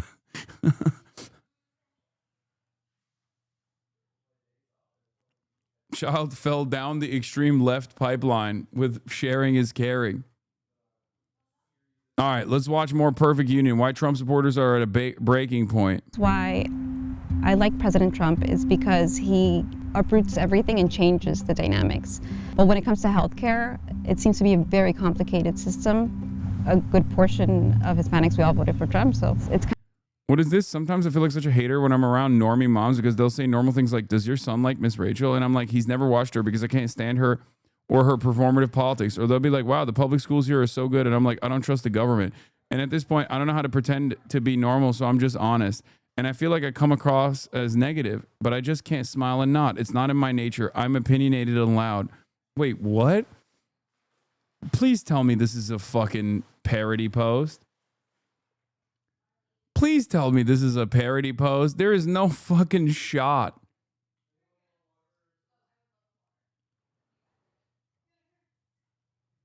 Oh my God, dude. Dude, that is fucking writer, health nut, Catholic, wife and mom. That's a RFK Jr. voter. That's a Maha voter for sure. Maha, baby. I'm nice about it and not judgmental because I don't care what other people do. I just can't pretend that I do things that I would never do, if that makes sense. When is Sweaty Shaker coming on? I will donate to see Harry Sweaty Shaker Gurgi. Shaky Gurga is going to be here any minute now.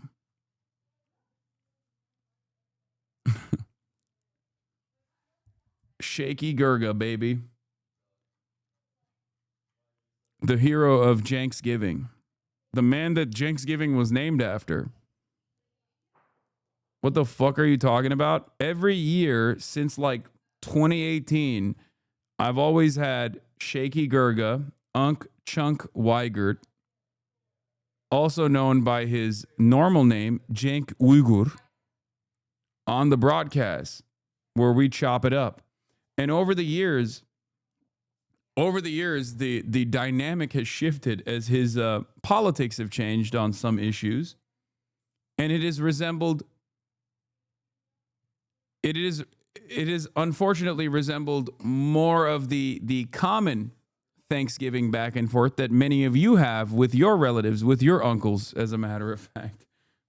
Hopefully this year will be different. But I don't know, because he literally said I was a communist when talking about me on his Twitter. So I don't know where he stands on a lot of issues. Where is it? Let me see. This is how he promoted it on his own Twitter. He said, watching Packers versus Lions with my son as our fantasy football season hangs in balance. My daughter baking cookies. Mom making the juiciest turkey in America. Who doesn't love this country? Hashtag Happy Thanksgiving. Hashtag America. Going to my communist nephew's house later for Cenksgiving. Now also part of America. Almost even Americana now. God bless freedom of speech. Love living in a free country where we're allowed to think and argue whatever we want. He is literally becoming the crazy unk. This is the most crazy uncle post of all time. My communist nephew's house. I don't think he enjoyed your China trip as much as you did. No. Went to China and then straight off the bat, live streaming, shouting at an Uyghur. Yeah.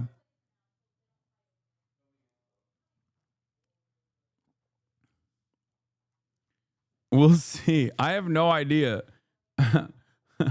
I think he's joking, but I don't know.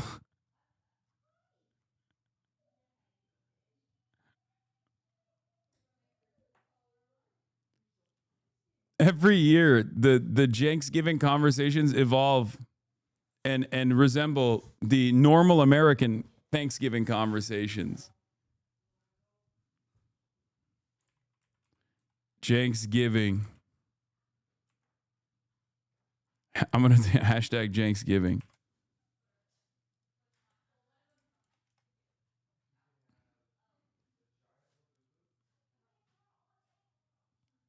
Being a member of a communist party is federally illegal. Boy, do I love freedom of speech.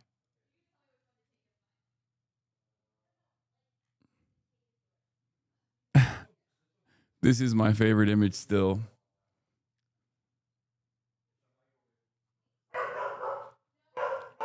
Definitely crime and LA homelessness will come up. 2022 Cenksgiving was prophetic, and you watch after October 7th. The one with the honkers is better. Yeah, I didn't post that one. I thought it was maybe too much.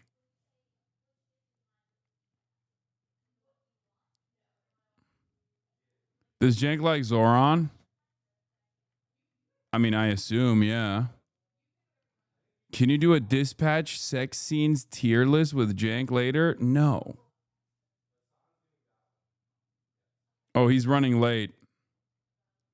Oh, shit. He's not going to be here for at least another 30 minutes. Kind of like a betrayal in a way. Nearly 5 million people who live in Florida get their health care through the marketplace or Obamacare plans for coverage, more than any other state. But the cost of these plans are set to skyrocket in 2026 as federal subsidies that made them more affordable will expire. Are you guys on the Affordable Care Act marketplace healthcare? Have you checked whether your premiums are going up next year?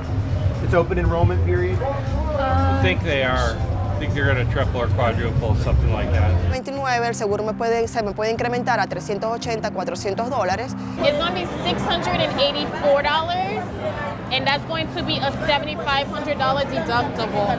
If it goes up that much, we're going to have to cancel. Can't afford it. No way.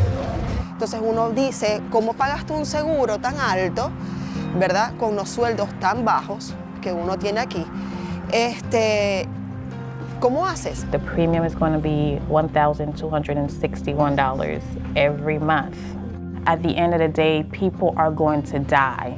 In the last election, every single Florida county moved right, including Democratic-leaning or Hispanic majority counties like Miami. I voted for DeSantis. I love you, Papi Trump. I love you. But while some Trump supporters point fingers at the Democrats, They did it to blame the Republican Party. Because then it was like, oh, he's the one at fault. No, he's not. others feel abandoned by the president. In South Florida, we don't feel like seen, heard, or valued in any way, shape, or form.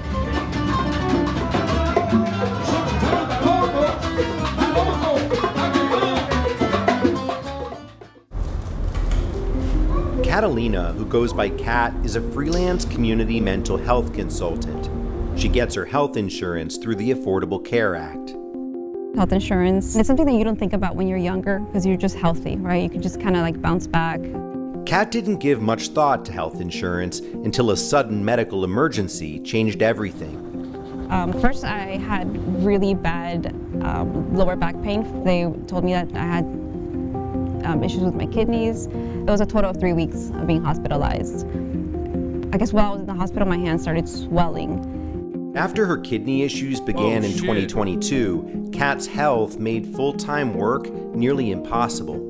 I did end up having to get on the marketplace in 2023 because the kidney issues and also with my ADHD. I take the highest level of Vyvanse, 70 milligrams. I need to take it so I can get out of bed, basically. They're just complaining now because they are getting touched by abhorrent government acts. They will vote Trump regardless. Probably not.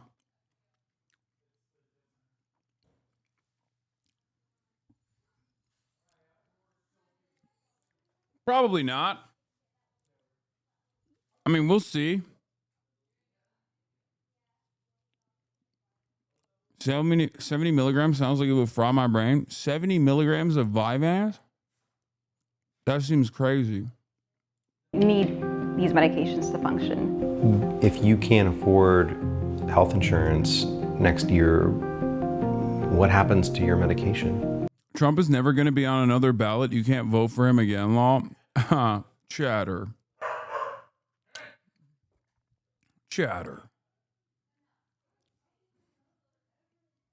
That's nice of you to think.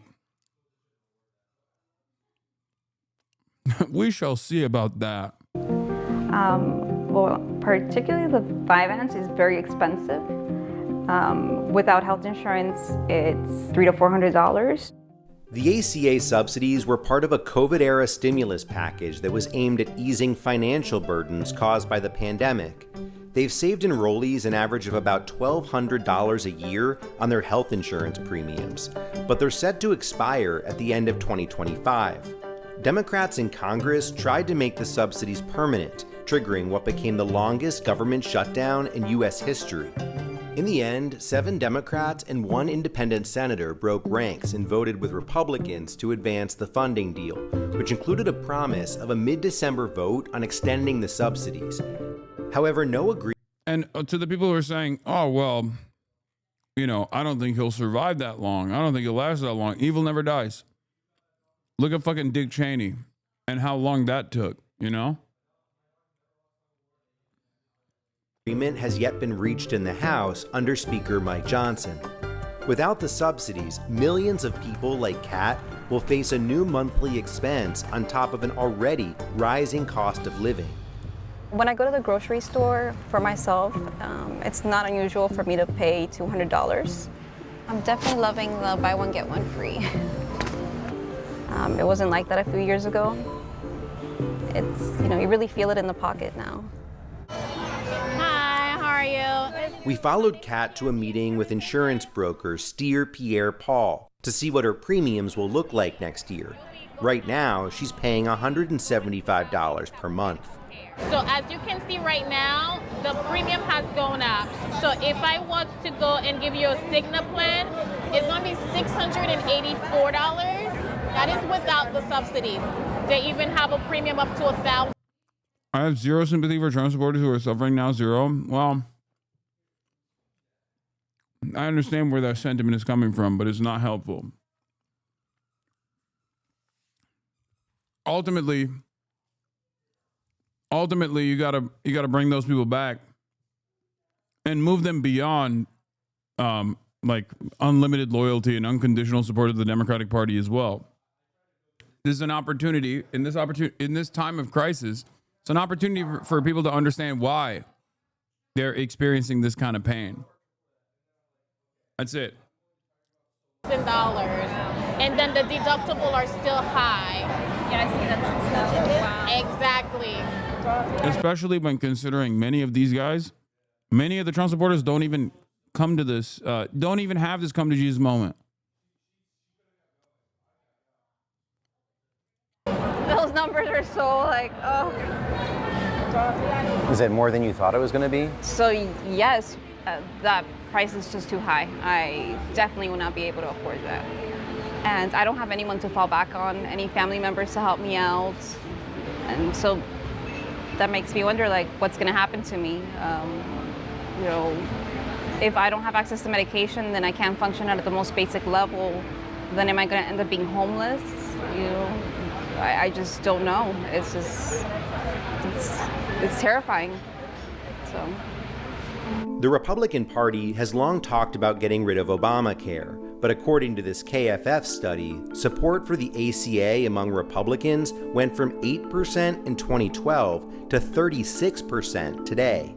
And some Republicans have listened to their constituents. Republican Congresswoman Marjorie Taylor Greene of Georgia, who broke with her own party yesterday, writing a lengthy post on social media calling for action to extend Obamacare subsidies and prevent insurance premium hikes. The Democrats passed Obamacare, but yet the Republicans have never done anything to correct the problems that exist with it.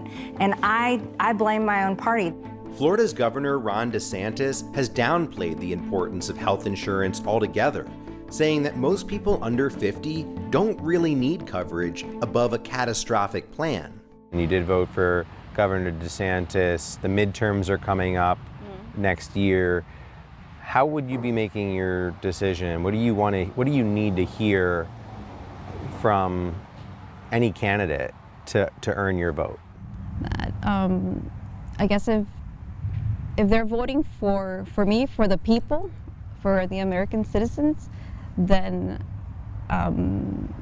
regardless of what party they are, I can reciprocate that and give the vote for them. So is that a big deal for you? Yeah, it is. It's kind of like a break. It's unprecedented, but when you kind of don't see that you're being taken care of by your... I luckily was able to bring my dad back from MAGA. He's Mexican and voted for Trump, but I was able to get him to regret that once he saw his 401k go down and ICE came to our neighborhood. Oh, God damn. Party, we have to make a choice. Trump has taken a hard line, saying he will not approve any deal that extends the subsidies. However the fight shakes out, neither party has presented viable long-term solutions to rising healthcare costs and the shortcomings. I want everybody, this is why I always say, I want everybody to have healthcare. Trump supporters, even fucking Nazis, Like, that's a given. That's a starting position for me. I don't give a shit what people say. I don't give a shit how much people hate me or my friends or people that I care about. I want every single person to have health care, regardless. I want every single person, including Trump supporters, including Nazis, to be able to get a free college education. The reality of the matter is, and housing as well, the reality of the matter is once you solve some of these material inequalities, it makes it much more difficult for people to feel a sense of loyalty to a movement that seeks to take advantage of their vulnerability, of their weaknesses, of their angered state.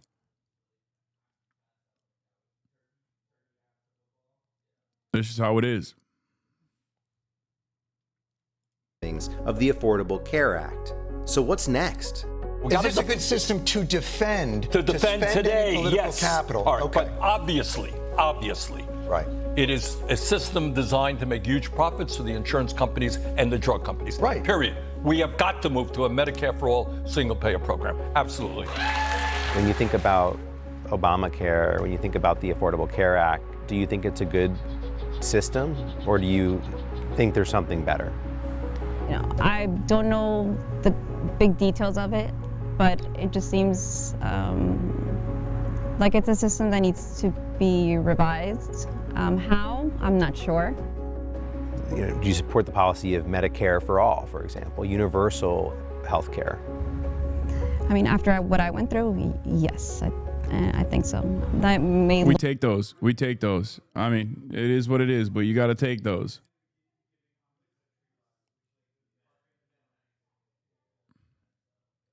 look socialist, but it's just access to basic health care for all American citizens. I think it's essential, it's needed, and it's a human condition, so it's a human issue. Another banger from More Perfect Union, one of the biggest, one of the fastest growing channels on YouTube for news and politics, it seems. Look at this, dude. 7 days ago, we went to Arkansas. The farm crisis will shock you. 2.8 million views. Tech billionaire shocking plans for West Virginia. 818,000 views. Could Texas run out of water? Wall Street is betting big on it. 1.2 million views. I work for Hyundai. What I saw will shock you. 700,000. Oracle, the company that knows everything you do. 400,000. But the biggest banger is this one from 2 months ago. I took Bernie into deep Trump County. Can he help win them over? 9.2 million views, dude.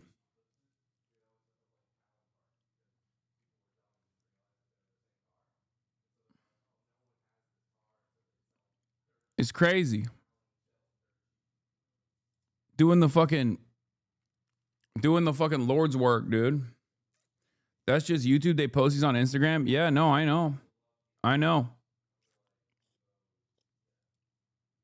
Yeah, here it is. More Perfect Union is the 5th fastest growing. God damn it, I don't want to fucking have Grok explain this fucking post. I'm not. Oh my God, this shit makes me so mad. Oh yeah. Every time I click on a fucking Twitter link, do you want Grok to explain this tweet? Like, no, I don't. I don't need AI to explain a tweet with like 8 words in it. I don't have the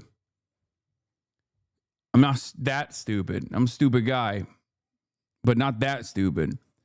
To which I said, this list demonstrates how dominant right-wing politics on YouTube actually is. There are a handful of independent liberal / left content creators on here. We have much work to do. Okay. And if you look at the list, it's like the top growing in the last 30 days, news and politics channels is Turning Point USA, Sean Ryan Show, Tucker Carlson, Candace Owens, and then More Perfect Union. Then we got Johnny Harris, who is a lib. Then we got Hank Green, who is a lib. Then Tucker Carlson Network, Fox News, and then MS Now, which is not independent, right? And neither is Fox News. The Daily Show, Powerful Joe Rogan Experience, Piers Morgan Uncensored, Legal AF, not sure what that one is. Asmongold TV, also on the fucking list.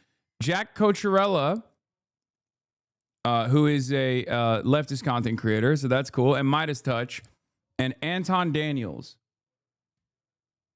Oh, Legal AF is Midas Touch? Okay. The scores just show how well their channel is doing overall.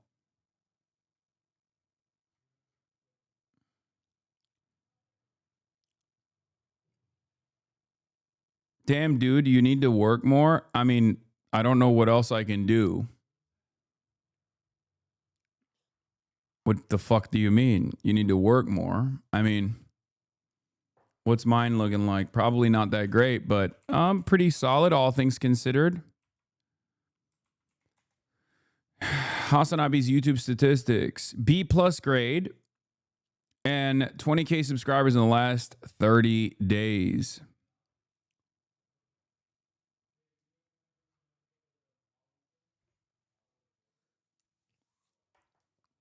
Your editors need to learn from those titles. The HasanAbi Clips Complex would need to have all their channels added together, though. That's true.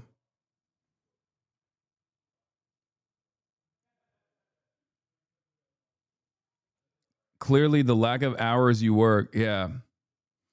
I need to do more. I need to basically fucking... I don't even know how. I don't even know if there's more hours in the day. Ironically enough, I would have to do less hours streaming if I wanted to do better on YouTube. And make YouTube exclusive content. $81K to 1.3 million? What do you mean? Oh, yearly estimated earnings. Yeah, it's a big swing. We're a more widespread attack than a single point of attack. The list ranking won't reflect reality in that sense. I think my channel does pretty well. HasanAbi Productions. Okay, dude. I think my channel does pretty well. All things considered. What is this? The views rank. Video statistics. You must be logged on to view this page.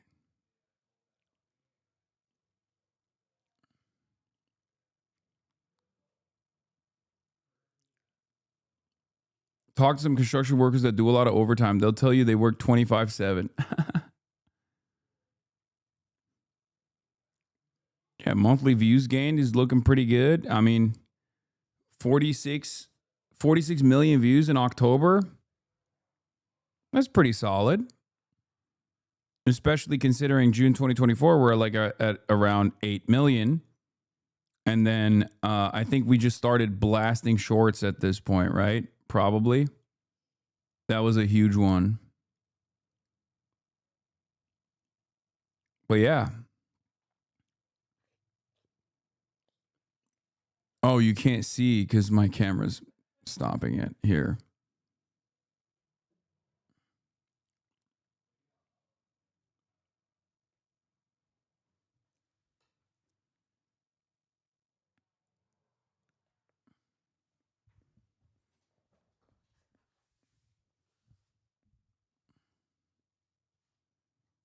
Where's Shaky Twofer? He's on his way. Do you see Gasparino maxing out on the dumb takes? I normally love Sugar Pop, but I had to turn off the episode with Hasan Piker, not because I disagree with his leftism. This guy is adult. He almost admits as much as his half-truth about capitalism or his rationalizations about Luigi Mangione. That was at the end, so you didn't turn it off. You watched all of it. And yet you guys barely challenged him. I know you were aiming for dialogue, but it does no good to have him spew about stuff he doesn't understand, like the Chinese economy versus ours, how wealth is created, and a lot more without pushback. Huh. I like that these guys just go, oh, this guy is so stupid. Okay, why don't you just address what's wrong? It's odd. None of these guys only go, oh, I couldn't listen to him. He's so dumb. It's like, okay, explain to me what the wrong dumb thing is.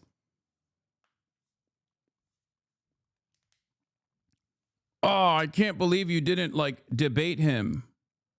I can't believe you didn't debate him enough. Why would you do that? Okay, well, you have the opportunity. You have the stage, Charles Gasparino, Fox Business senior correspondent, New York Post columnist.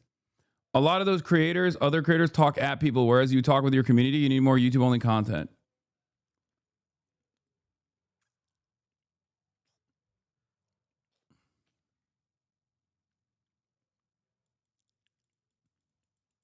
Yeah, the way Trigonometry is apologizing for platforming feels like they're trying to equate the Nelk Boys and Netanyahu, except they did actually have Netanyahu on, apparently.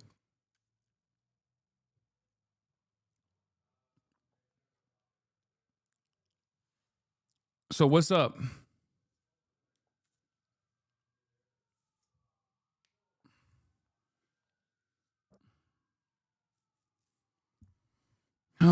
I do 100% think you should bring back the breakdown style content for YouTube and TikTok more regularly. No chat, just cooking. I agree. I know. Short form video essays. I know.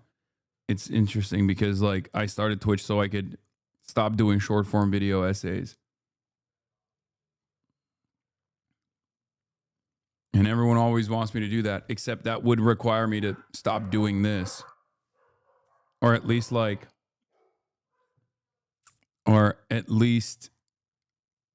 stop doing this for stop doing this for the hours that I do it every day. See, HasanAbi is too scared to respond to my China knowledge. You don't even know that China's economy is about to collapse from being affordable to affordable, moron. Exactly. Yeah. Clearly, I haven't watched the 17 million different YouTube videos about how China's about to collapse any day now. You need to shut down the AI bot channel. They have another channel called Hasanverse. YouTube demonetized 4 of their HasanAbi archive channels. They literally upload your entire stream on their 2 channels. Your main YouTube channel will perform much better if you get rid of those bot channels. I can't. I have tried. It's either all or none. Okay? That's just how it works, unfortunately.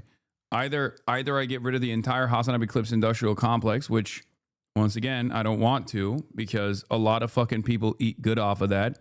I've literally paid for people's college education with that. Or in order to tackle the bot channels. Or I don't tackle the bot channels, but other channels also continue to exist. YouTube doesn't even want the other channels to exist either. They literally want me to take them out. They call them, they've consistently changed their policy. They say it's what do you call it? They say it's a copycat or something. They say it's basically reused content or duplicate content, impersonation. Yeah, duplicative content.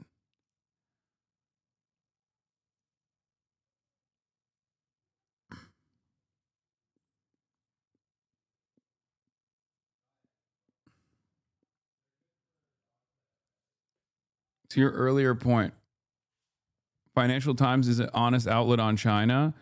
Yeah. Opinion. There's nothing that China wants to import, nothing it does not believe it can make better and cheaper, nothing for which it wants to rely on foreigners a single day longer than it has to. It's true.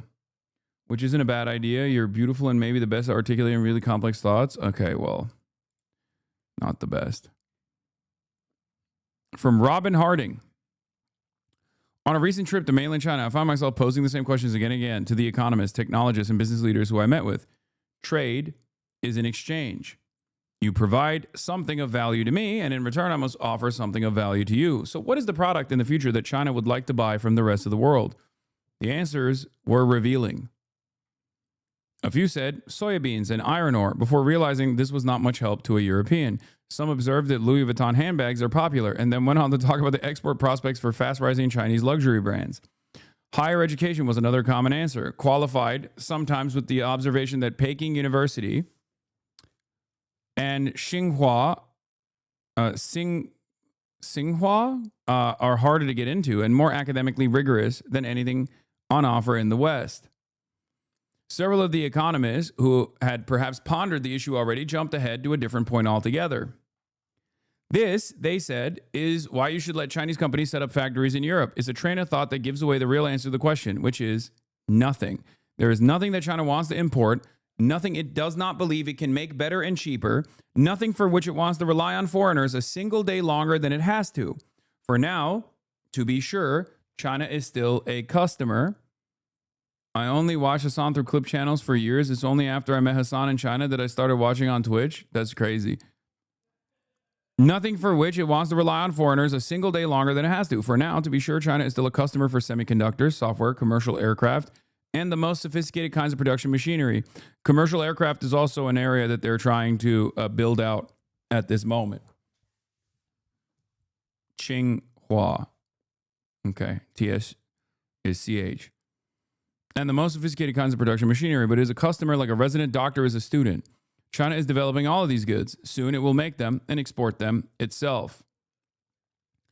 Well, how can you blame us? The conversation usually continued after agreeing on China's desire for self-sufficiency. When you see how the U.S. uses export controls as a weapon to contain us and keep us down, you need to understand the deep sense of insecurity that China feels. That is reasonable enough, and blame does not come into it. But it leads to the following point, which I put to my interlocutors and put to you now. If China does not want to buy anything from us in trade, then how can we trade with China? This is not a threat, but a simple statement of fact.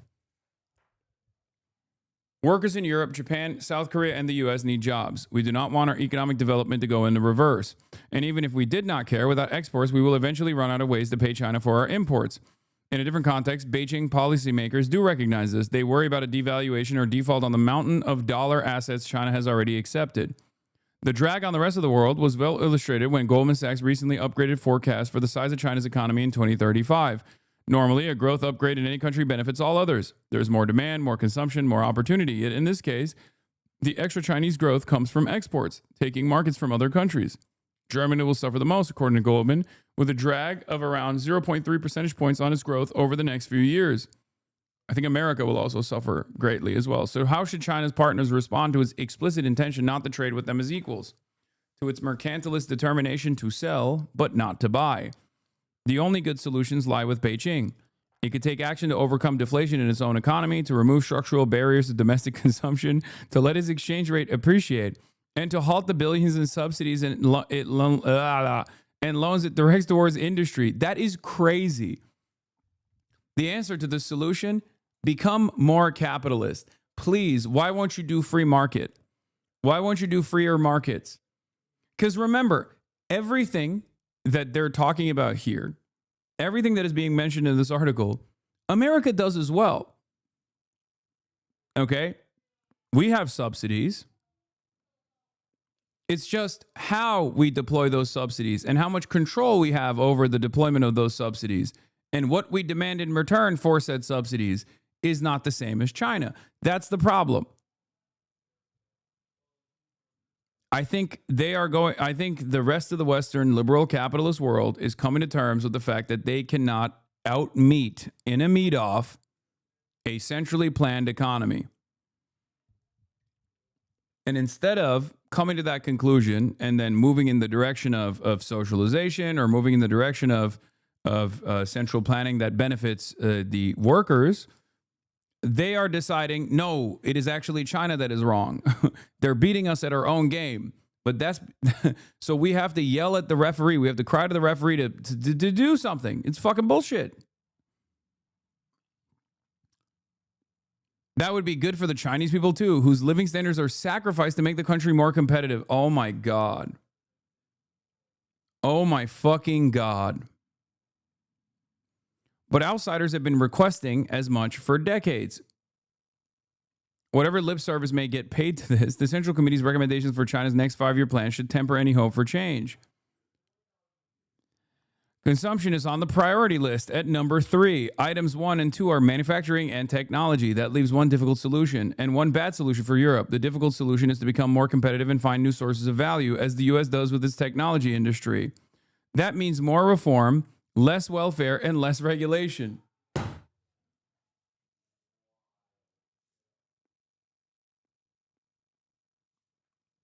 China is making us lean more into austerity. Meanwhile, China should do more austerity. Okay, so they're not doing that. So what is it then? I don't understand. It seems like there is another alternative out there. China should do more austerity. Otherwise, the only way to compete against China is if we have more austerity.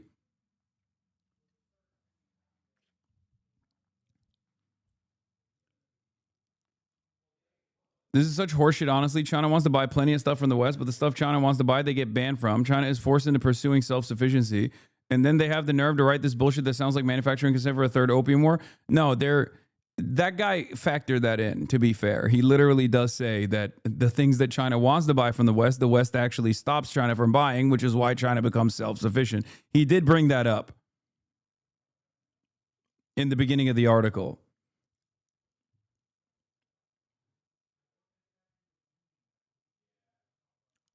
Okay, I got a third option. Yeah, invade Venezuela. That's what we should be doing. Third option, invade Venezuela. When all else fails, just invade Venezuela.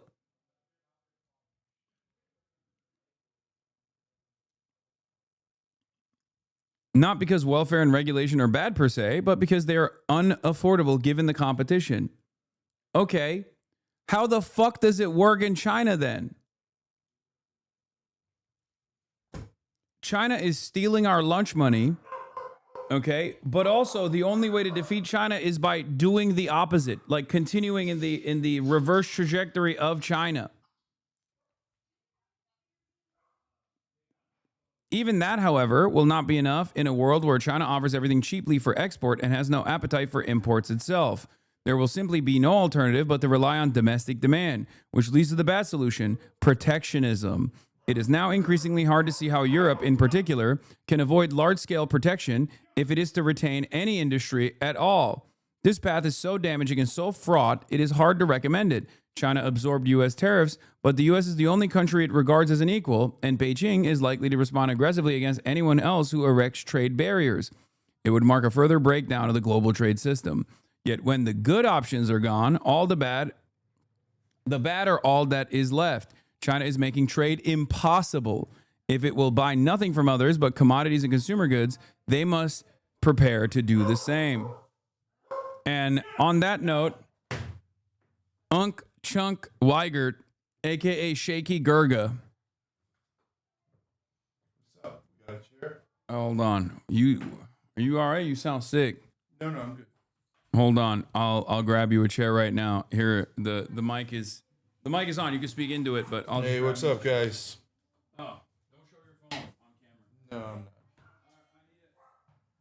What's up? Happy Cenksgiving, everybody.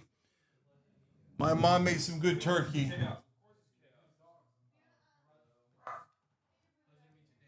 Yeah, right there, brothers and sisters, right there.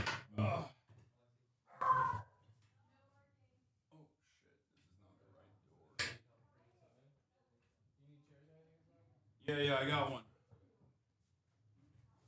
Here you go. All right.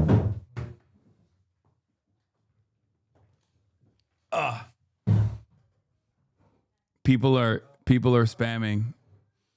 They should. I like it. Shaky Gerg is in the building, everybody. Hold on. All right, this is good. This is a better angle, I think. And you can even hold on. Let me fix this. Let me zoom in a little bit more. Boom. Yeah, better. Less stomach, better. Okay, there it is. Can you guys hear him? As you guys know, it's a time-honored tradition every single year since 2018 to have Cenk Uyghur in the building. Okay, let's start off with why you said that you were going to your communist nephew's house. I can't tell if you were memeing or if you're being serious. Have I been upgraded to communist? Okay, actually, you tell me. I'm kidding, but so people are constantly calling you all sorts of names. You go to China, you love it over there. So what should we call you? What are you? I mean, I say I'm a socialist. I'm not like a self-described communist or anything, but I also say that I don't have an issue with people calling me a communist. I just think it's funny when people say that. Okay, all right. Then I got it right. Okay, I was playing around. Yeah, you're a socialist. God bless. Yeah. But yeah, no, a lot of people have been saying that I'm a authoritarian communist. That's what they're saying. Well, not everybody. Some people say I'm a revisionist and therefore a social fascist, but those guys are the real commies. You know what I mean? Those are that's the real Max Left. Okay, yeah. Luckily, I don't even know those folks. You probably they're in your replies, I suspect. Actually, they might have given up on you at this point. Oh yeah. They yell at me all the time though. Not that it matters. All right. I will keep calling you a centrist, lol. Yeah. People say I'm a centrist. Well, the political spectrum has moved if you are a centrist. So, although kind of, I mean, look, you backed Mamdani 200%. Mamdani's now bros with Trump. I mean, if that's not centrism. Is the horseshoe. Yeah. By transitive property, I'm homies with Trump. But obviously we already knew that. And technically you too, because we were far too critical of Kamala Harris. And if you're critical of Kamala Harris, who was the best possible candidate at the time, that means you wanted Donald Trump to win. Yeah, I actually think that we have thoroughly defeated those guys. So there's a lot of folks out there that are still in the, in the circle for who might come out ahead, right, in terms of ideology. But the guys who are not going to win, I don't think, are the ones who are like, oh, Kamala was right all along. Like, that's kind of done, right? So the way that makes a comeback is through the form of Buttigieg or Newsom, right? So those guys aren't done. But like the Kamala stands, the beehive is dead, right? There's not a single K-hive, yeah. Yeah, K-hive, right. Yeah, There's not a K left in the hive. Yeah, beehive is very much alive. There's a bayhive. Bayhive, yeah, that's the biggest one. But her and Taylor Swift are immortal. But in politics, Kamala's done. All right, so we've had many battles on this broadcast about our disagreements, but I think it's important to start the conversation with our agreements. You've been manning the ship on Piers Morgan every single time you appear, defending Palestinians and Palestinian humanity. Has your attitude shifted on this issue over the last 2 years? Maybe a little bit, actually. That's interesting. So I've always been obviously against all of Israel's war crimes, its occupation, etc. And so October 7th, the day itself was, of course, bad. And then the reaction has been horrific, and it's an obvious genocide. And we said that from day one. We took a lot of shit for saying it's a genocide early. We took a lot of shit for saying they were doing it to steal land. trope, blah, blah, blah, right? And they stole the land. It was always for ethnic cleansing. So we've been on the right side of that through and through. The only thing that I'd say is that I didn't, I grew up in East Brunswick, which is a kind of a communist safe haven. It's the original Israel. It's a safe haven for Jews. So it was about 40-50% Jewish, right? So I grew up with a culture that believed that Israel was righteous and holy, right? And so I think that through this 2-year process, I've now come to the point where, like, no, it's no question at all that it shouldn't have been formed. And and so that's a kind of I wasn't there before. Oh no, I know. Yeah, and of course it's a huge injustice, and I've always known it was a huge injustice. In fact, this is the one thing I used to catch shit for, because I was against the occupation back in high school, and we went to Model Congress, and I was the only one who got a bill passed, and it was to defund Israel. That was back in 1988. Okay.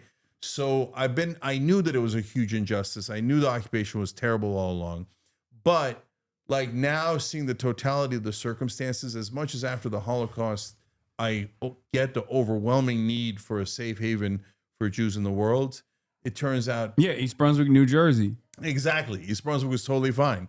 And no, it was the original Zionist slogan of taking a people without a land to a land without a people is by definition a horrific injustice, because the land did have a people, and they were the only way that you were going to move them is by killing them, and that's what they did. So 1948 honestly was land theft. 1967 was definitely land theft.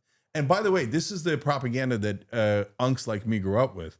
We were taught that 1967 defensive war. Yeah, no, not even. We were taught that Israel was attacked. Just flat out lie. The greatest military conquest of all, right? That's the way it's taught. Yeah. So it was taught to us that that Israel was attacked, and they had no choice but to destroy the air force of all of the neighboring countries, to destroy their militaries, to defend themselves. Preemptively. No, but that's what I'm telling you, Has. They didn't even add preemptively. They just lied to us and said that the Arabs went first, okay? Which is just a flat out lie. Yeah. And then so they said, and I believed it at the time, I'm a kid, right? That they had to take buffer zones, and that's why they originally took the West Bank, Golan Heights, Sinai, and Gaza. But no, now I realize, no, the Greater Israel Project was from day one. They attacked last time in 1967 to take more land and do more ethnic cleansing, and that's what they did. I think given the state of affairs in 2025, especially after 2 years of Israel's genocide, and also the endless amount of arrogance of Zionists on television and their demands for censorship, this conversation that's taking place is probably taking place in many American tables, regardless of the political ideology at play. You and I have difference in opinion on certain issues, but ultimately this is something that we completely unite on and completely agree on. And I think that is actually a point of agreement for many people, even like evangelical Christians and whatnot, that are probably having the exact same conversation. So remember that for the Thanksgiving enjoyers, when you're with your family, if you want to unite on certain things, I think Israel will probably be one of those points of contention, or Zoran Mamdani. So what do you think about Zoran Mamdani? Yeah, just real quick before we go on to Zoran. Look, I never thought this would happen in my lifetime. Oh yeah, me either. Like that Israel would be, that people would understand what's happening about Israel and the injustice of Israel, not just on the left, but the left, right, and center. That the whole country would agree, outside of mainstream media, outside of the politicians. No, we're done with these guys. And this is a gigantic injustice. And most importantly, we all now agree we've all been lied to by legacy media, right? Corporate media is poison. It's the biggest toxic influence in America. Now the right, the left, the center, everyone agrees, fuck corporate media. They've been lying to us from day one. So look, that's another one. For 20 years I've been saying that. And to see everybody come around to that, I love it. I love it. So Zoran's to the left of me. So it makes sense that like he's kind of perfect for you, right? I think you tell me. But I love it. I love it because it's change. I love it because middle finger to AIPAC that spent $45 million trying to meddle in our elections, and fuck them. Why don't they go back to their own country? Okay, New York is in America. It's not in Israel. It's not Tel Aviv. Okay, and I'm proud that it's the largest Jewish city, and I'm proud that they voted for Zoran, right? So fuck this division on trying to divide Americans with Jew, Muslim, Christian, etc. No, we're America. They're not America, and that's that. And then he's for change, man. Fuck the status quo. So I'm thrilled that Andrew Cuomo lost. Why do you say he's more to the left than you? So some of those policies are not the direction I'd go, but I want him to try it anyway. Like what are the policies? So like rent freeze on the rent control apartments. First of all, I don't think he's saying that'll solve the whole thing. It won't. No, it only affects a tiny amount of apartments, right? But like 1.2 million units or something, I think. Yeah, which is not tiny actually. Yeah, but, I mean it's tiny for New York, but go on. Yeah. But rent control, in my opinion, doesn't work. It pushes up prices in other apartment buildings. In fact, I think it's counterproductive. I wish it worked. It's a simpler solution. Okay, Matt but I don't Iglesias. think. Yeah. I'm Matt Iglesias. Are you an on that one. abundist? No. You're not an Ezra Klein doctrine understander and appreciator? No, I mean, I'd have that conversation with Ezra, and I think he's probably at least a third right, but he's not right in the central thesis, which I think is misguided, right? But no, on rent control, I'm definitely a centrist. Okay, what about public housing? Yeah. What about building robust socialized housing as a way to boost the number of available units and as a way to deflate the existing housing market and the prices? So we've done public housing terribly in the past. We've done public housing in rare cases pretty good in America. So, but this is the year 2025, and Zoran's a smart guy. So I hope we learn some of our lessons, that we don't like make. Well, he hasn't ran on building public housing. As a matter of fact, I think it's a major area of weakness for the American left in general, because there's not a single Democrat that even broaches the subject matter from that angle, and every single person.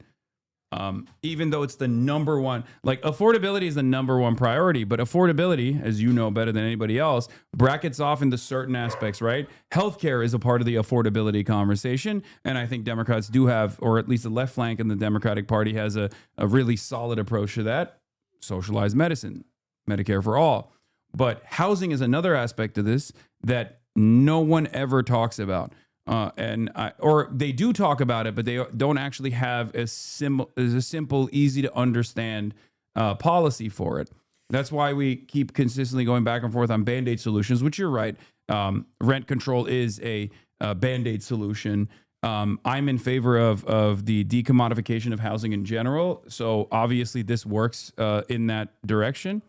But yeah, I'm not for decommodification of housing, but I agree with you on public housing, and I think that there's a right way to do it. So the problem was that we concentrated poverty last time, right? When we didn't know what we were doing in the 1960s and 70s. So now we've done it right a couple of times, spread it out a little bit and make it more mixed housing, but it at least creates more units, helps supply and demand in bringing down, in creating higher supply, so bringing down prices. So there's a lot of logic in it. Yeah. But he's not advocating for socialized housing, but I do think that I do think that this is the next initiative. If the Democrats actually do have this robust left flank movement and, start unseating establishment Democrats and put forward DSA candidates and things of that nature, I hope that there will be a more united message on that, where people will approach the subject of housing in a similar vein. Yeah, where they do talk about permanent public housing and better alternatives. Yeah. So the other thing that I don't necessarily agree with, but I want them to try, is the city-run grocery stores. So I don't get it. I don't know why that's the biggest among the biggest priorities. I get some food deserts. I get that there's some some more high-density minority areas where it could be helpful. On the other hand, it's like a Muslim unemployment plan in New York. All the bodegas are run by Muslims. So I'm exaggerating, but like I don't know that was a big pressing need. But I want them to try it. I want them to try the free busing, and if it works, great. If it doesn't work, so what? So why do capitalists hate government intervention in the markets? Because they want to set the prices under what they consider as market conditions. So basically, I think the way this would work, it's a pilot program with no assurances that it'll be 100% successful. But I think ultimately the goal there is to try and drive down profits with with much better, much more affordable groceries being sold, because there's a bunch of different things that you don't have to pay for, like licensing and things of that nature when you have the government-run grocery stores. So therefore, the goal is to drive down prices for other grocery chains, specifically like the big retailers, I think, like big grocery chains in general. Yeah, let's try it, see what happens. Yeah, also, they do have it. I mean, it's the commissary in the military, right? Which the Trump administration is trying to privatize right now, because I think they just want to do a mutiny. They want to foment mutiny in the military. So look, if you're on the right and you're like, oh, you just want to just try it, like, yeah, because that's how we learn, right? But that's how so many people voted for fucking Donald Trump. Oh, I just want to try it out again because we got to shake up the system. Yeah, and the states are supposed to be, laboratories where we experiment. And by the way, some of the rights say, can you name it? Some guy on Fox was like, can you name any time that they made something public and it worked better? Bank in North Dakota. They created a state bank. It worked great. Municipal utilities. Yeah. Literally almost every single time the municipality has taken over utilities, it has been so fucking successful that Google worked extra hard to make it illegal in other places.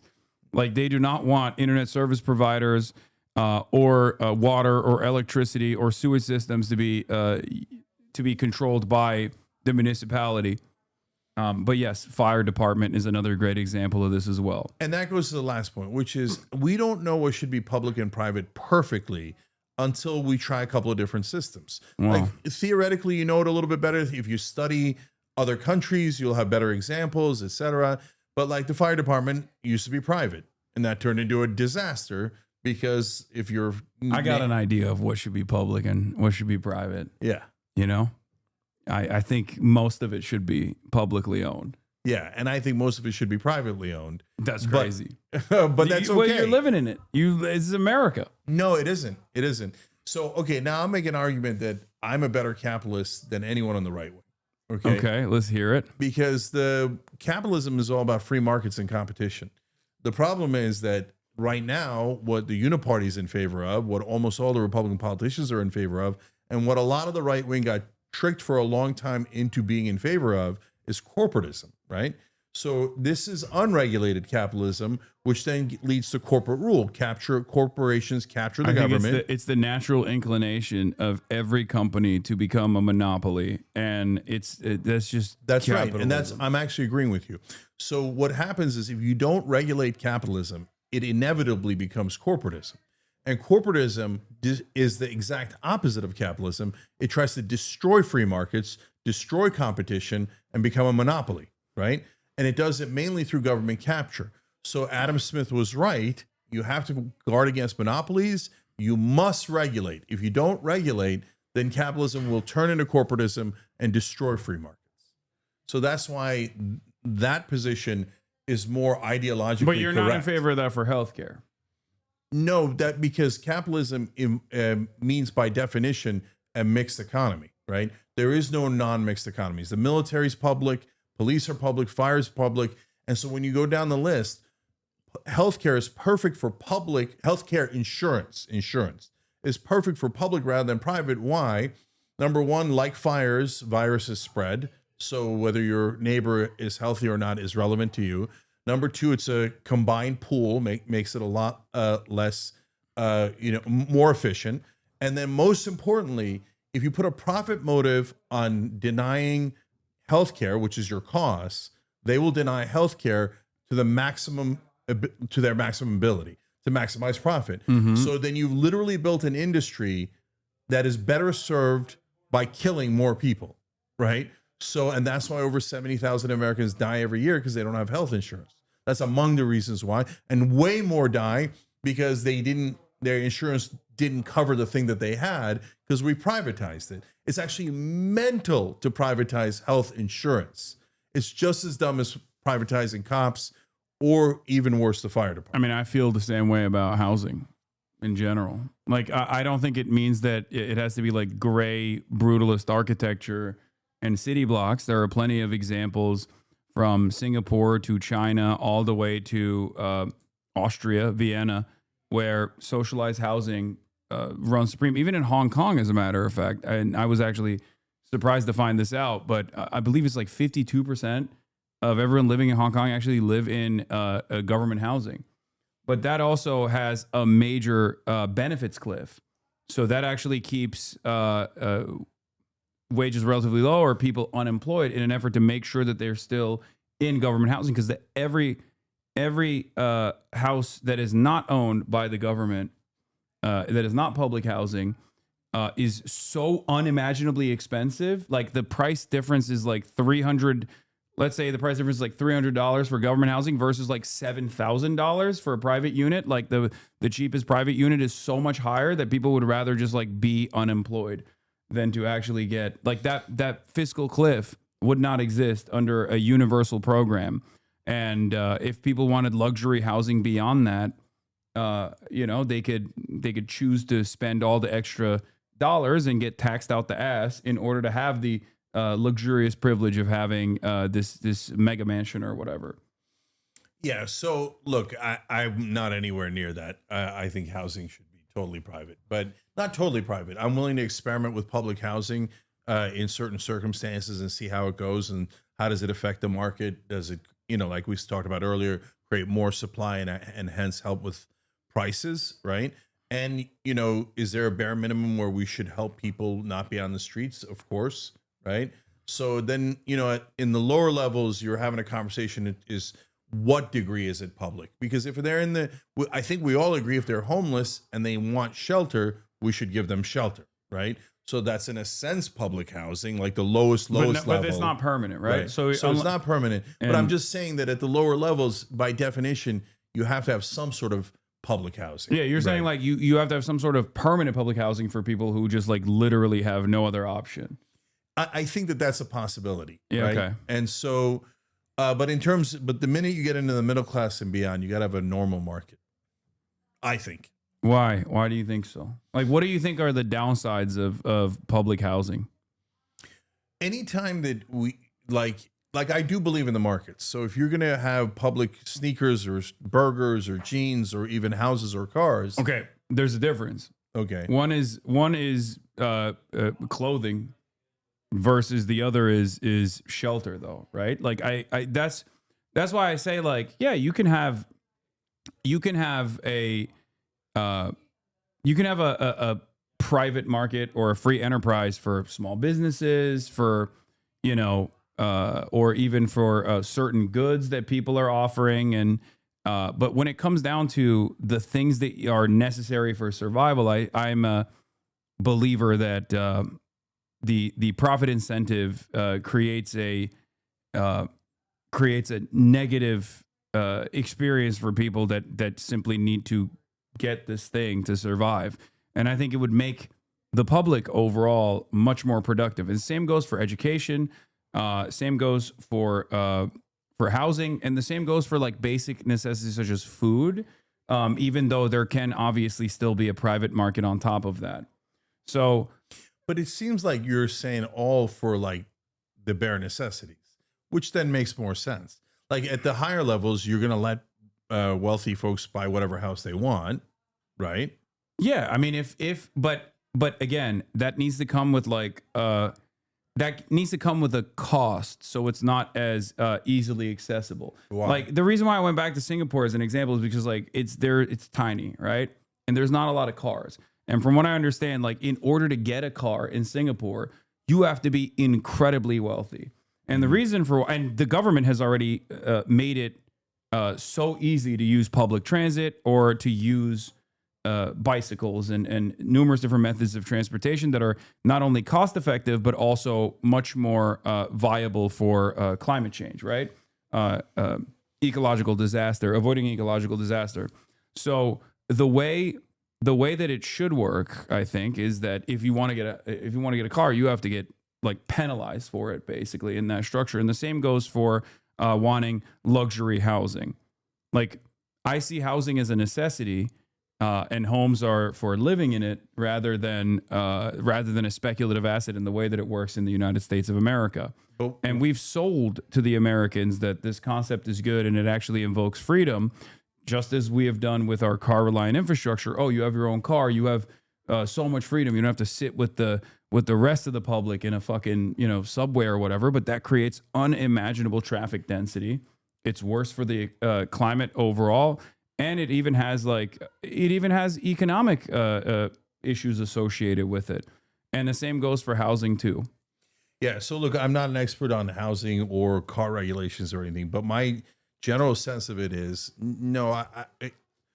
First of all, there's nothing wrong with this agreement, but I don't agree. So when you talk in bare necessities, make sure people don't die in the streets. I totally agree. Right. I think that everyone agrees. I think that even the right wing agrees to that. I hope. I don't think they do, but yeah. Well, I mean, I think that if you said to them shelter for homeless people, they would generally say yes, partly to get them off the streets, but partly because they think they should have shelter. Right. Oh yeah. Congestion pricing in New York City is like a move in the right direction of this sort as well. Like making it more costly to be able to drive a vehicle actually increases the use for public transit, because then people are like, all right, well, I'd rather utilize public transit then. I'm mixed on social engineering. So I don't want to penalize people for getting houses. I don't see the point of it. And I think that the wealth creation we did with for the middle class in America with houses was amazing. It was one of the best things we've ever done in American history. In fact, what I would part of my but that was social engineering. Well, first of all, you can say any city planning is social engineering. Yeah. A bridge is social engineering, right? It goes back to the same concept. Yes, all matter of governance is technically authoritarian.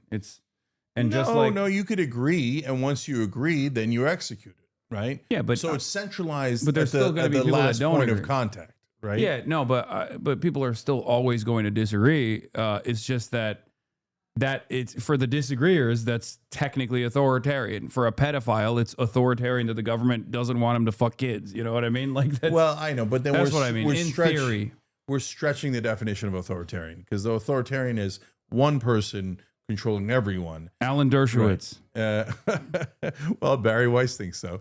And he's more charismatic than you, apparently, according to Barry Weiss. Yeah, even though I found deeply amusing. Even though Barry Weiss is trying to get me to debate Ben Shapiro, who was sitting next to her when she said that.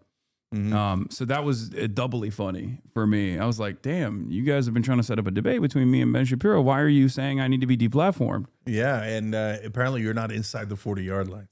Yeah. Anyways, so look, guys, you do government planning to set up a city for sure, no question. You need some degree of public everything, right? But then once you get into trying to, get into the pricing of things, that's where I'm out. I think the market should set the price for people that are in middle class and above, for sure. Then the question is, where's the cutoff? And that's a legitimate question to have. Part of my solution for housing is we have this populist plank, and the Rebellion PAC candidates sign on to it. And what that is in that case is we ban private equity from buying residential real estate. So, and the reason we do that is because when they buy the homes, they're driving up prices because they're limiting supply, they're increasing demand. By definition, prices are going to go up, and they have made pricing go up tremendously, right? And there's no reason why bankers should be allowed to own private residential real estate, and it destroys the wealth creation for the middle class in America. And they're going to turn us all into renters, and it's going to be a disaster. So let's, there is a guy actually that has an opinion that is now the next mayor of New York, Zohran Mamdani, on socialized housing. Let's take a look. American housing is in crisis. You might recognize Right now, his up to voice. 12 million Americans are behind an average of $5,800 on rent and risk eviction. With eviction moratoriums soon to expire, we're facing an unprecedented wave of evictions and foreclosures that will crash straight into millions of struggling families across the country. But the truth is, this crisis didn't begin with the pandemic. In fact, housing has been in crisis for a very long time. Even before the pandemic, in places like New York or Los Angeles or San Francisco, median rents for even one-bedroom apartments could approach $2,500 a month or more. About a third of people in Los Angeles spend a majority of their income on housing. In New York City, about 20% of all renters pay most of their income to their landlord. And in my district, Astoria, about a quarter of residents have to spend most of their paycheck on rent. And the crisis isn't just in big cities.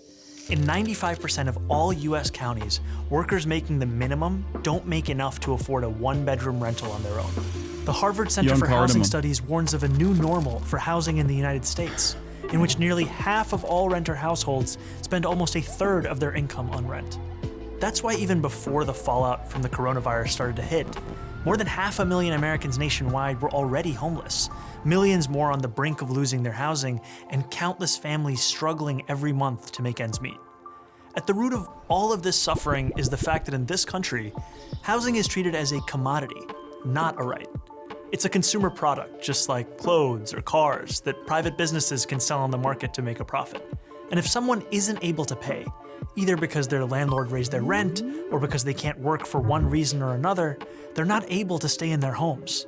If they're lucky, they can live with friends or family, or maybe in transitional housing for a bit. But for a lot of people, they have nowhere else to go, and they end up sleeping on the streets. In December 2019, the number of people sleeping in homeless shelters in New York reached 19,000 people, an all-time high. The number of homeless people, that means like couch surfers, people living in their cars, and people living in like tents and whatnot, I believe is over 660,000 in the United States of America. 100,000 New York City students are homeless. That's more than 10% of the entire student population. Why do so many people end up homeless? It's not because there aren't enough homes to go around. There are plenty of empty homes. No, it's because housing people is not the primary goal of developers or landlords. Their goal, simply put, is to make a profit. And it's much more profitable to build luxury apartments for the rich than decent homes for the poor. This gives us a big shortage of homes for ordinary working people. For every 100 households that are extremely low income, there are only 36 affordable and available homes. As a result, we have plenty of housing for the rich, but poor and working class people don't have nearly enough on the market. So we have people scrounging to make ends meet or sleeping on the streets right below luxury condos and uninhabited apartments. This is a terrible way to organize a housing market. It might be profitable for landlords and developers, but it's not efficient or beneficial for the rest. The argument is the same. If there's inelastic demand for healthcare, which there is, right? What is inelastic demand? If you don't, for those of you who don't know, inelastic demand is if a good or a service is impossible to avoid. You need it for survival. As in, if you're diabetic, you need insulin. So no matter what the supplier, if the supplier restricts the number of insulin shots that are readily available, and the price will automatically go up because it's an absolute necessity. If you don't pay for insulin, you're going to die. I say the same argument goes for housing. Housing is an inelastic demand good, because if you don't have housing, you die. Yeah. Again, at the lower levels. Once you get into middle class, this has not been that persuasive to me. Well, hold on. There's more to the video. Okay. There's 5 more minutes. Let's take a look. This guy seems like real charismatic. Got a real bright future ahead of him. I don't know. Hopefully he runs for something. I think he was an assemblyman here. I don't know. If maybe you told me a couple of years ago that this guy that made this video was going to become mayor of New York, I wouldn't have believed it in a million years. Yeah, well, it's good. It's good that you're recognizing that. Let's take a look. Let's continue going with this. Housing doesn't have to be seen as a market at all. In other countries, housing is considered a fundamental right, like education or healthcare. That means the government goes to significant lengths to guarantee everyone has a home, and the market plays a much smaller role in the construction and distribution of housing. So let's hop across the pond, and about 100 years back in time, to take a look at just one example of how an alternative housing model got started in beautiful red Vienna. At the end of the First World War, the Austro-Hungarian Empire collapsed, leaving behind a number of successor states, including modern-day Austria, home to the former imperial capital of Vienna, the 5th largest city in the world. Despite being the seat of an empire, the chaos of the war and decades of neglect had left the working class of Vienna in desperate circumstances. Inflation was rampant, jobs were scarce, social services were non-existent, and hundreds of thousands of people were crammed into decaying tenements where overcrowding, disease, and violence were rampant. So it's no surprise that in 1919, at the first elections ever held in Austria where all adult citizens could vote, the Social Democratic Party swept into power at the municipal level on the promise of dramatic social and economic reform. And they delivered. The new government of Vienna implemented a huge range of services, including public health care and public child care. They built high-quality hospitals, schools, and recreational facilities. But their crowning achievement was an ambitious program of social housing, what Americans call public housing, that began in 1923 and saw 60,000 new apartments constructed in the first year of its existence, built by the government and financed by taxes on the How'd they do that without the profit incentive? It's just so strange. I don't understand this. But these weren't the kinds of apartments you might picture when you think of public housing in the United States. Drab high-rises plagued by chronic neglect and underinvestment. Residents could enjoy leafy courtyards, wide-open spaces, and plenty of natural light. They had shared laundries, state-of-the-art kitchens, food co-ops, bathhouses, pharmacies, lecture halls, schools, and swimming pools. These apartments... Why are they not factoring in the moral harm of offering people housing at a cost affordable level and how that actually makes them lazier? It's a moral hazard. No, I'm not worried about that. But brother, do we have enough money for everyone to have a house like this for 350 million people? You know we don't. We absolutely do. We abso-freaking-lutely do. Federal jobs guarantee, a national initiative to build housing, localize it if you want. We absolutely do. 1,000,000%. So you're going to do the free housing. You're going to do, okay. It doesn't have to be. This is not free. Insurance. No, this isn't free. So the government builds it. So we all pay for it. We all have enough money. Well, if we already all have enough money to afford houses like this, why don't we just buy houses like this? Wait, what do you mean? Like what is the government? The government has our money, right? In taxes. Collectively, we have to have enough money to build houses like this. If I was shown a plan where they said, oh, you can get all American people gorgeous houses like this with pools and gorgeous yards, etc., right? How'd they do it? Because they had enough money. For whatever reason, they had enough money at that time to be able to do it. I feel like they may have had more of an initiative to actually utilize the taxable revenue in an appropriate direction, because they seemingly had more interest in solving this issue rather than subsidizing corporations and the super wealthy, or even on the housing front, offering more and more tax breaks and continuing the current private ownership structure that we have in this country. But I want people to be clear about what I'm saying. Remember, I hate the current system. The current system isn't anywhere near ideal. It's corporate rule. Our government is completely bought by the donor class. And so nothing we're doing now is anywhere near market. It's anywhere near rational or logical. This is as corrupt a system as you could possibly find. Well, so if you're going to compare it to this, I wouldn't say it's a corrupt system. I think it's the system I think it's working. Actually the most corrupt system in the world. It's the system working as it's intended, though. Because intended by whom? For what? If the goal is to drive up profits, or the goal is to commodify housing, which it is, right? Then yeah, for capital owners, this is not a bug. Is the system working as intended? I'll give you an example. You're a homeowner. I'm a homeowner, right? For many of us, for homeowners such as ourselves, maybe houses are just to live in, right? But for the overwhelming majority of homeowners, as you also described, housing is their nest egg. It's their opportunity for upward social mobility for their next generation, and it is an asset that you can leverage against, right? To take out a mortgage, or at least that's what people used to do before the whole interest rates went up, right? So it's a retirement plan. It's an asset. So ultimately, for even with our much lower home ownership rate in this country, still a decent chunk of Americans, around 50% of Americans, still look at this asset that they own as their entire net worth, as their entire existence, basically, as their retirement fund. And that's the reason why, if those prices were to deflate for 50% of the country, who are wealthier on average, if not some of the wealthiest in this country, this would be devastating. And that's part of the reason why we never deflate the price of housing in this country, because why would we even want to do that? So look,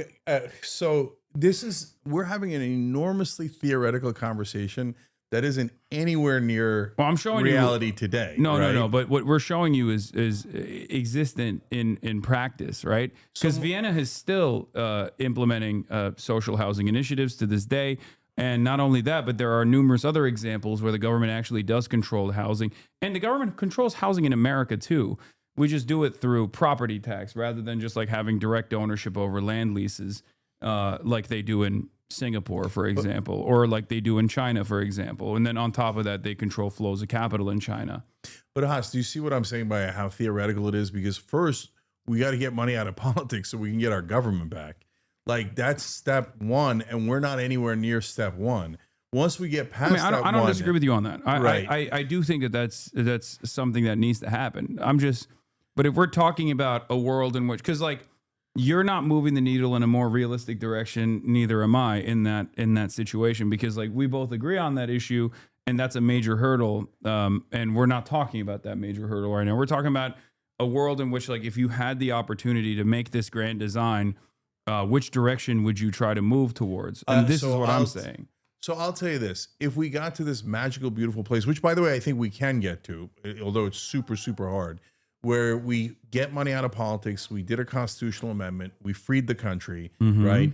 Then what I would love is for Rhode Island to try more public housing, for Nebraska to try more private housing, and for everyone to try all sorts of different things. I think they're trying private housing in Nebraska.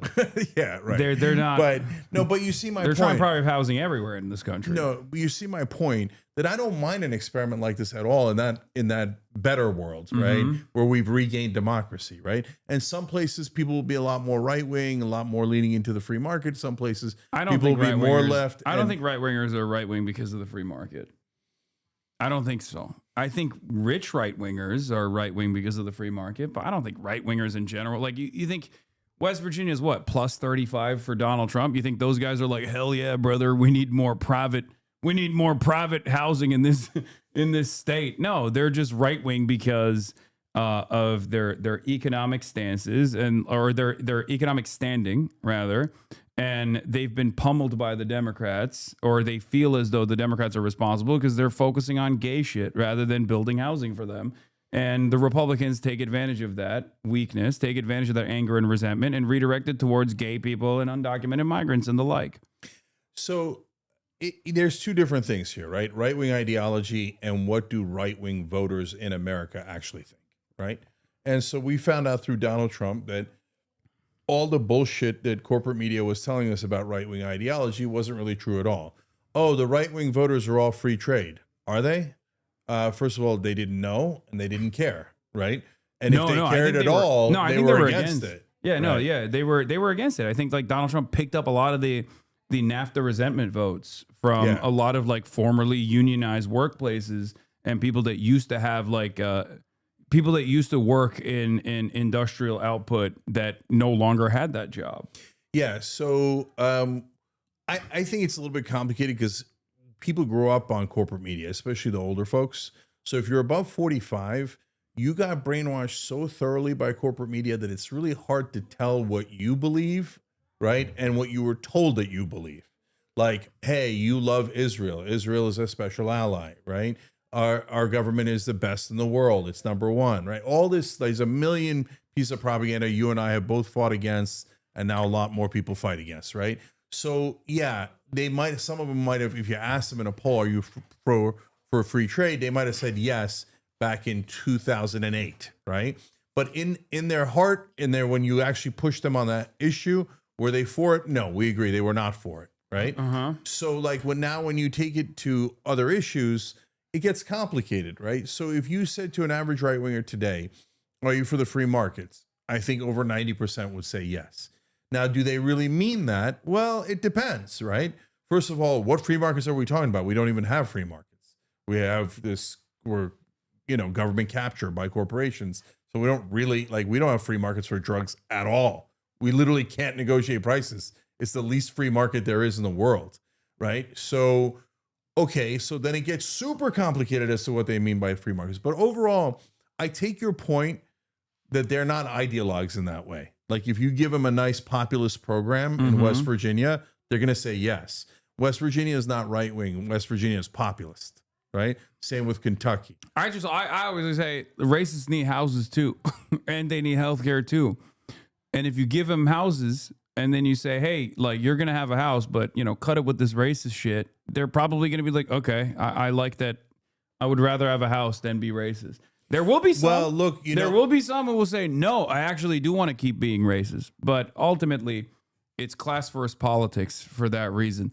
But let's finish this video because he's gonna drive home this point were real designed quick. to be both beautiful and to then you look can at argue against and the next mayor of New York to live in, fostering a sense of shared community among the people who lived there. And the best part was that because the city didn't have to worry about making a profit, just about paying off their maintenance costs, these homes were both much nicer and much cheaper than what workers had previously known. In 1926, the average rent in Viennese social housing was about just 4% of a monthly wage. Yeah. The first 15 years after Austrian independence saw its capital transform from a symbol of urban blight into a beacon of socialist governance. It became known as Red Vienna, after the official color of the socialists who had pioneered these changes. And even though Red Vienna fell in 1934 when the country was seized by fascists, who did what they could to roll back social housing, that commitment to good, cheap housing remained after the Second World War. Today, an astonishing 62% of all city residents live in social housing. What? With the average monthly rent falling How'd they do that? That's crazy. Somewhere between $400 and $600 a month. No, dude, that's crazy. Yeah. That's crazy. How'd they fucking do that? Someone needs to put an end to this. You know what they need? They need good, wholesome, free market enterprise. Capitalism. Not corporatism, but capitalism. That's what they fucking need. Subsidies for lower income Get tenants. them out of there. That is a fraction of what people in America pay. Unlike in the United States, where public housing is treated as a worst-case way to house the very poor, Vienna's social housing residents are extremely diverse. Everyone except the top fifth of the population is eligible to live in social housing. This means there's broad appeal across many segments of society, which creates the foundation for its political popularity. That is how the majority of people in Vienna enjoy something that's considered almost utopian here in New York.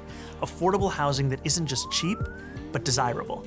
Housing that isn't just four walls and a roof, but a real home, with a sense of stability, safety, and community built in. Now, of course, this is only one example of an alternative framework for housing. And Vienna has not fully removed housing from the domain of the market. Residents still pay part of their earnings in rent to cover operational costs, and a sizable chunk of the population lives in private housing. But it's an actually existing alternative that shows us what a step toward a better world could look like. If we want to end the housing crisis, the solution has to be moving toward the full decommodification of housing. In other words, moving away from the status quo, in which most people access housing by purchasing it on the market, and toward a future where we guarantee high-quality housing to all as a human right. So how can we do it? We can start by making sure people who access housing on the private market have ironclad protections against abuse and exploitation. But to go further, toward the Vienna model, we'll have to go beyond the market. So not only is the government a major market competitor that keeps prices relatively low, but there is regulation beyond that as well. And some version of this exists not just in Vienna, but like I said, in China and Singapore and numerous other places too. So it's already being implemented in many places around the planet. It's just unheard of in the United States of America. It's like not even considered. Yeah. So, first of all, they got all that free public housing and it made them so soft they lost the war. Well, yeah, that's probably what it was. Yeah. Okay. Now, in all seriousness, so listen, I'm not opposed to it. In fact, I think that we should study every model out there So we should study the Finnish education system. We should study the Norwegian prison system. We should study how they legalize drugs in Portugal. And they're not all magic fixes, but they're interesting to incredible, right? We should study the what they did in Spain with I mean, I think these guys studied it before they implemented it and their existence or the continued existence of the system. Don't be simplistic. Just because it worked in Vienna, sorry, I don't mean it that way. It's just because it worked in Vienna doesn't mean that it's going to work everywhere. By the way, but because it worked in Vienna, it means that we should probably try it somewhere else too, right? So, and see if it works. So I don't mind all of those experimentations at all. So I'm not like, to me, when you say public or private, I got no problems trying it in every different way until we get to a system where we're super comfortable what should be public and private. But again, we're not anywhere near that conversation because right now our system is so, destroyed. And 2 years ago, you would have probably said that we're nowhere near demanding a complete defunding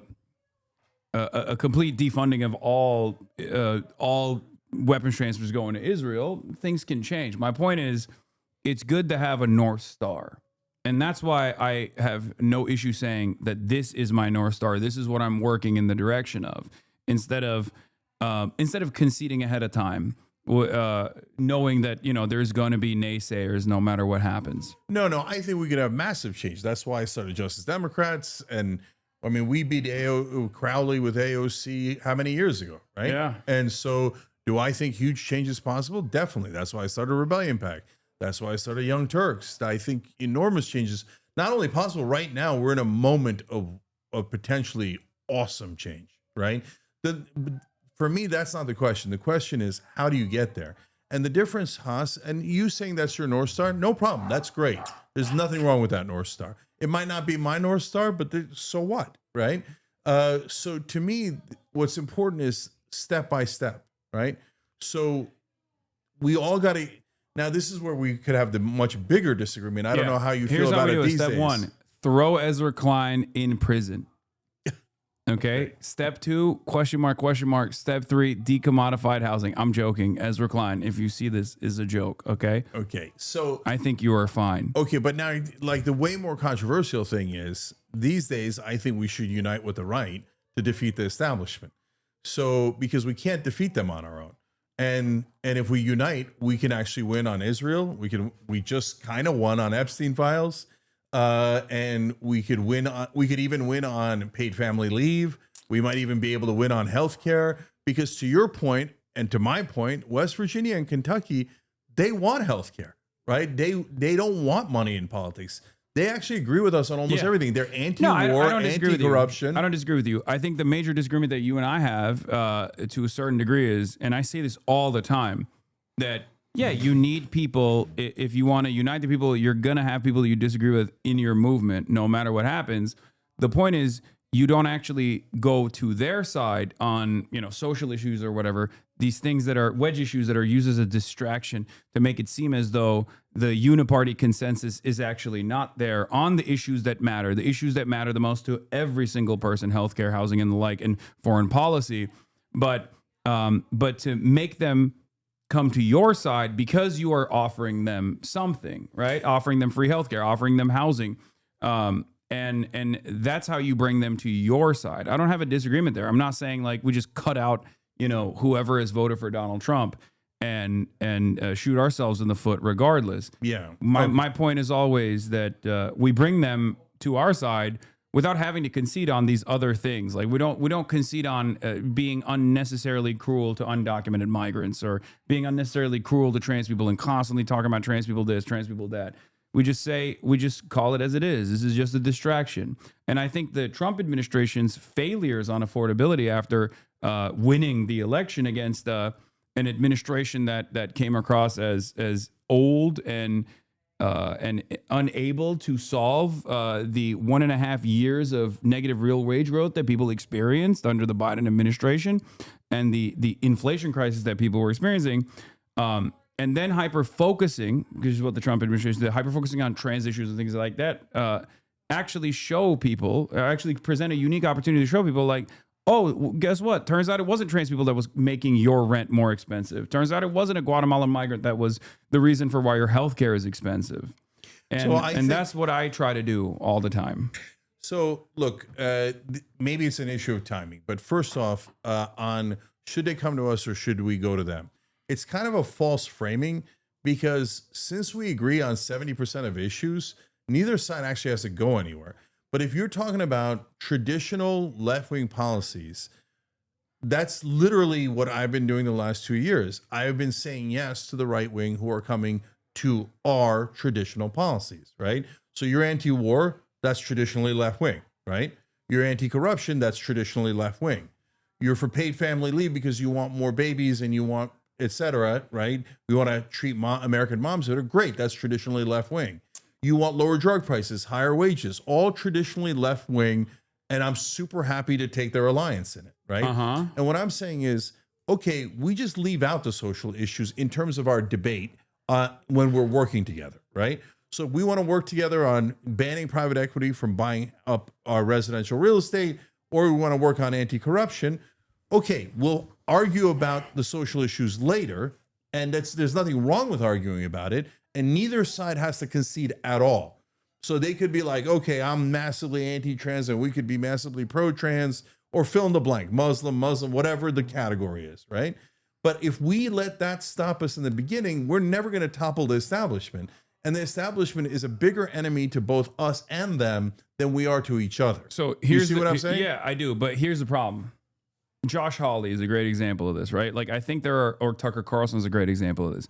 I think there are a lot of people who understand that left populism, real populist economic policies are actually extremely popular amongst the base, right? Across the board, regardless of whatever ideology they slot themselves into, most people find themselves in agreement with these policies.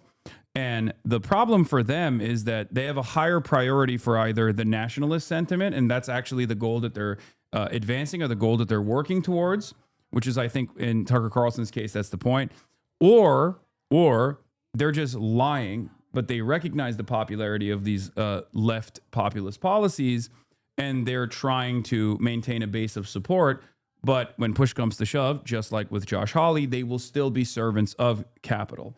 And that's the issue that I have with a lot of the right. And I think that's the issue that a lot of people have with the self-described right-wingers. Maybe not the right-wing voters in general, because those people can be convinced and move. But most people in positions of power within the right-wing machine are either lying about being in favor of populism, or they care infinitely more about like implementing some kind of insane nationalistic policies. All right, so let's say 5 different Republicans or right wingers, and give, and I think that'll help clarify the conversation. First of all, I agree with you, and that's the main point I make, is to make a differentiation between the leaders and the voters. Okay, so attack the leaders, politicians, media, no problem, right? That's the game we're in. Don't attack the voters. They actually agree with us on 70% of stuff. Take yes for an answer. Okay. So now when you get to the 5 guys, so we all agree on a bunch of them. Mitch McConnell, corporate Democrat, corporate Republican, but really what's the difference? So like we hate him. The right wing base hates him. So we're past that. And that used to be our number one impediment. Then you get to Steve Bannon. Steve Bannon pretends to be the biggest populist on the right wing, like the godfather of populism in a lot of ways on the right wing. But I'm worried that he's utterly full of shit, right? So here he is behind the scenes working with Epstein, doing a fake wall, constantly scheming for power and more power.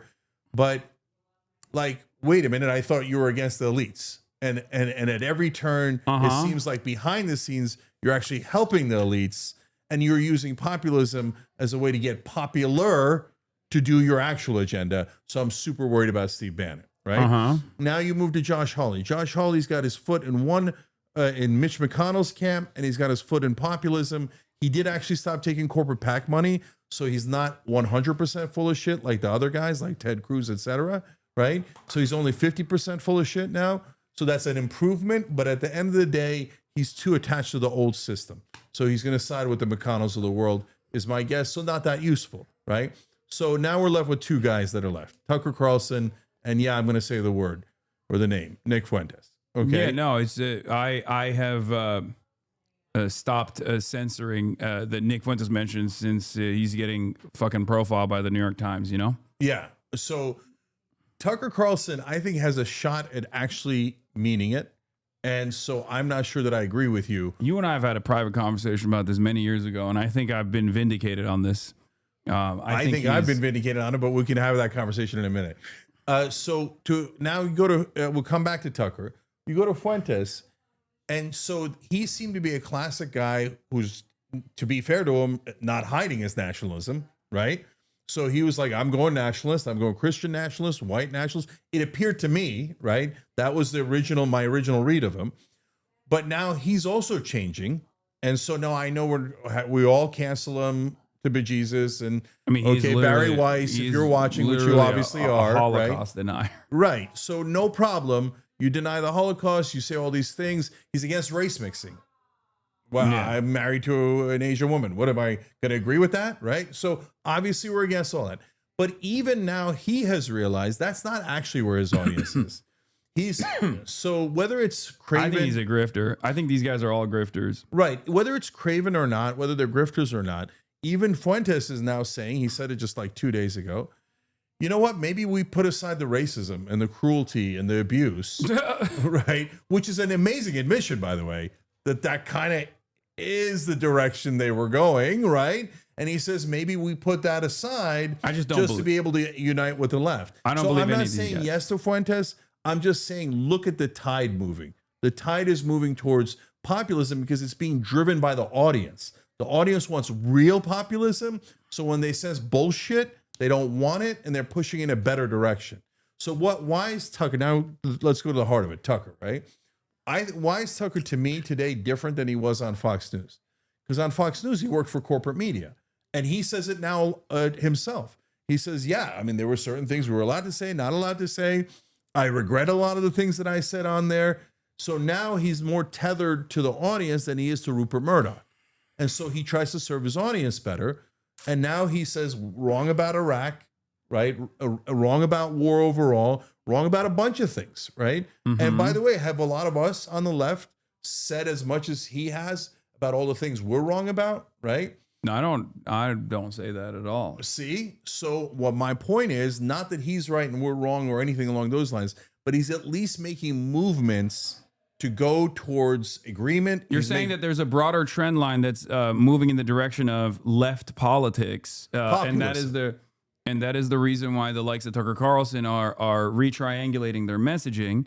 That's somewhat understandable, but I do think that ultimately, I don't necessarily care for Tucker Carlson personally or Nick Fuentes, but I do care about changing the mindset of their audiences, because I find socially regressive politics to be and reactionary politics to be a distraction, and that anyone that does that to any degree is inherently reactionary and deliberately doing this because they want to move people's attention and focus away from the material inequities that they are facing and away from a steadfast approach to dealing with those problems. That is the reason why it's very easy for me to say all right-wingers in general are grifters, and even that moderation that they're engaging with is them simply reading the room and recognizing that they have to offer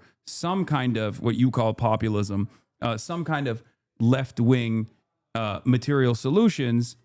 So let me say two things about some of which do it because they want to maintain their popularity. Some of which do it because they have a higher degree of priority for like fomenting nationalistic sentiment, and they think this is the most effective way of doing it. I mean, Adolf Hitler was in charge of the National Socialist Party, right? Because at the time, socialism was a very popular movement. At a time when liberalism was failing, just as it is now, fascist movements were presenting themselves as revolutionary movements or an alternative to socialism that wasn't as scary.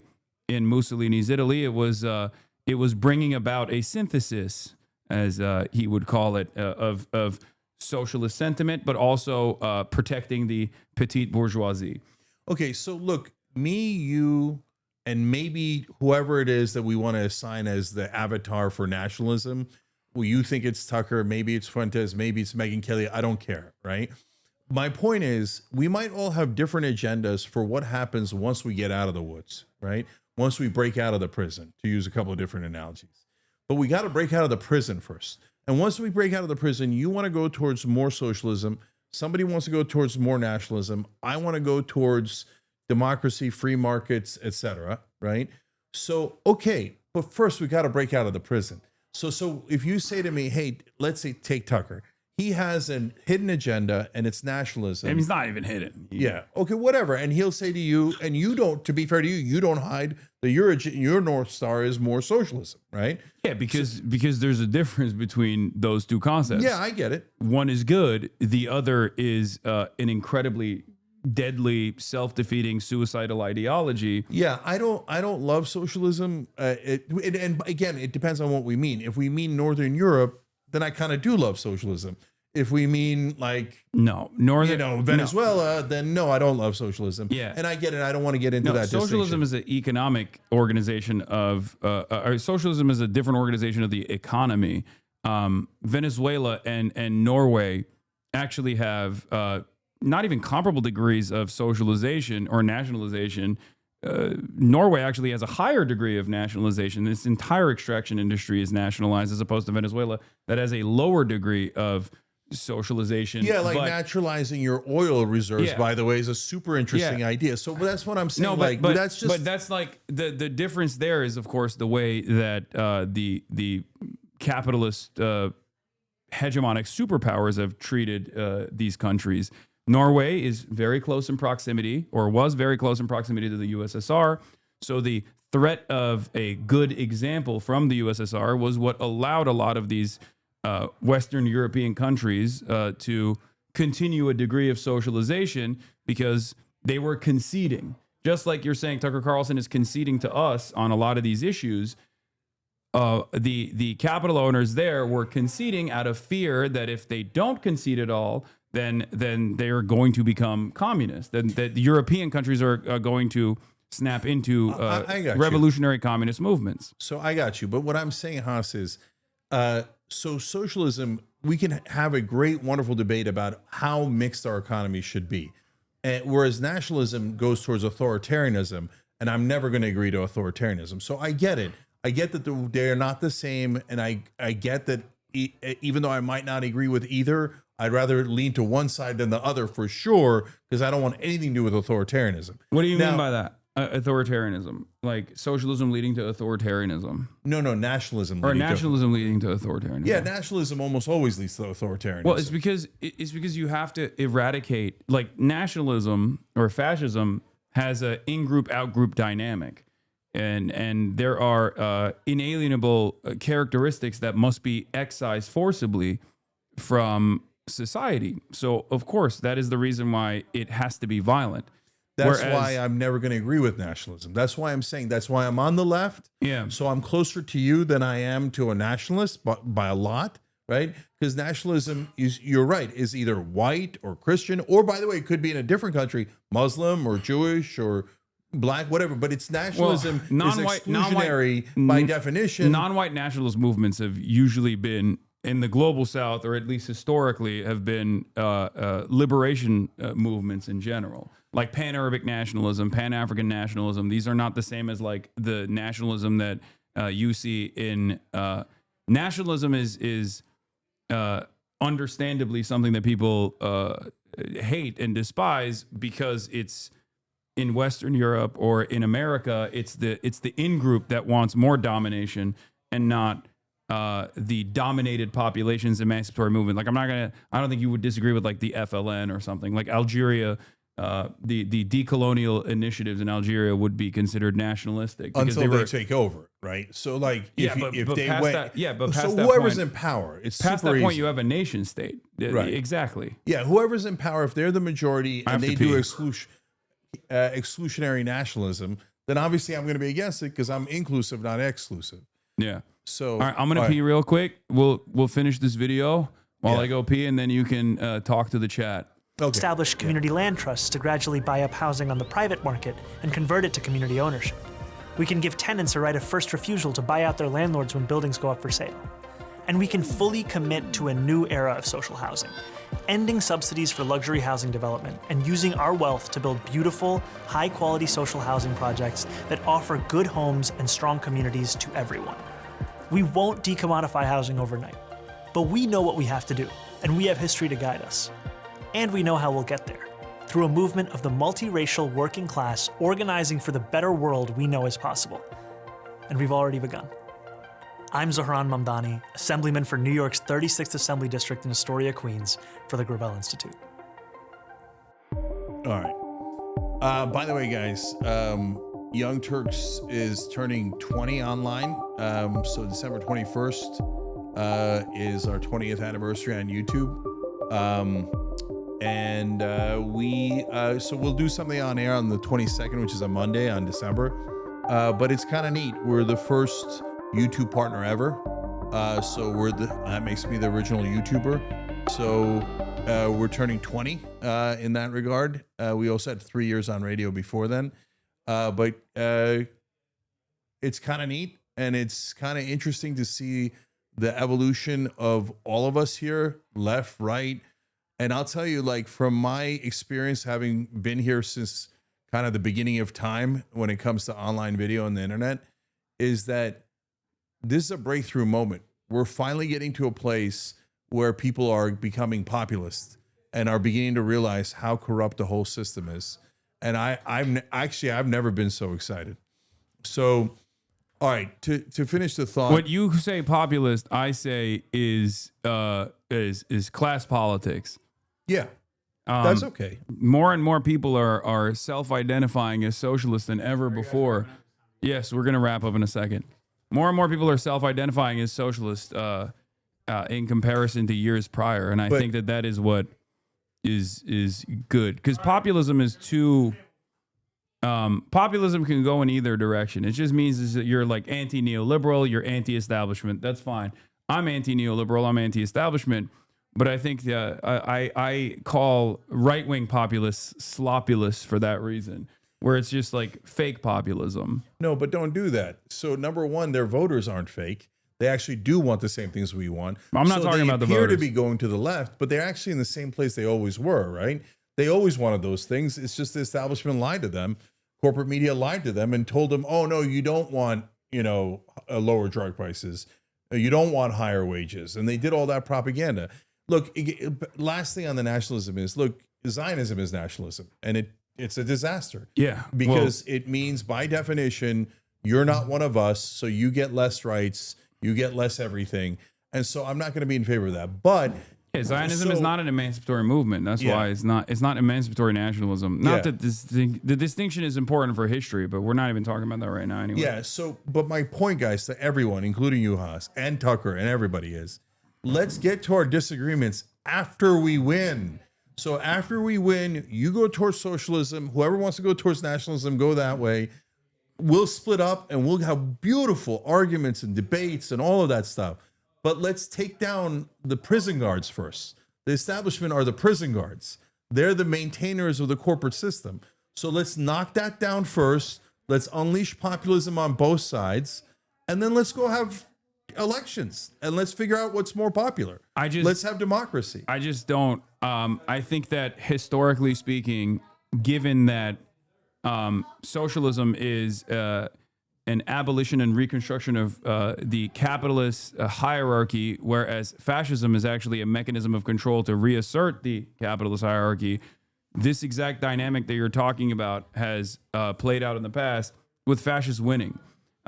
When liberalism is failing and contradictions worsen, and people recognize that they're desperate for new alternatives. Most people, or not most people, but capital owners who still have their remaining crumb of power will then align themselves with fascists. So I think that there are two paths to fascism that I want to avoid. And the way to avoid it is to fix the system. So number one path is people get so mad at the injustices of this current corrupt system that they go in the, Fuentes direction and beyond Fuentes, right? To whatever is beyond Fuentes. And so at that point, if that becomes popular enough because of suppression, And that's what's happening now. The Barry Weiss of the world are suppress. Don't let them breathe. Don't let them breathe, right? And so they're helping Fuentes and beyond Fuentes more than they realize. So that's one path to fascism. The other path is the path we're on now. This is the establishment is the path to fascism. Because what's going to happen next is Palantir. Palantir tested all their technology in Gaza. Now Larry Ellison and the guys at Palantir are saying we now know how to control a population. So they're going to bring that here. If populists on the right or left don't win, or some sort of combination don't win in 2028, then the Ellisons and the Peter Thiels and those guys, the Palantires, are going to turn this current establishment into a fascist establishment. I think do you see what I'm saying? I think, well, one, I do see what you're saying. I think that we're already there in many ways. I think that the new iteration, like the Republicans have already become a post-liberal party, and Donald Trump is doing that right now with the type of populism that you're talking about, with the sloppyism, if you will, where liberalism has been an abject failure, and that's the reason why one of the two major parties is basically evolving beyond, and the other one is always in a consistent conciliatory or conceding tone towards the other party that is restructuring itself as a fascist one. And my point is that the normal evolution beyond that point would be Tucker Carlson. I don't think J.D. Vance is going to lead the Republican Party in the future. I think Tucker Carlson. I think it's going to be the Tucker Carlson that leads the party. But I don't think. But do you think Tucker Carlson is going to go in there and actually fucking take out Palantir and corporate capital? I don't. I do not believe. No, those are two different things. Two different things. Palantir and corporate capital are different. I don't think Tucker Carlson does that at all. Look, I don't know. I can't speak for him at all. But to me, what you're describing, I don't think that the right-wing voters, best exemplified probably by Tucker Carlson, and we agree with that, right? That he's probably the best avatar for the right-wing voters, right? Is I don't think they're fascists. I don't think that they necessarily want to go towards fascism. I think they're populists. And so we can disagree about that. I think right-wing populism is fascism. Right-wing populism is fascism in the most like it doesn't have to be at historically, and you don't even know if they're right. Why? What's the difference? So then Tucker Carlson's a socialist. So look here. I'll give he you one. believes in free healthcare. He believes in Medicare for all. He believes in everyone being able to afford a home. No, you don't. Your two options aren't fascist and socialist. Those are not your only options. Okay, what's the option for Tucker? What does he want? So, for example, Marjorie Taylor Greene. So she gets untethered from corporate PACs, right? So all of a sudden, Epstein, Israel. But then our audience asked her, this is real, asked her to support Ro Khanna's bill on lower drug prices. And all of a sudden, she supports the bill on lower drug prices, okay? So, and then what does she do? She's like, wait, the healthcare premium shouldn't double, right? So she's now headed in that direction, ideologically. And now she's retired. Headed in that direction. No, I got you. But so that's not a person that was secretly fascist. That was not secretly heading in a fascist direction. The more she opened her eyes to populism, the more she realized we agreed, right? So instead of saying, no, I think you're a secret fascist and I'm going to hate you, well, my point is, wait, maybe we should open our eyes together and go, oh, we have a common enemy. The common enemy is the establishment. Let's go get those sons of bitches. I think the common enemy and then we'll have a democracy, and then we'll see, do people want to go right or left? And they don't have to go all the way to socialist, and they don't have to go all the way to fascist. They could find a nice place somewhere on the spectrum that is right for America. Yeah, I guess I don't have the same level of confidence that you do in any politician, really, because it's not like I have this degree of confidence in even Democrats, really. But I certainly do not have that for like the healthy skepticism and scrutiny that I have for Democrats is even twofold, if not tenfold, for Republicans who have spent their entire political careers harming the working poor. So let me ask you the last question.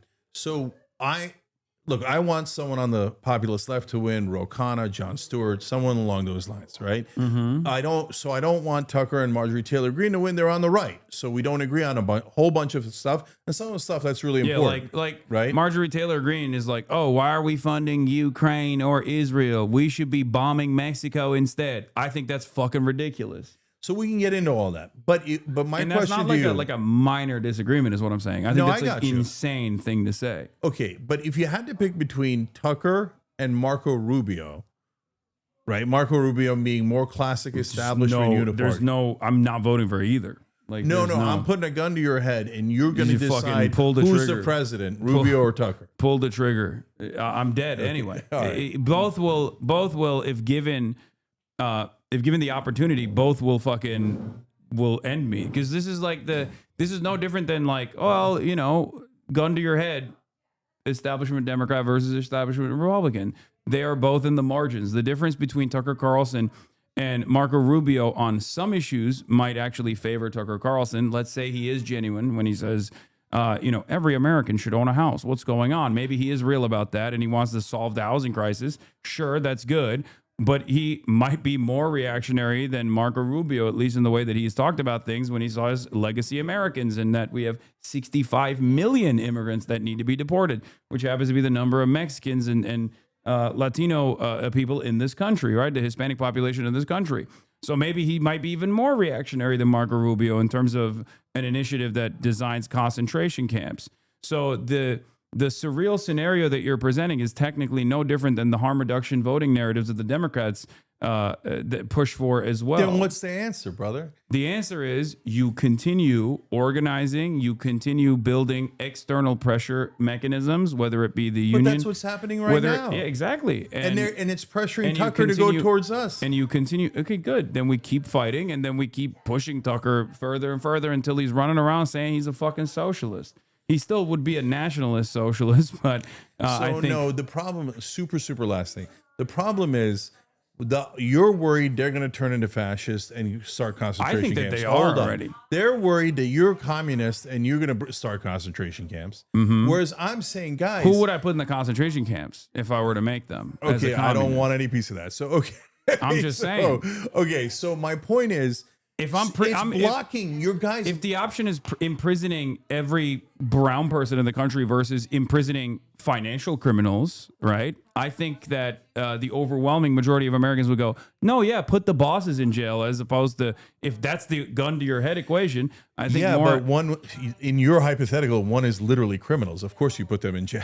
Like what the white collar criminals are still criminals. That's the right, reason but why. That's not a concentration camp. That's just enforcing the law. I mean, yeah. So look. Because you're both so worried about communism and fascism, it's preventing you from working together to topple your actual immediate present threat, which is the establishment, which is going to wind up in fascism anyway. So Mike, let's topple them first, get rid of the most immediate fascist threat, and team up with populism. So if you put a gun to my head, I'm not saying I'm going to vote for Tucker, period. No, I'm going to vote for someone on the left, a left-wing populist. But gun to my head, Tucker or Rubio or Ted Cruz, that's not close. I'll take my chances with Tucker over Rubio and Cruz, which is certain oppression and disgusting and also nationalist and the worst of the abuses and corporatist and just every terrible thing that you could imagine. I don't want the status quo. I mean, I think voting for Tucker over Marco Rubio, who would inevitably yield Tucker as the final evolution of fascism, is basically jumping on the fascist line and cutting. You're making you're going enormous to I think Tucker Carlson is more of I think Tucker Carlson is more of a principal fascist than even Marco Rubio is. Marco Rubio is an establishment Republican that is responsible for unimaginable amounts of violence all around the world. Who wants to start the war in Venezuela? Rubio does, not Tucker. I agree. Who's more pro-war? Tucker Carlson, no question. Tucker Carlson, outside of the confines of establishment media, now says he doesn't want a war with Venezuela. I agree with you.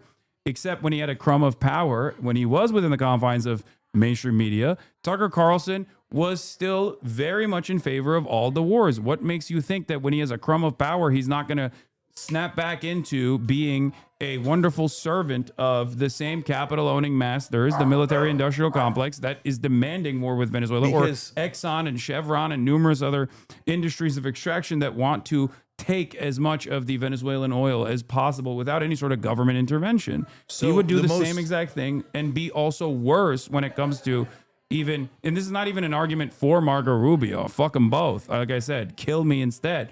But they're both the same side of the evil fascist coin. One is just more ideologically grounded in fascism, I think, and that is Tucker Carlson. No, the most irrational phrase we have in the English language is, I'd rather have the devil I know than the devil I don't know. No, that makes no sense. The devil I know is a devil. I know Rubio and Cruz and all those guys are certain death for democracy, certain death for the idea of America. And we have to get off that road as soon as possible. So, and you are making a whole heap of assumptions about Tucker and MTG.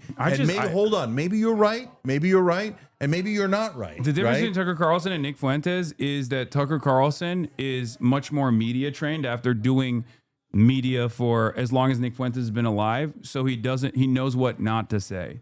That's it. That's the big difference. All right, that's your assumption. But for me, I have to partner with populists on the right. Okay. Otherwise, we will never, ever, ever defeat the establishment, and we'll both be defeated by them, and they'll laugh their ass off at us, right? So what form does that partnership take? I don't know. Again, I don't necessarily care about Tucker in general, but I do care about his audience, and I think that he is leading them, I guess. In some ways, he's leading them in an anti-Israel slant, which is good. Yes, very much so. And whenever he leans into left populist sentiment, that's a good thing that his audience is like, oh, I actually do agree with that. That is good. However, I think he's doing that to win favor with people like yourself and many others who are in the margins who go, why am I not hearing this from any liberal in mainstream media? Why am I only hearing this from Tucker Carlson? I kind of like him. But I think his ultimate ambition is not that dissimilar from whatever the fuck Marco Rubio would do or whatever the fuck Donald Trump is doing currently. Can I get agreement that even if it's a ruse, if he helps stop the genocide, that is a massive good thing and would never be done by the Rubios and the Cruzes of the world? So, like, can we take that win? Yeah, isolated by itself. But I don't think he would do that. Is my point. But he's he's trying to end the genocide now. I know, but I think if he was in a position of power and not like because when he was, but forget the hypothetical. But when he was, I'm not even talking about the hypothetical. Different issues. When he was at Fox News, he was pro all of America's wars. That's when he had a closeness to real power, and he was again a servant of capital, but more directly.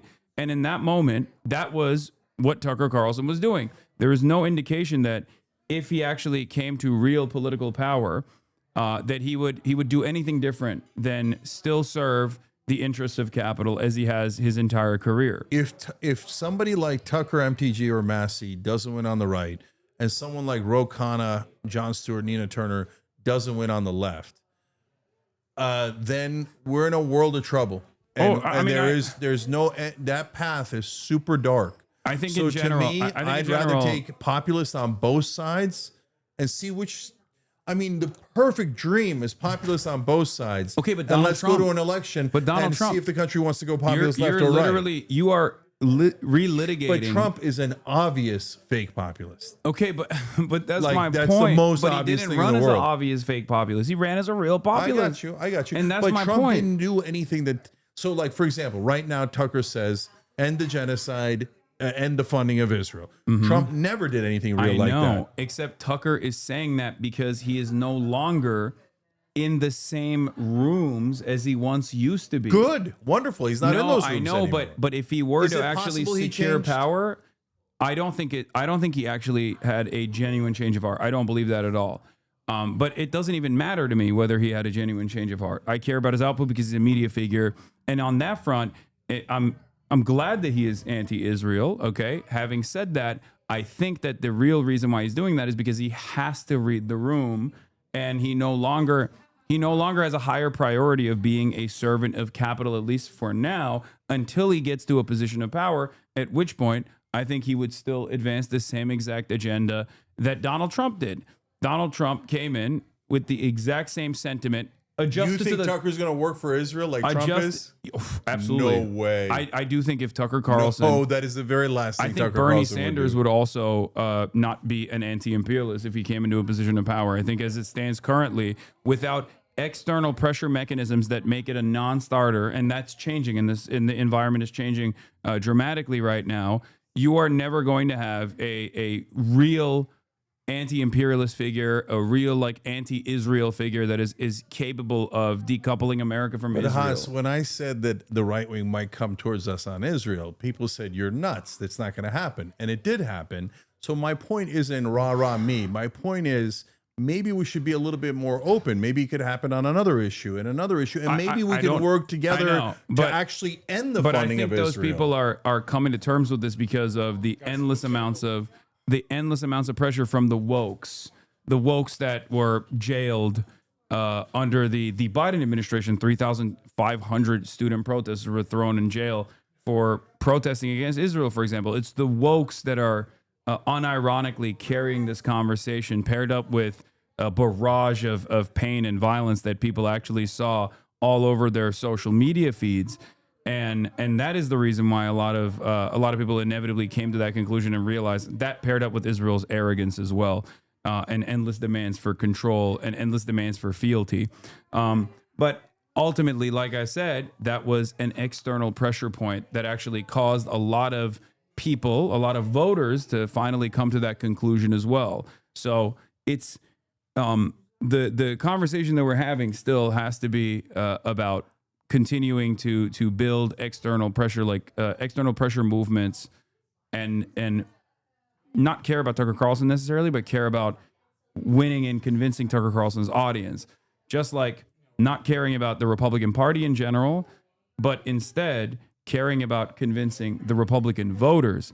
And the only way to do that, and I think you and I agree with this on this, is by offering them something: housing, healthcare, an end to corporate corruption in this country. These are the things that we can actually win the attention and the loyalty of the right-wing voters on, without having to concede on any of the social issues whatsoever. Yeah, let's end on agreement. Yeah. And my daughter's doing this to me on about dinner. Anyway, so everybody, God bless, man. Hey, happy Thanksgiving, everybody. This was a much more agreeable Cenksgiving, ladies and gentlemen. You got to flex for the camera for the purpose of, you do it every year, for the purpose of continuation. Here it is. Here it is. The 7th year of Cenksgiving is complete, ladies and gentlemen. I'll see you tomorrow. I'll be back. As always, peace and good night. Good night.